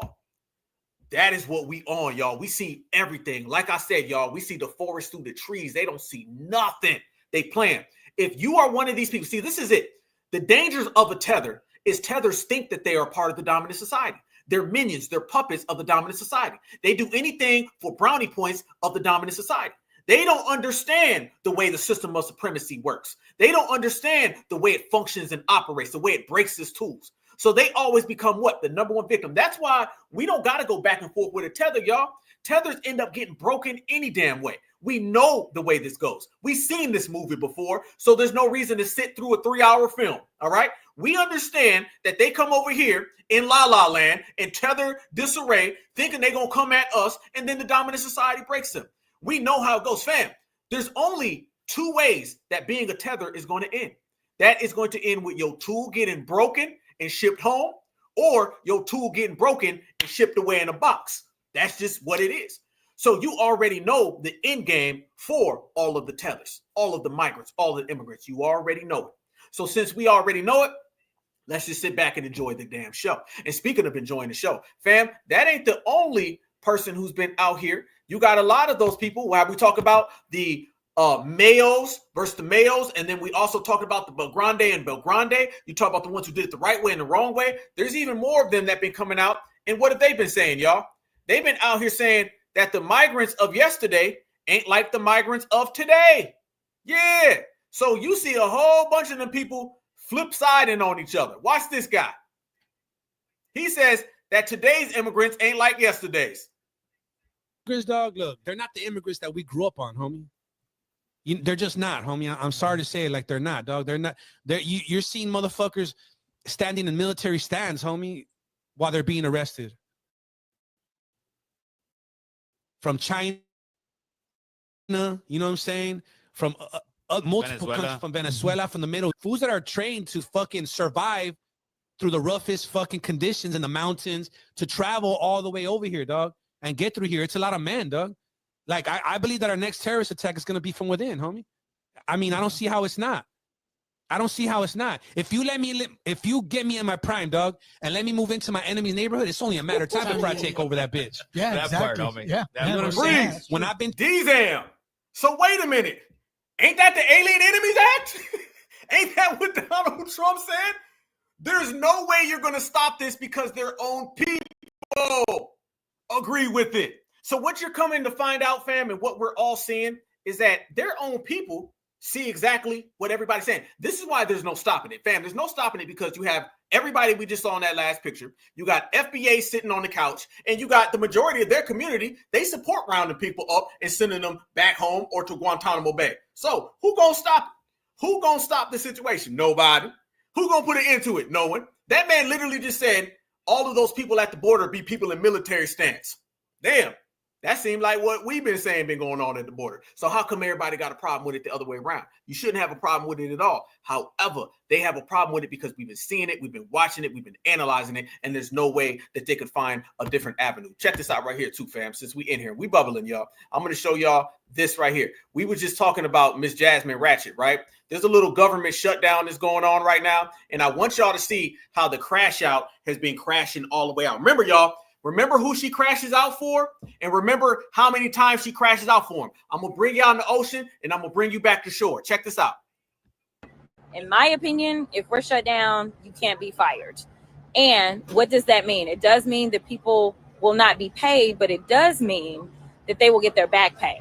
So hopefully we can stop some of the bleeding. We just saw that the Department of Education laid off 50% of their workforce. So I don't really understand why anybody would say, oh, we got to take the high road. We got to listen. He is decimating the federal government. And you're talking about whether or not we're going to keep the doors open.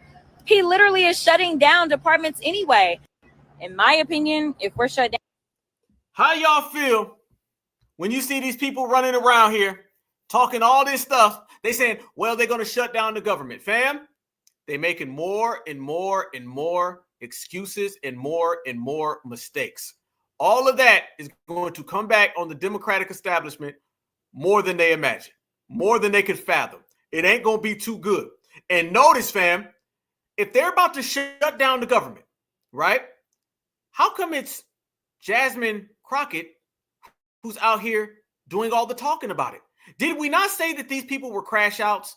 Did we not say that these people were going to be the ones who take the fall? Did we not say that these were going to be the people who the dominant society turns on? Notice how, fam, you don't see them talking about anybody else. They push her out.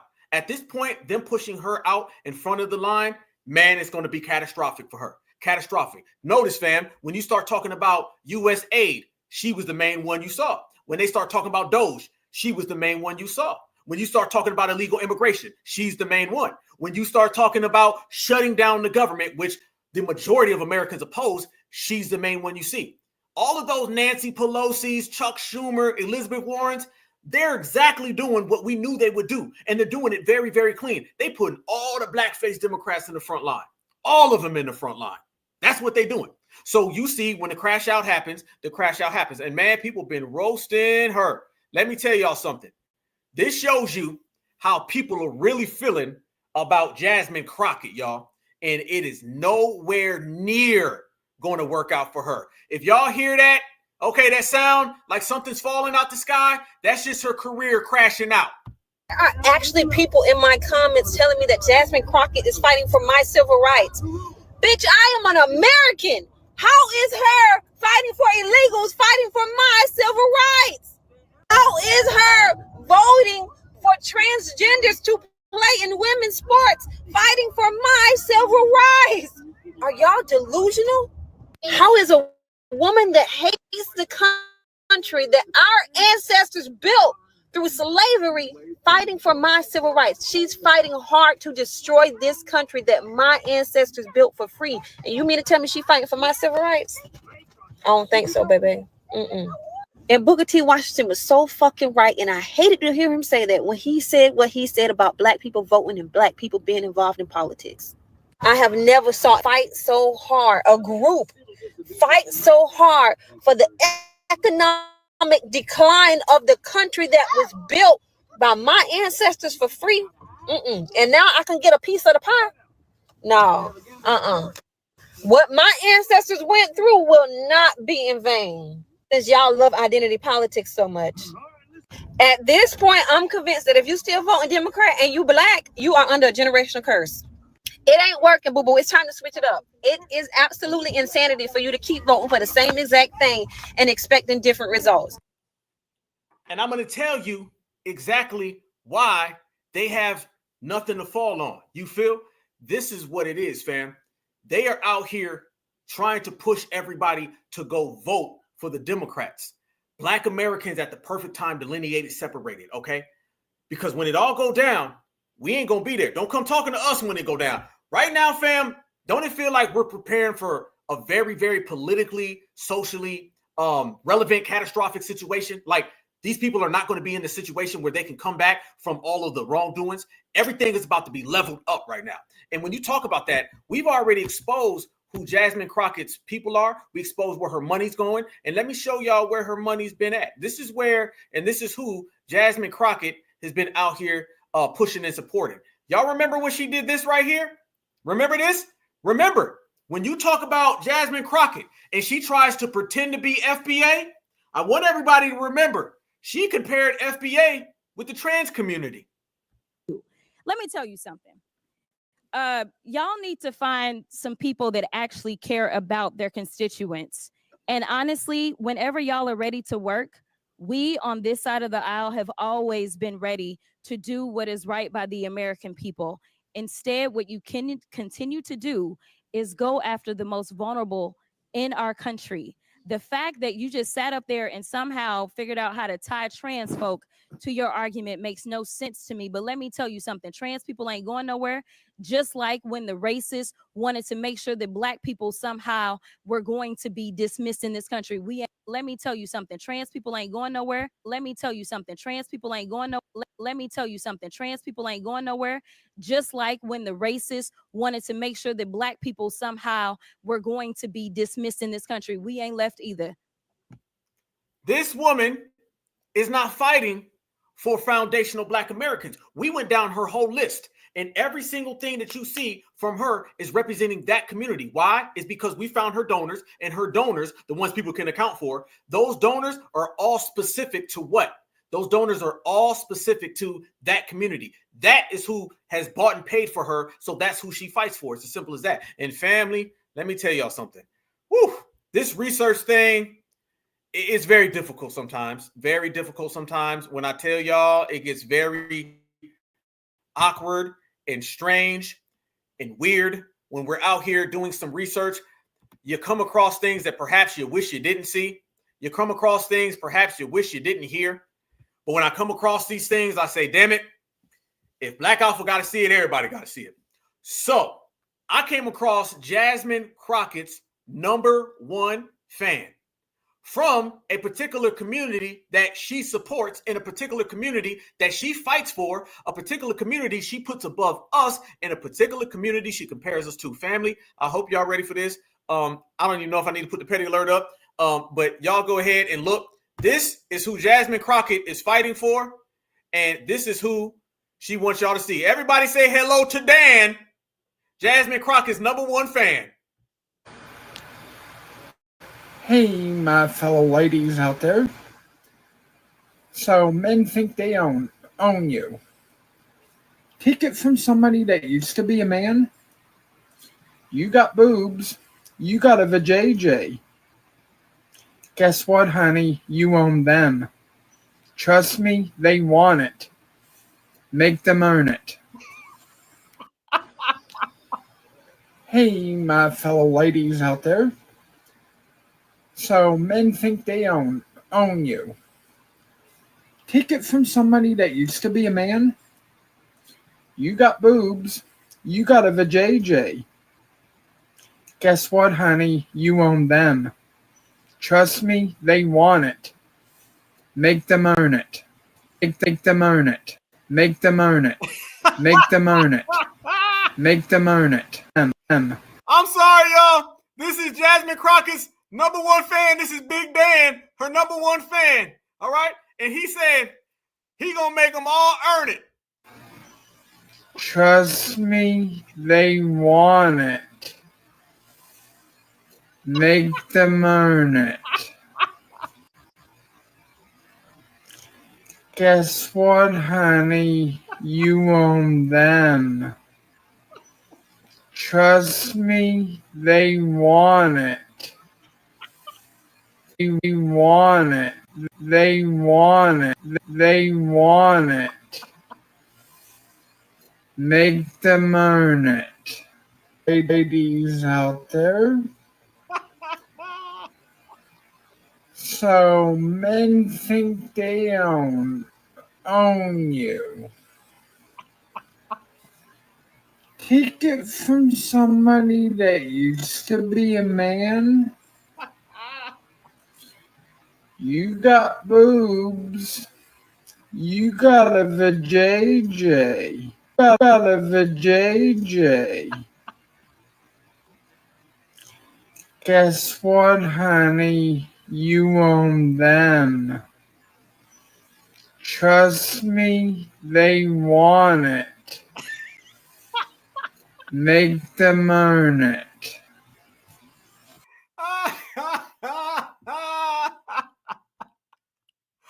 I'm sorry, y'all.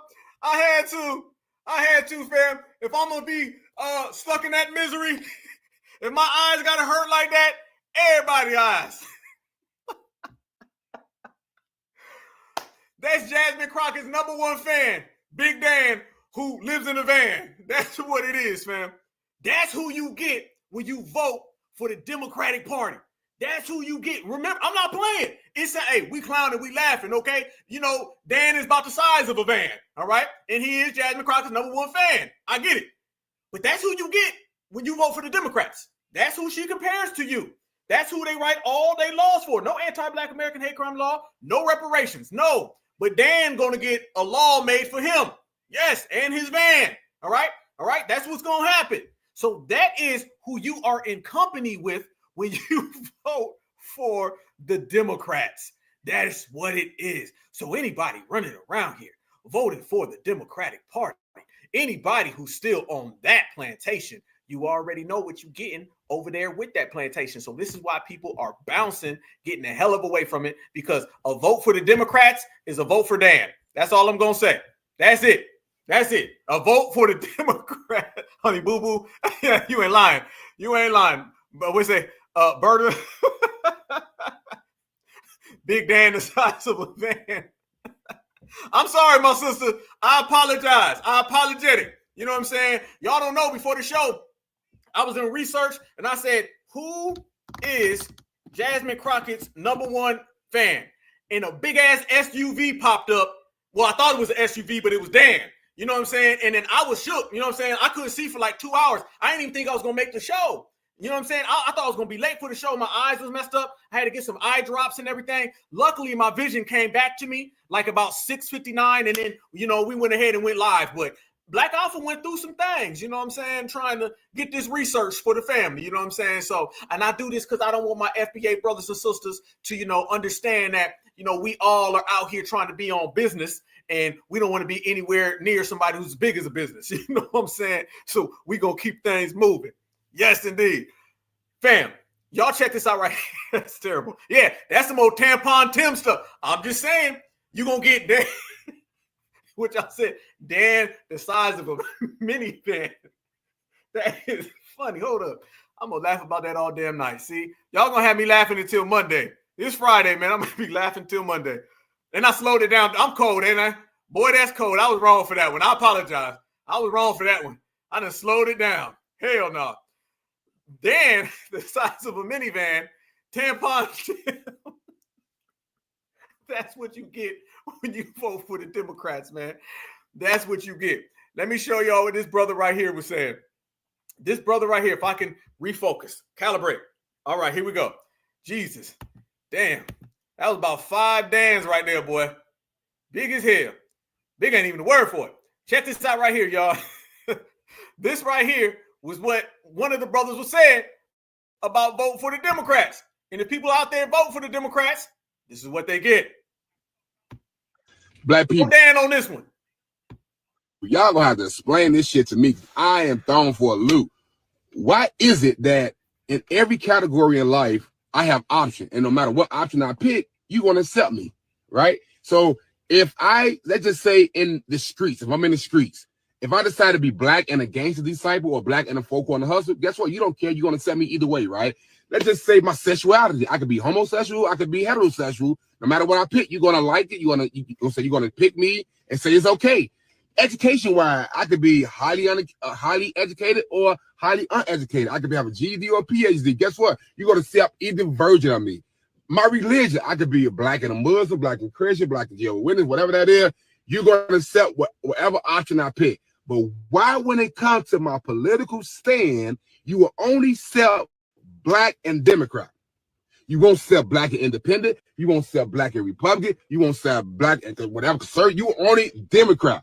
What hold do the Democrats have on the party that you guys would disown your black brother in Christ, your black brother who's educated, your black brother, whatever, because he's not Democrat? What? I'm just saying me as an example. But I have been called, in the last 4 months, I have been called more racist slur by black people than I have been called in my whole 40-some years of life, just because I don't stand with the Democrat Party as a black man.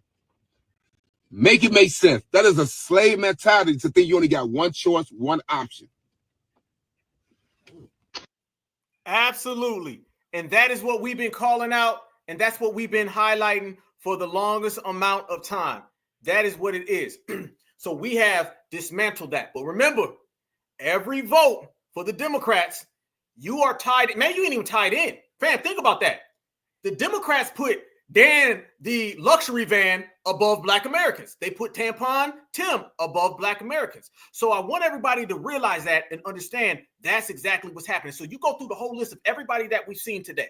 Everyone's been running around here. It goes back to show y'all this. You see people talking, you see people running their mouth, and I want to pull up a definition. And this definition right here is a term that right now, and we've done this before, but this is going to be the final straw. Look at that term right there. It's time we put the term ally to rest, all right? I don't ever want to hear a black American use the term ally. Ally is nothing more than a trick word that is created to fool foundational black Americans to accepting one-sided, harmful, toxic relationships that quite frankly don't exist. We have no allies at all. That term is a term that has fooled us for years. I don't want to hear nobody say that's my ally. Let me ask y'all a question. How many times have y'all ever heard somebody use the term ally and it really worked out? Is that term used properly where people actually benefit us? Or is that term used more as a term that allows people to be escorted into the community and to infiltrate our conversations? Think about that term right there. Think about how it's used, how many times it's used over and over and over. Y'all know the definition of insanity, doing the same thing over and over repeatedly and expecting different results. Well, that's what we've been doing with the term ally. Think about when you hear that term, and has that term ever benefited us? Ally? Who's been an ally? What, the Democratic Party? Who puts Dan the minivan over you and he's getting legislation and policies that black Americans can't get? Who? The Black and Brown Coalition that has no documented history of ever standing next to us? We have more documented history of their anti-black American assaults against us. Who? The leeches of color? People who fly over here from some third world village to steal food off of your kid's plate? The term ally is over with.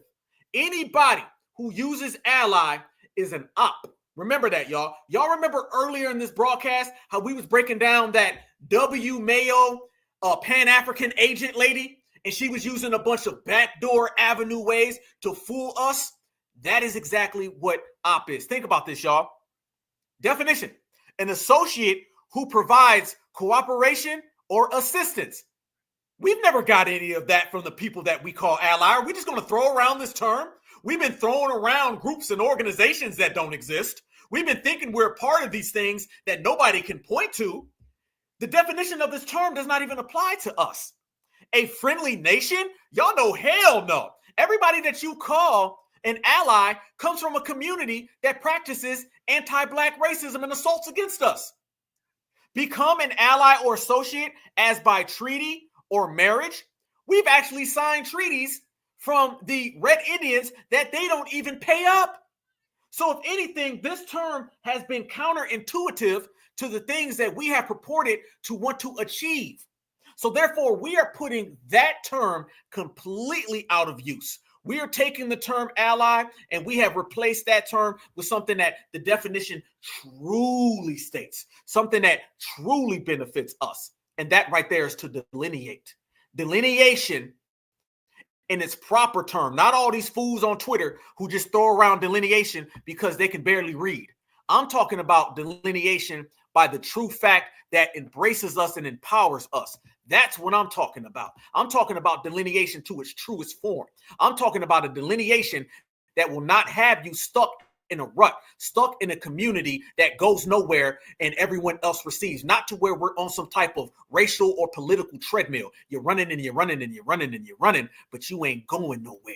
That's the difference between now and then. That's the difference with us and everybody else. Let me tell you what the term ally really means. Let me tell y'all what it means as I break this down. Ally is nothing more than a term that has been created to fool people, okay? This is something I just had a conversation about this just a few days ago, okay? When you hear the term ally, you hear an associate or a friend. When everybody else uses the term ally against us, they hear slave. That's what they mean. See, when they call you an ally, they really are just calling you a slave who doesn't know it. They replaced the term slave and put in ally. I'm going to tell you that now. See, back in the old days, they would just say, hey, slave, go pick the cotton. And black people would do it. That's when things were overt. Now things are covert, so they found another tactic. Now they just say, hey, ally, go pick the cotton. And now you go do it thinking that you are a friend. In reality, you're still just a slave going by a different term. Remember that. When people say ally, they got different reasons. Black folks think ally means friends. Everybody else says ally means opposite. They mean opponent. They mean someone who's working against you. All they did was change the name. They robbed the word for its definition. They don't mind finding a word, robbing it and stripping it of its definition, repackaging, remolding it, and handing it back to you. And Black Americans have been handed back the term ally. That's all it is. Ally means nothing more than slave, fam. That's all it means. To you, it may mean ally, friend, buddy.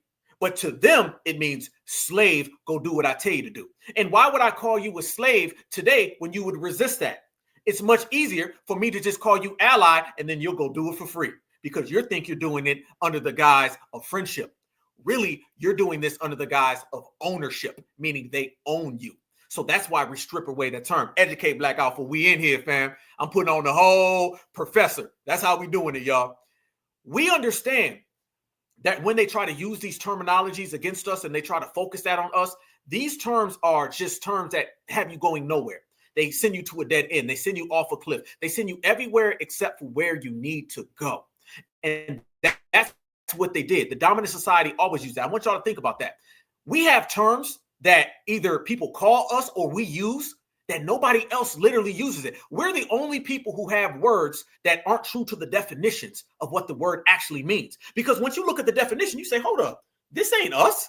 The term ally. They throw around ally all the time, but when you look at the definition says the opposite of what occurs. So that's all they did. It's all a trick tactic, fam. It's all a trick tactic. Ally to Black people means friends and associates. Allies to white people means that is my slave, go round them up. That's all it means. And to everybody else, all of those other communities, whatever they can get from you, whatever little piece of crumb that they can steal off your plate, that's how they use ally. Ally is nothing more than a weaponized word. And we're the main people who have words weaponized against us. That's why we should only use terms in which we created. All right. We create a lot of terms. I came up with Black and brown no-alition because I wanted to be clear to my people that no-alition is something that separates the coalition, which is a fantasy, and the no-alition is a reality. And no, like I said earlier, no assistance, no help, no anything. And now we're putting on no capes for them. But we use that term precisely so everybody understands what we're talking about is very, very pure, and it's coming from a place of reality, not fantasy. Everything has to be practical. If you have a law, a belief, a thought, an approach that isn't rooted in practicality, you might as well not have one. All right. Everything has to be practical. Everything has to be tangible. Everything has to be something that you can touch, see, and feel. If not, and it's something that just exists in your head, or you're using a word completely out of context, you're going down a drain that you don't want to go down. Nope.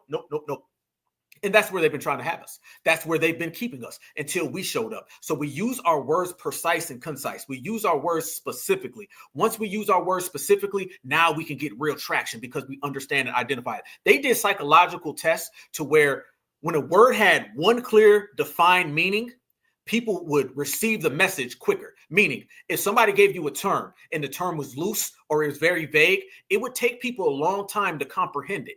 So the message would take sometimes 2 to 3 years for people to really understand it.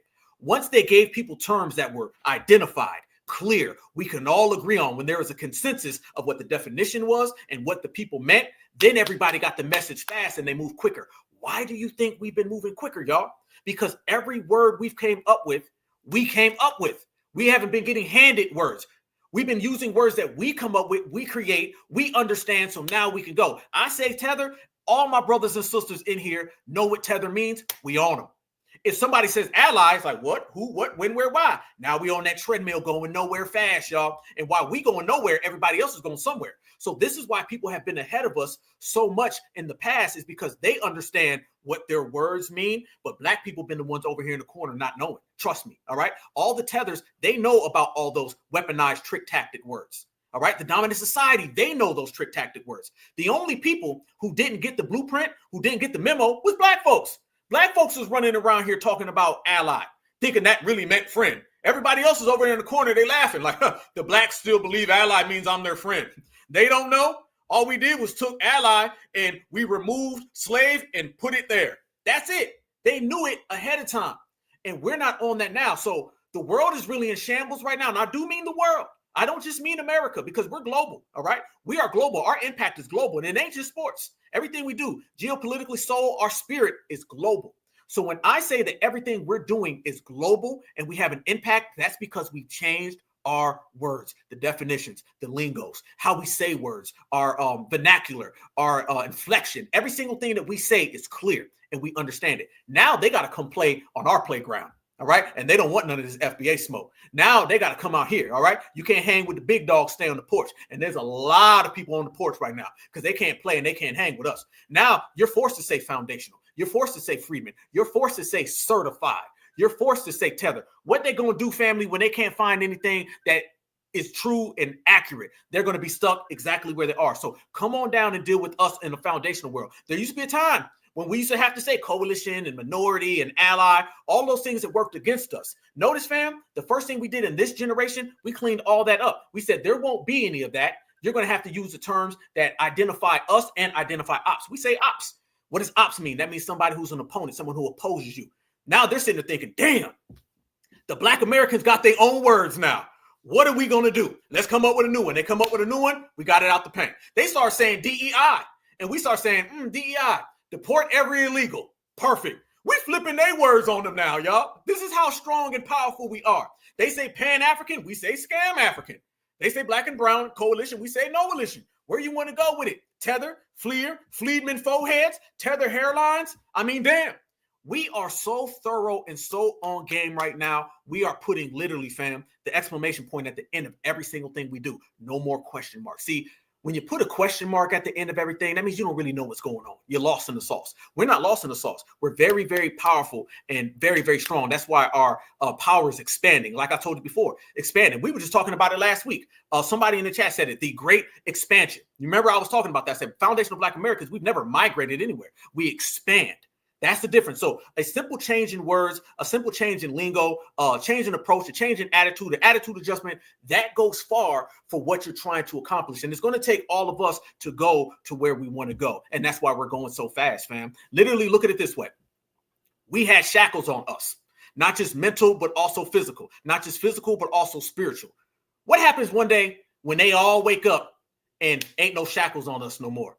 But guess what? Now they're looking and the damn shackles are on their wrist and it's on their ankles. We put them in a place. Now they got to answer to us. Now they got to come and abide by our rules. What's going to happen to the world? Exactly what you see happening to the world right now. Foundational Black Americans are in full control. Full control. You're going to have a lot of people going to come out here and they're going to try to pull you in to every little thing they can. Next comes desperation, okay? Desperation comes after all the failures. A failed attempt, a failed attempt, a failed attempt. They're bringing all these different people in, fam. Trust me, the dominant society is working with the tethers. The tethers are working with the dominant society. There's people right now, as we speak, all throughout the planet Earth. They're in back alleys. They're exchanging briefcases, and they're taking handshakes, fam. And they're all doing this so they can try to infiltrate us. You're going to have a lot of oddball people pop up, but this is the wrong era for them because we identify, we spot it, we highlight it. We're structurally seeing everything, and we're breaking things down.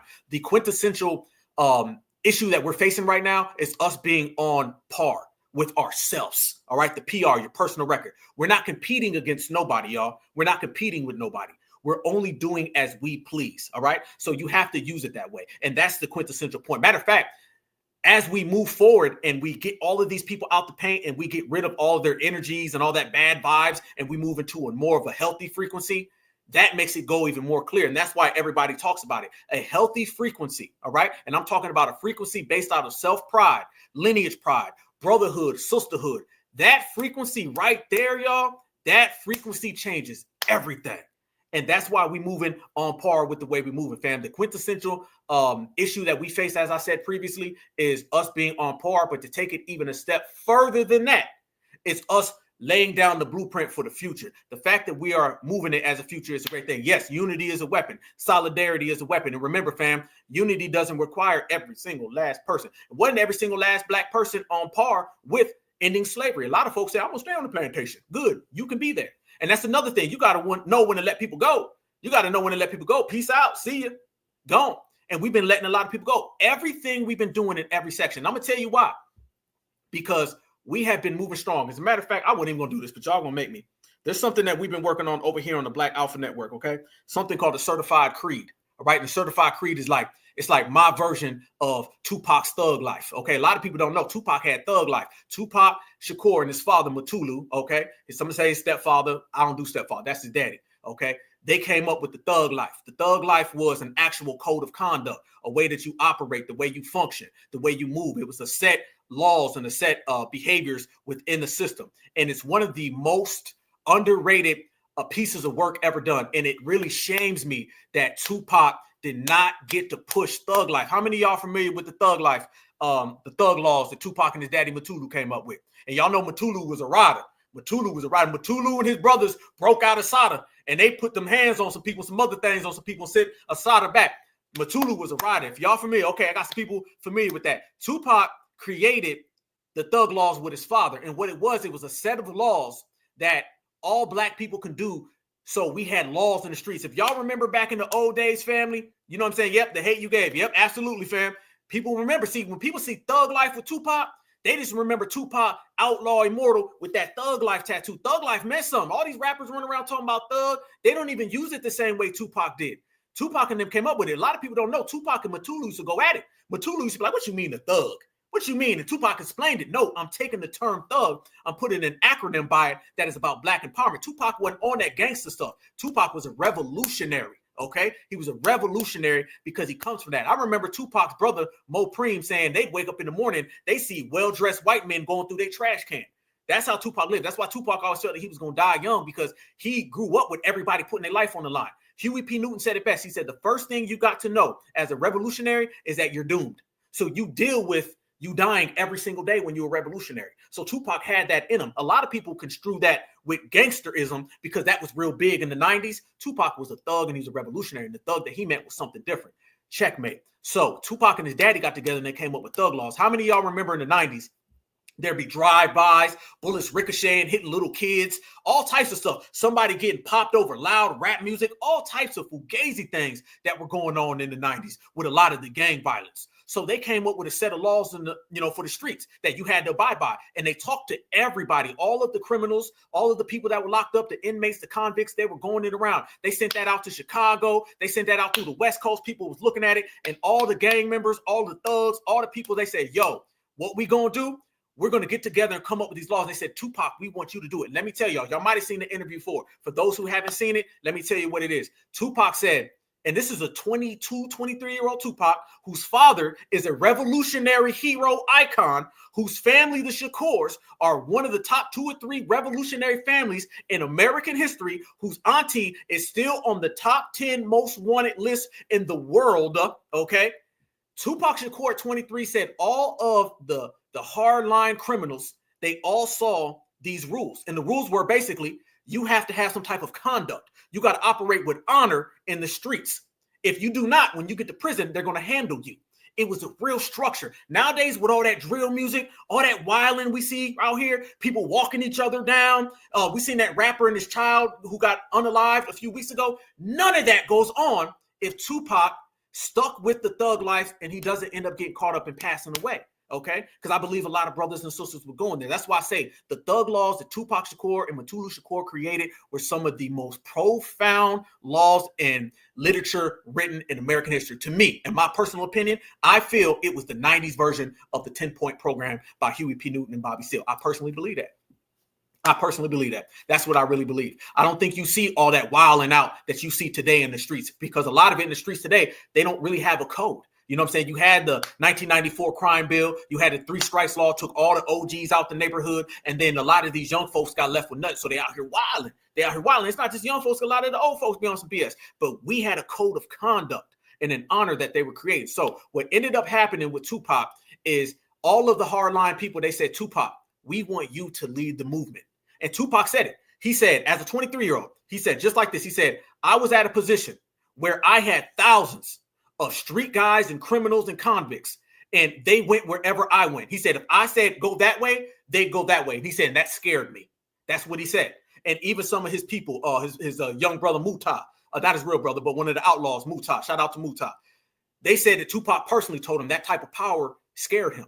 It scared him. That's what he said. Tupac said it. I seen the interview. Tupac said that scared him because to have that much power is very, very frightful for a lot of people, especially a 23-year-old, especially in the 90s. And Tupac said, he said, if that scared me, he said, trust me, it scared somebody else. And you know exactly who he was talking about, right? So this is what you deal with as a revolutionary. This is what Tupac was dealing with. So back then when they came up with the thug laws, it was something that was to be a code of conduct, an honorable code that everybody could follow. So it brought structure, it brought order to the community. The same way the 10-point program from the Black Panthers, no coincidence, Pac was a Panther baby. So you got the 10-point program from the Black Panther Party in 1966, followed by the Thug Laws by Tupac Shakur and Mutulu Shakur in the mid-90s. Those were 2 things that we could function. And how do you know that the 10-point program was so prominent, so profound? Because the 10-point program ended up being something that the damn government adopted. So it had to be thorough. And then Tupac did the same exact thing. You seen that interview? Absolutely. Absolutely, my sister. And Pac said it. I mean, you look at Pac, he's so young, you still see like baby Pudge. He still had a baby face. You know what I'm saying? He still had a baby face. So, you know, nowadays people act like they kids when they be 30 years old. They be 30 talking about, man, I'm a kid. You know, back when a lot of people were younger, it was like, nah, like somebody be 21 years old, 22, and they acted like they was young or old. They had like an older mentality. Tupac was still a baby. So I understand that. I understand where it's coming from, and it didn't ever materialize. So the thug laws were something that was very prominent.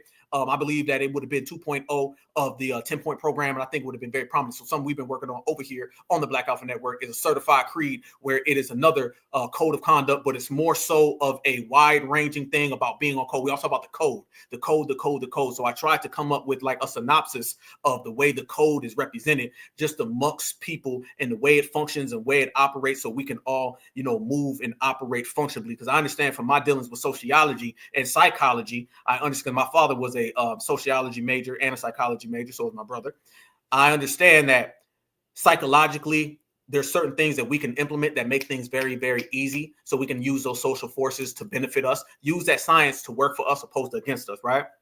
And you know the dominant society uses it to work against us. So we weaponize it right back in, you know, in play, fam. So that's what we've been working on over here. And you know the crazy thing is, fam, I don't know if y'all remember, and I started this over a year ago. This ain't nothing new. I started this over a year ago, and I've been waiting to unveil it. So we got some things that we bubbling. We're going to work on it, and we're going to make it all right. You know what I'm saying? And that'll be my piece of information. That'll be my document to the world. You know what I'm saying? That'll live further than I live. You know what I'm saying? So that's something I'm working on because I've always been enamored with it, but I want to put my spin on it and encompass what we're doing now today. But it's crazy. I wrote that, no lie. I put this on everything I love. I wrote that certified creed. I don't know if y'all remember, but was it last year? It was last year. There was that eclipse, right? There was that massive eclipse last year, right? I was outside with my dog, Swagger, rest in peace. I was outside with him and my pit bull was running around, and I was just sitting outside and I wrote the certified creed. And it's like, I think I came up with like 17, 18, it might have been like 21 joints, 21 different things, but I wanted it to encompass everything. And just off the top of my head, 2 or 3 things that I know. I said, every foundational Black American, you have to be your own soldier. You got to be your own commander, and you got to take command and take lead in every situation. All expertise should be shared with the community. It's every certified foundational Black American's brother, job to take care of every certified foundational Black American sister. It's every certified foundational Black American sister's job to take care of every certified foundational Black American brother. And it's all of our jobs to take care of our children. It's those type of things to give you some type of insight. So every brother has to take care of every sister has to take care of every brother, and both of us collectively take care of the foundational Black American children. Those are the things that we talking about. You know what I'm saying? I don't know how many eclipses it was, but I know I was under one. You know what I'm saying? And I know it was shining. You dig? And I was on there like Nat Turner. That I do know. You dig? So I was on that real serious. I know it was down here in the South and it was blinging. You dig? So it was super serious. And we was out there putting in work. You know what I'm saying? It came up with all of that and putting it in writing it down, making it clear so we can push that all out to the whole damn world. You know what I'm saying? Dates and all that don't matter. You know what I'm saying? Actuality is the only thing that matters. You feel me? So that's what it was. That's where we were. And remember, Nat Turner, what'd he do? Nat Turner, he went when there was an eclipse. When the eclipse popped off, that was Nat Turner's little key to go out there and do what he needed to do, how he needed to do it. And then he went out there and he put in the work. You know what I'm saying? So that's how it was. And we was out there and we put in the work. And that's how we're going to continue to do it. And that's happened, you know, when you got that real revolutionary soul, when you got that real revolutionary energy, that's how you put in work. So everybody contributed. And it's literally how we all move. And I want everybody to do one. You know what I'm saying? And we all come up with one. We all got our own little code of conduct, our ways and honor. Don't take one person, take everybody. Everybody make one. And then you put all that stuff together. Then boom, what you got? You got a whole goddamn community. Because let me tell you something about the other communities. John ain't just doing it. Chad ain't just doing it. All their asses is doing it. Then they come to the table and they pick the best ones and then everybody do it. That's what happens when you're on some real revolutionary soldier talk. That's what happens when you're a real captain and a real commander. That's what happens when you're a real certified brother or certified sister. You put in that work regardless, no days off, all gas, no breaks, because the war don't stop, neither should the soldiers. You dig? So with that said, y'all, before we ride out, I got one more thing I got to play, y'all. You know what I'm saying? Here we go, here we go, here we go. This right here, I got to show to the family because I didn't have me a little dispute around my way. And this dispute got me wondering some things that I need to find out. I need to find out from the fam right now. So this is going to be on y'all. I'm going to put this on y'all. Y'all got to let me know how y'all feeling about this right here. I got a question for the whole certified foundation of Black Americans. And I don't want no half-stepping. I want the real answers right here, fam. I want the real answers. I don't want no maybes or coulds or sortas. I need the family to tell me who they rocking with and how they rocking with them. This is about to be some real good questionnaires right here. As we go down and we celebrate our goddamn selves, as we stand on our own certified business like we do, the next question I have for the family is if we're going to be on certified time and we're going to be on FBA energy, y'all got to answer this one question for your boy. Check this out right here. Right here, y'all got to answer to me. 2 got to go. And who are they? That's the damn question I got for the family. 2 got to go, and y'all need to let me know. Where is that? Where is that? Where is that? And I need some good answers up in here. 2, not 3, not 4, not 5. 2 of these got to go. And this is going to be how I approach my next music competition that we on, family. So where we at? I'm going to tell y'all right now. I know Drake gone. I'm sorry. Drake gone. He ain't even make my list. Drake is all the way gone. But Drake and I'm not sure. Drake and Kanye. Oh, Kanye got to go? Man, y'all cold on Kanye. Drake and Rihanna. Yep, I ain't mad at that. Rihanna got to go. They ain't feeling you, Rihanna. They ain't feeling you. Drake and Bob Marley. Really, though? Damn. Another Drake and Rihanna. Y'all gonna have to skip. 1, 2, 3, 4, 5, 6. Drake and Drake. That's cold. Drake and Kendrick. Damn, Drake and Kendrick. Cold blood. Y'all cold for that one. Y'all extra cold. Kendrick. Damn. Marley and Rihanna. Drake, Marley, Rihanna. Damn. Said them foreheads got the bounce, huh? Damn. Michael Jackson and Pac. I'm going to pretend I didn't see that. I'm going to pretend I did not even see that. Marley and Drake. Drake and West. Bob Marley and Rihanna. I see the non-FBAs is getting kicked off the list. That's messed up. Y'all kicking off all the non-FBAs. Damn. You would say some tethers in here. There must be some tethers in here. You said Kendrick must stay. I ain't mad at that. Kendrick always stays. I ain't mad at that. Here we go. Who else we got? Man, yeah. Go back up the chat. Somebody said that. I promise you I read it. Gee. Damn. Okay. Yep. Another Drake. Man, I should have did a poll. Damn, I should have did a poll. Damn, if I would have did a poll, I would have had it. Okay. What you say, Drakesha? That's funny. Oh, somebody said Kanye got to go. Yeah. You ever want to know who a tether is? Ask him this question. You're going to get your answer. Damn. Yeah, Mike and Pop ain't going nowhere. Never that. Yeah, what's they tether always reveals themselves. Bob Marley and Drake. Okay, hey, I got one for you. Oh, damn. See, why Drake and Rihanna got to be... Okay. Wait a minute. One got to go from the top row. Just the top row. Just the top. We got to spice this up. Just the top row. Who y'all kicking out from the top? Just give me the top row. Just the top row. That's all your boy needs. If you going Michael Jackson, I know Mike got to stay there. Anybody say Mike? Mike, Chris Brown, Kanye, and Kendrick. Just the top row. Who got to go from the top? Taking it from the top. And then the bottom row, that's a little sideways. Okay, Kanye. Okay. Kanye, they said Kanye ain't making it off that top row. Kanye. Hey man, Kanye got Chris. Chris. Whoever's typing Chris, I'm just here to let y'all know.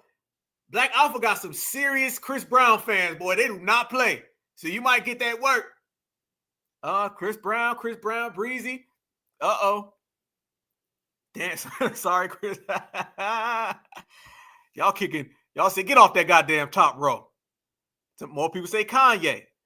Damn, I should have did my poll. We would have had all this. I'd have had all the numbers. Okay, so hold on, let me see what this said. Mike always, Kanye always, Kendrick always, Pac always, Breezy always. Okay, I ain't mad at that. Damn. Oh, somebody said Chris Brown is trash. I didn't say that, y'all. That wasn't me. Okay, Breeze said Kanye. She said Kanye got to go. Who said Kanye crash out? Chris not FBA. Chris, I thought Chris Brown FBA, ain't he? Somebody said sorry, Lamar. Chris Brown. Who said Drake and Busta Rhymes? Busta Rhymes couldn't even make the list and made the list. He couldn't even get through the qualifiers. He be on the top 10 tether list, which is technically the top bottom. Pac, Drake, Chris, has given us some of the best songs that never get old. True that. Boy, say Kanye slavery was a choice.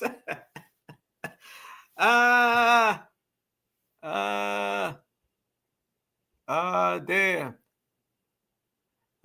Absolute fact, sister. Kanye would not move us forward. Yep. Okay, so you said you basing yours off talent. Oh, hold on. I'm basing my decision on talent. Chris Brown. I'm gonna let y'all handle that. Hold on now. Let's get it going. Okay. We say right here that Chris Brown off talent, he got to bounce. D-Zan, Chris is so talented. I can't ignore that. Okay. The Chris Brown fans are like, hold up. We say Buster can lead the chat immediately. Damn. Checkmate. Kendrick stays. Checkmate. Oh, Kendrick. Some people saying Kendrick got to bounce. They say Kendrick, They said, nope. That's the tough, man. That's tough, though. Kanye got the original Kanye before he went back. You know what? It was something. Mike is just in another league. Chris stays. He said Chris stays. Ain't no moving Chris around. They say Kendrick ain't going nowhere. Damn. All right, so I got another one. All off the same list. You can only pick two. So this ain't that somebody got to go. This is you got to pick two.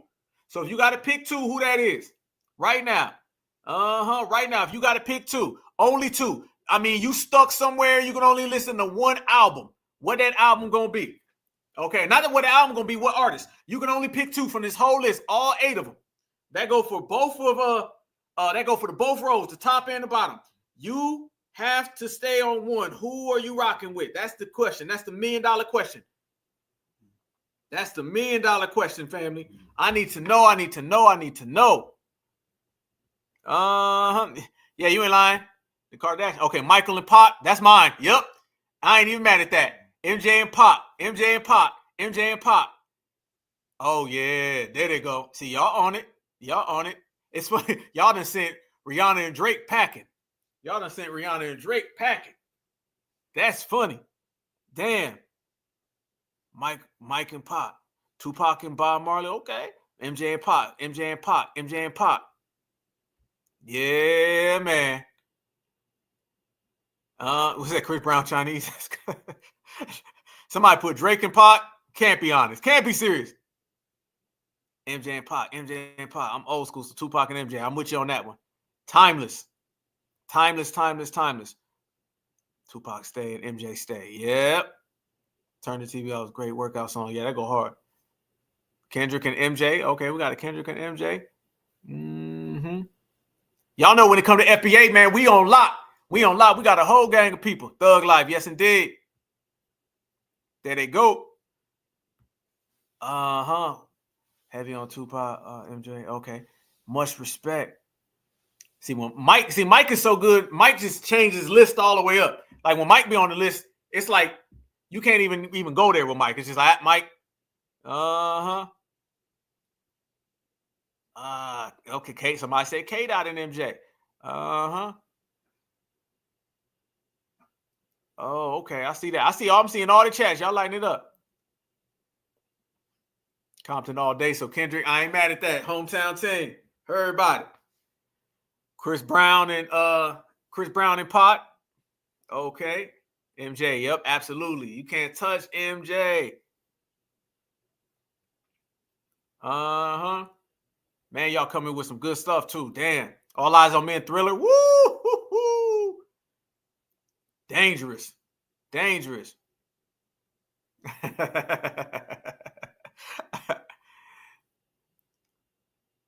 Oh, man. We say Drake stays. That boy changed the culture. Oh, you believe so, huh? Uh-oh. The Drake fans is in here. Uh-oh. The Drake fans. MJ talk. Hold on now. Wait a minute now. Wait. Let me go back up there. Wait a minute. Why are we here? Let's talk. Let's discuss this, y'all.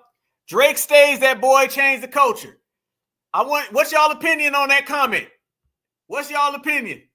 We got a Drake fan in here.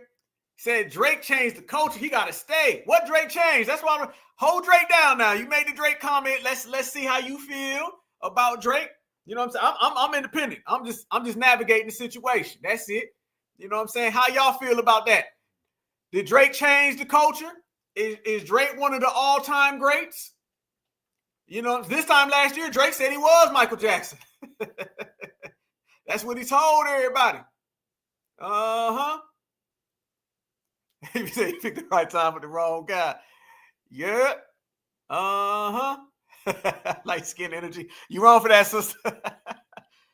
You said Drake changed the white culture. Aubrey changed his accent. Weirdos don't get a pass. Male culture. Drake is messy. Damn. Okay, so Drake changed. Well, he said he changes ethnicity every week. Drake just put out a tweet the other day. I don't know if y'all seen it. Drake put out a tweet. He said, basically, he about to get hardcore. Honey Bun Drake. That's funny. Damn. I wish I'd have came up with that one. That's funny as hell. Damn. Okay, good. Okay, good one. Good one. Okay, after I'm gonna let everybody roast Drake, but I did see a good comment in here. I think I got an idea who's gonna win this comment. That was a good comment. Here we go. I got you. I'm gonna get you up here. Here we go. Right there. Shout out to Payroll. Yes, indeed. What about live performance? That's the $1 million question. Live performance. This is gonna come down to Mike and Chris Brown. And you know what? I got a sneaky suspicion some of the Chris Brown fans is gonna put Chris Brown up there as the best live performance, but we're gonna find out. So who y'all rocking with? Best live performance. Right there. Best live performance. We just seen Kendrick perform at the Super Bowl. We all know Chris Brown is amazing. We know Mike is the GOAT. And y'all know a lot of us, you know, with FBA, it used to be all about that performance. When we was younger, it was all about that performance and putting on the show. So that's my $1 million question right there. Okay, Michael, Breezy, Michael Jackson. How do I know you love some Breezy? I ain't mad at you, sister. Chris Brown fan all day. That's how it is. You ride with them. Ride with your people. I ain't mad at that. I ain't mad at that. Yes, indeed. Ride with them. That's how you supposed to do. Ride with your folk. Mike hands down. Mike hands down. Chris Brown. Here we go. MJ and Chris Brown. No ands. No ands. No ands. No ands. We need definitive. One. Who is the best live performers on here? I ain't mad at you, man. I ain't mad at you. That's how it is. I love when people got their number one, they rock with them. They stay with them and they shine with them. That's how it is. All day long. Okay, Mike Lee's. Okay. Yeah, okay. That pop out was fire. That was fire, though. That was bubbling. That was something serious. Yep. Oh, you got to see Pac live with Digital Underground? Wow. Legendary. That's some legendary stuff. Man, yep, okay. Yeah, Digital Underground, underrated as hell. He said Kanye look like American Psycho. Mike all the way in the building. Yep, Mike all the way in the building.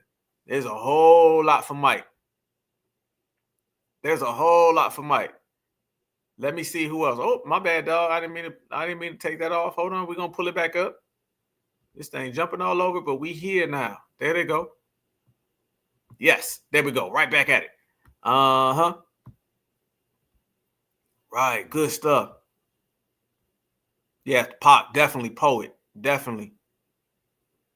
I said, don't sleep on Kendrick. Yeah, I love that Super Bowl performance. I done rewatched it a couple times. Y'all notice all that stuff about people hating on Kendrick's performance. That done went down. A lot of people ain't saying that. No, yep, Mike was definitely international. I remember when people was getting pulled. I don't remember, but I remember watching it. Yeah.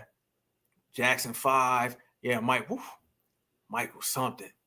Yeah, Mike was something. Yes, he did. And that's how it was. Remember, people used to have to be double. Used to have to be able to perform. All this stuff nowadays where people just come out and all they do is just grab the mic and rap. Man, used to have to be able to. Man, I remember when the rappers used to dance. How many of y'all remember when the rappers used to be out there dancing? I remember that. I remember that. How many of y'all when the rappers, y'all remember when the rappers used to go out there and dance? Them folks would be rapping. Remember Kid and Play? They had a whole dance. They kicked their leg and do a spin around. I remember back in the day with FBA, you had to do all. If you couldn't do everything, there was no really room for you. You had to be the trifecta. You know what I'm saying? I would say like Chris Brown is like really one of the last people who came up from the era where you had to do it all. This stuff where I'm a good singer, but I can't dance, that wouldn't have got nowhere in the 80s and the 90s. No, the hell it wouldn't. This thing where I can dance, but I can't sing. Well, hate to be you. You had to do it all back in the day. That's what Michael Jackson could do. The man was literally like the best singer, the best performer, best dancer. Michael Jackson, the only person I ever seen that when he's dancing and he's got his dancers in the back. Now, his dancers are full-time dancers. That's their job. He was a better dancer than all the damn dancers, and that was their career. That's how crazy he was. You know what I'm saying? Yeah. Folks used to do the splits, Tupac dance. Yep. Yep. You had the Heavy D. Man, Certified Suit, love Heavy D. Love Heavy D. Yep, Heavy D was heavy too. Big boy. Big Daddy Kane. Yep, them folks be out there dancing. They be rapping. They had a microphone. They be out there. They start doing the splits, hop back up. MC Hammer. Don't even get me started on Hammer, man. Hammer don't get his respect, man. Salute to my brother MC Hammer, man. Big time. Yeah, you had to get with it. Yep. Much respect to Prince. Yep. Prince literally did it all. That man sit out there and just play and everything. James Brown now. The Godfather. That boy would dance. I remember James Brown performed and Mick Jagger from the Rolling Stones, they performed afterwards and he tried to do a dance and all that to try to keep up with James Brown and they literally like booed him off the stage. They booed that man off the stage. They should make it off the goddamn stage. DMX, yeah, DMX, rest in peace to the dog. Y'all know how I feel about the dog, man. Yeah, X was one of the last rappers where his live show was like legendary. It made everybody stop and freeze and be like, whoa, what is this? Yeah. Yeah, Hammer, ODB. Yeah.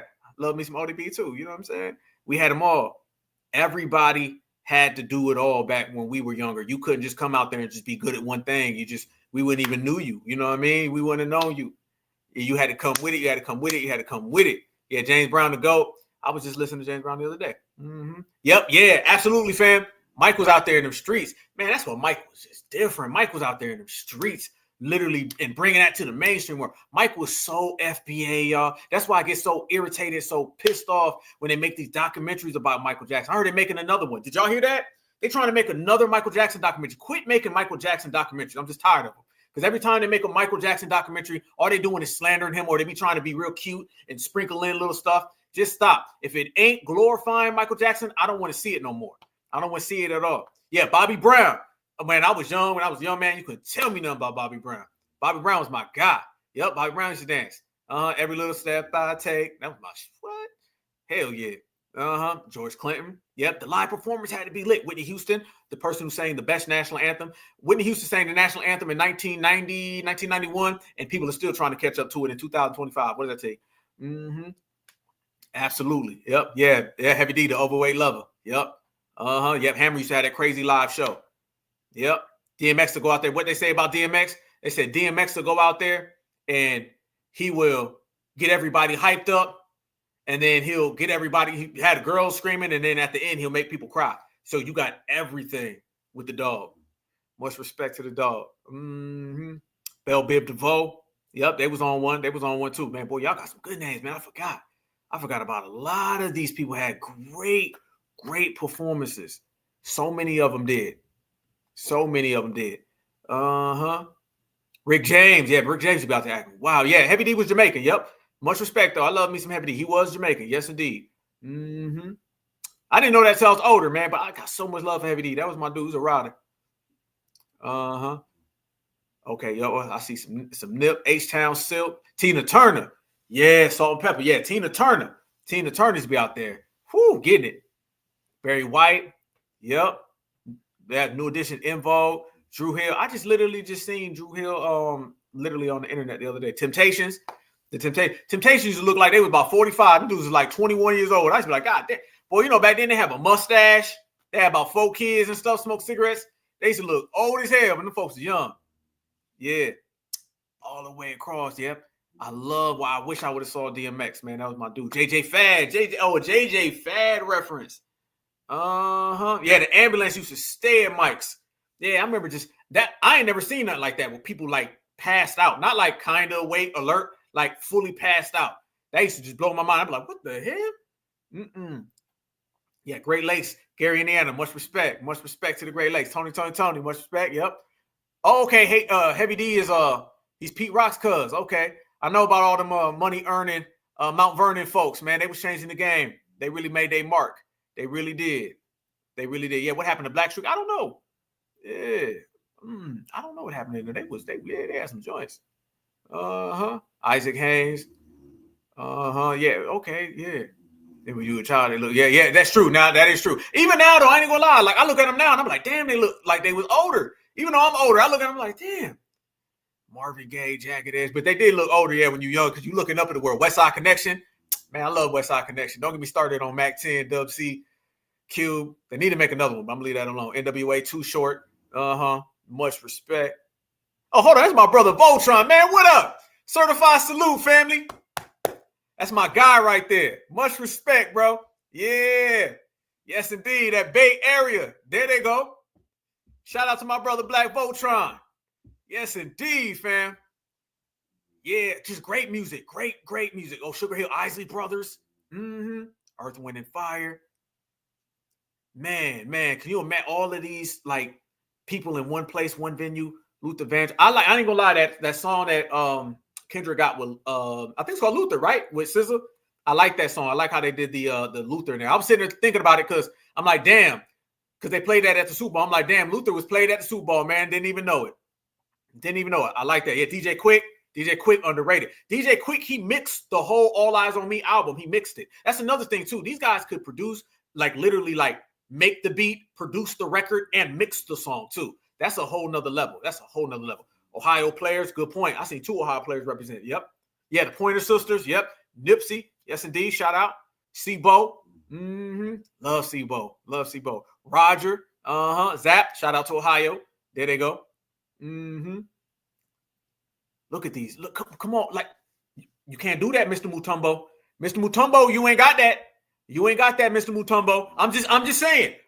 They tell us that we got all these things and all these other people that helped us. How come none of these people have any of our groups? How come they have none of our artists? How come they don't have any of the hits we have? We're not going to sit here and play games, man. We're just going to get straight to the goddamn point. FBA has a whole list of successful artists, timely songs that literally reach across the world. These people ain't got one. So I don't want to hear about no Tellers. Tellers ain't got none of them. Gap Band, The Barge, The Whispers, Parliament Funkadelic, there they go, The Spinners, The Whispers. Just groups with the in it. You can just take the groups that have the in it and it crushes everybody else's. Everybody else's. They can't see us. No. Yeah. Uh-huh. Ohio play. Angie Stone. Yes, indeed. Angie Stone. Yes, indeed. Powerful, powerful, powerful. Yeah, them old African copycats out there. TLC. Brian McKnight. I love me some Total. I love me Total, y'all. Shout out. I was actually supposed to go see it was like Total and me and my wife was supposed to go. It was Total. Damn, and who was all there? It was like Adina Howard was gonna be there. Total was gonna be there. It was all I think Escape was gonna be there. They was all gonna be in Savannah. I didn't get a chance to go though. Bone, don't even get me started on Bone. Favorite group of all time. Love Bone. Love them. Crazy, Lazy, Busy, Wishing Flesh. Mac Dre. Shout out to Mac Dre. Shout out to Mac Dre. Very influential. That's another thing too. Man, you name it. Literally, you have thousands of foundational Black Americans who have been influential in every aspect. Don't get me started. Mac Dre has so much influence on the whole goddamn culture. The whole culture. Shout out to Mac Dre. Rest in peace. Jodeci. Yeah, it was a dope concert. It was supposed, like, I think SWV was there. No Total was there. There was a bunch of groups like, what's that group? Is it called Blackstone? Is that what it is? I might have it wrong. I don't want to mess it up. I hate butchering things, y'all. I'm known for butchering things. Yeah, Wu-Tang. And they was all going to be there in Savannah. It was on like Valentine's Day weekend. But the tickets sold out real quick. And I didn't get a chance to go. I was going to go and everything. I was going to be in there straight up. Yep. Yeah, Cameo. Man, oh my God. Yep. LL Cool. I love LL. That's my guy. That's my dude. I rock with LL. LL Cool don't get it all, man. He don't get his prop, man. I love LL. Yeah. Yeah, we still, yep. Yep, shout out. Yeah, the Emotions. Damn, I didn't even think about that. Okay, Brownstone. There they go. Shout out, man. Yeah, they were there. I mean, they had a loaded roster. I mean, I think they're all torn, but everybody was there. Everybody, man. I mean, I wish I would have had a chance to go. I really did. I'm gonna have to catch them the next time they go around. But instead, actually, I think I'm gonna go see Cat Williams this summer. I wanted to go see Marlon Wayans because Marlon gonna be down here and stuff like that. So I was thinking about going to see Marlon because I missed the concert. So I was like, maybe I'll go see Marlon Wayans. I know Cat Williams gonna be down this way in May. You know what I'm saying? If I'm not traveling, I'm gonna try to go catch that. But yeah, I love going to see that. I love going to see that. Yeah, LL. Yep, LL just put out a song not too long ago. Yep, LL got some, man. LL created the term the GOAT. People don't even know LL's album that came out in the year 2000 is called GOAT. He created that. He said he wished he would have copyrighted. But yep, LL created that. Love LL Cool J. That's my guy. That's my guy. That's my dude. We got the same name, so that's my dude. Yes, indeed, boys. The man. Yep, Tevin Campbell. Yeah, Babyface. Janet. They tried to play Janet, didn't they? Boy, Janet is one of the reasons why Kamala lost. Can we be real, fam? Can we be real? Can we go there, like all the way there? Did Kamala not lose because she thought she was going to play Janet? And did that not have a massive effect? Who would have thought that Janet Jackson would be able to swing an election?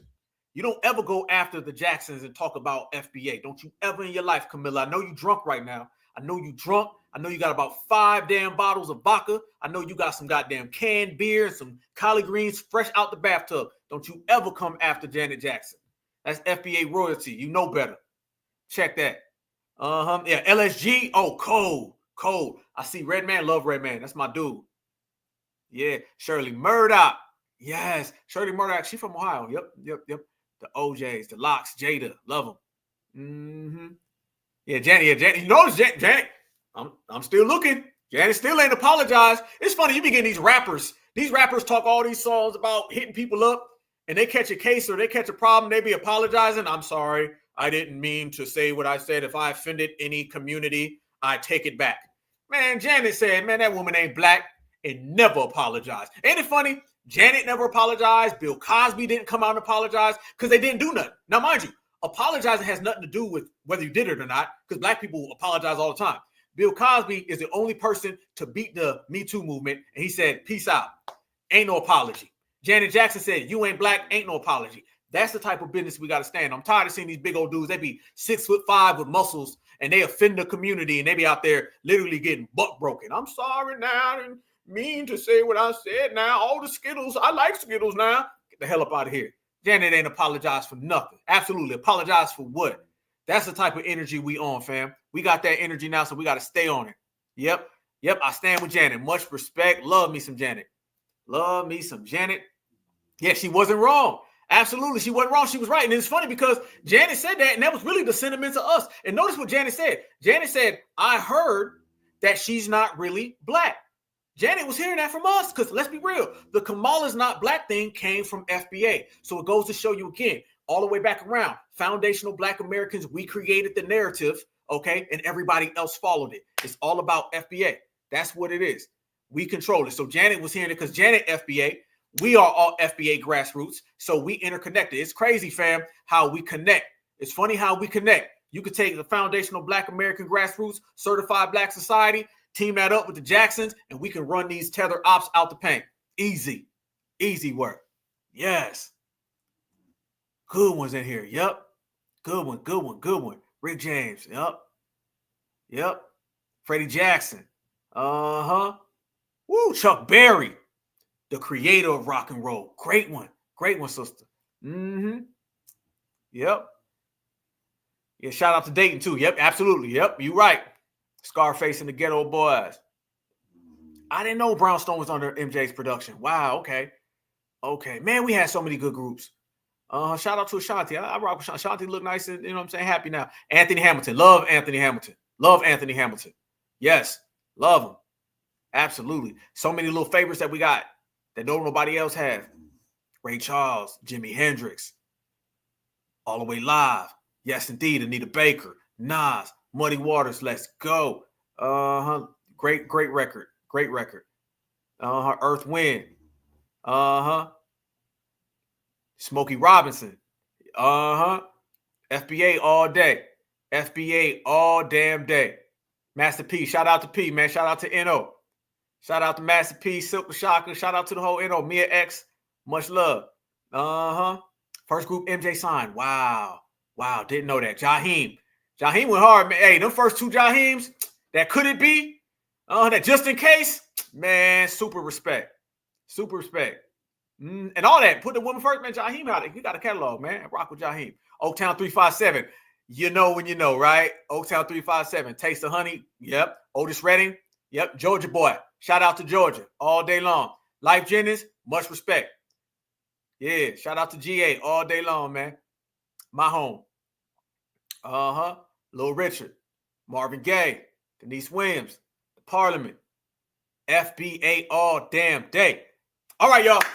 I'm going to go ahead and I am going to let the whole family know this week coming up. I think next Thursday, we got a special episode, y'all. Special broadcast. One thing you see right there is it don't matter whether it's Michael Jackson, Chris Brown, Kendrick Lamar, Tupac Shakur. Nobody can compete with Foundational Black Americans. It doesn't matter if it is Certified Black Society, Freedmen, FBA. Nobody can stand next to us. Every single thing that we do is exclusive. Every single thing that we do is exceptional and is independent, void of everybody else. That's the way we moving. That's the type of time we on. I got more receipts, but fam, we got something crazy coming up. All I'm just going to say this, fam. Jasmine Crockett been running around here. She been running them off a lot. And when Black Alpha on the case, I bring some serious receipts, okay? That's all I'm going to say. I bring some people too. So let's just say, fam, there's going to be a special episode coming up. I want to say next Thursday, next Friday. We're going to be back again on Tuesday. But I'm telling you, this week is about to be explosive, and we're going to ride this all the way through the summer. As the world comes alive and blossoms, we blossoming right along with it, man. So I want all of y'all to stay good, stay safe, stay tapped into the Black Alpha Network. We the hottest thing going, fam. Black Alpha Network, Certified Black Society, and it's only possible because of every single one of you. Nobody's chat is better. We got some of the best minds on the planet right here in the chat. Some of the funniest ass people too. Because let me tell y'all be sitting here saying things in the chat, and I don't need to be, but I be doing things I'm not supposed to, and I be looking at the chat, all right, in places where I'm supposed to be quiet, and then I bust out and start laughing, and people wonder what I'm laughing at, and it be one of y'all asses done said something, and I done read it in the chat. You know what I'm saying? So just letting y'all know, y'all be having Black Alpha out here laughing, getting in trouble. But it's all good, fam, because there ain't no trouble when you are all one certified family. So I appreciate the appreciation. Much love to all the love. And let's stand on business. But we ain't standing on it unless we standing together, fam. And that's how we do. We stand together side by side. Brothers, sisters, kings, queens, goddess, and gods. Untouchable, unbreakable, unmatched, and stronger than ever. We working, we building, we shining, we grinding. That part. Y'all have a great, great, great weekend, fam. Who would have thought we went 5 hours? And I'm telling you now, I got some other stuff lined up that I didn't even get to. Because I got some other tethers that we was going to chop up, you know what I'm saying? But we chopped up enough of them, you know what I'm saying? I got some other Julios that we was going to get to them, but they already jumped over the fence and they running from the Alien Enemies Act. So we'll be back again on Tuesday, fam, and we'll mop them all up the easy way. But I appreciate you guys for spending your Friday with me. I want you guys to have a safe weekend. I mean it. I mean it. I mean it. Everything that we on it together. Like I said, we're going to have a great episode. We're going to keep building, working. I promise y'all, I'm going to continue to give this certified foundational Black American energy. That's what's going to happen.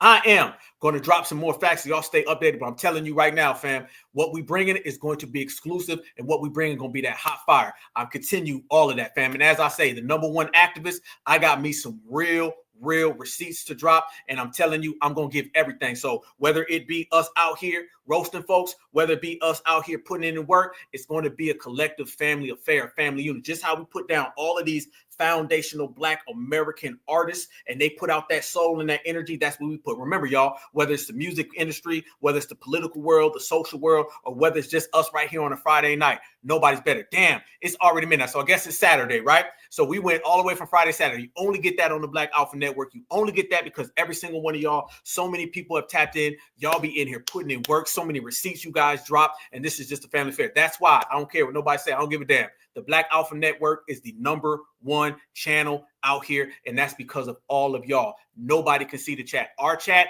moves everything. Our chat makes things happen. Our chat always wins. That's because y'all are such beautiful people, and I respect y'all right here all the way across the board. So I'm going to give y'all that real number one activist, revolutionary soul, and I told y'all, we got some certified creeds, some on-code laws, everything that we put, we're going to take this. This era is going to be the era of activism and revolutionary skills. We're going to hold things down, protect the brothers and the sisters and the family. We're going to move very, very strong, very on code. And now we're going to bring some real revolutionary militancy just to let everybody know, no matter what's going on in America, we are going to move as one unit. And this unit ain't to be played with. Checkmate. Revolutionary, number one activist, Black Alpha Network, Certified Black Society, and all my beautiful people. Love y'all with a passion. Yes, indeed.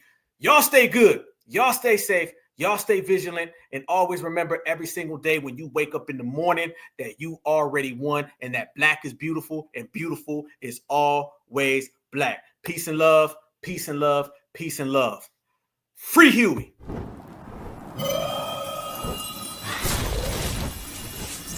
Black Alpha Network. Home of Black excellence. Power to the people.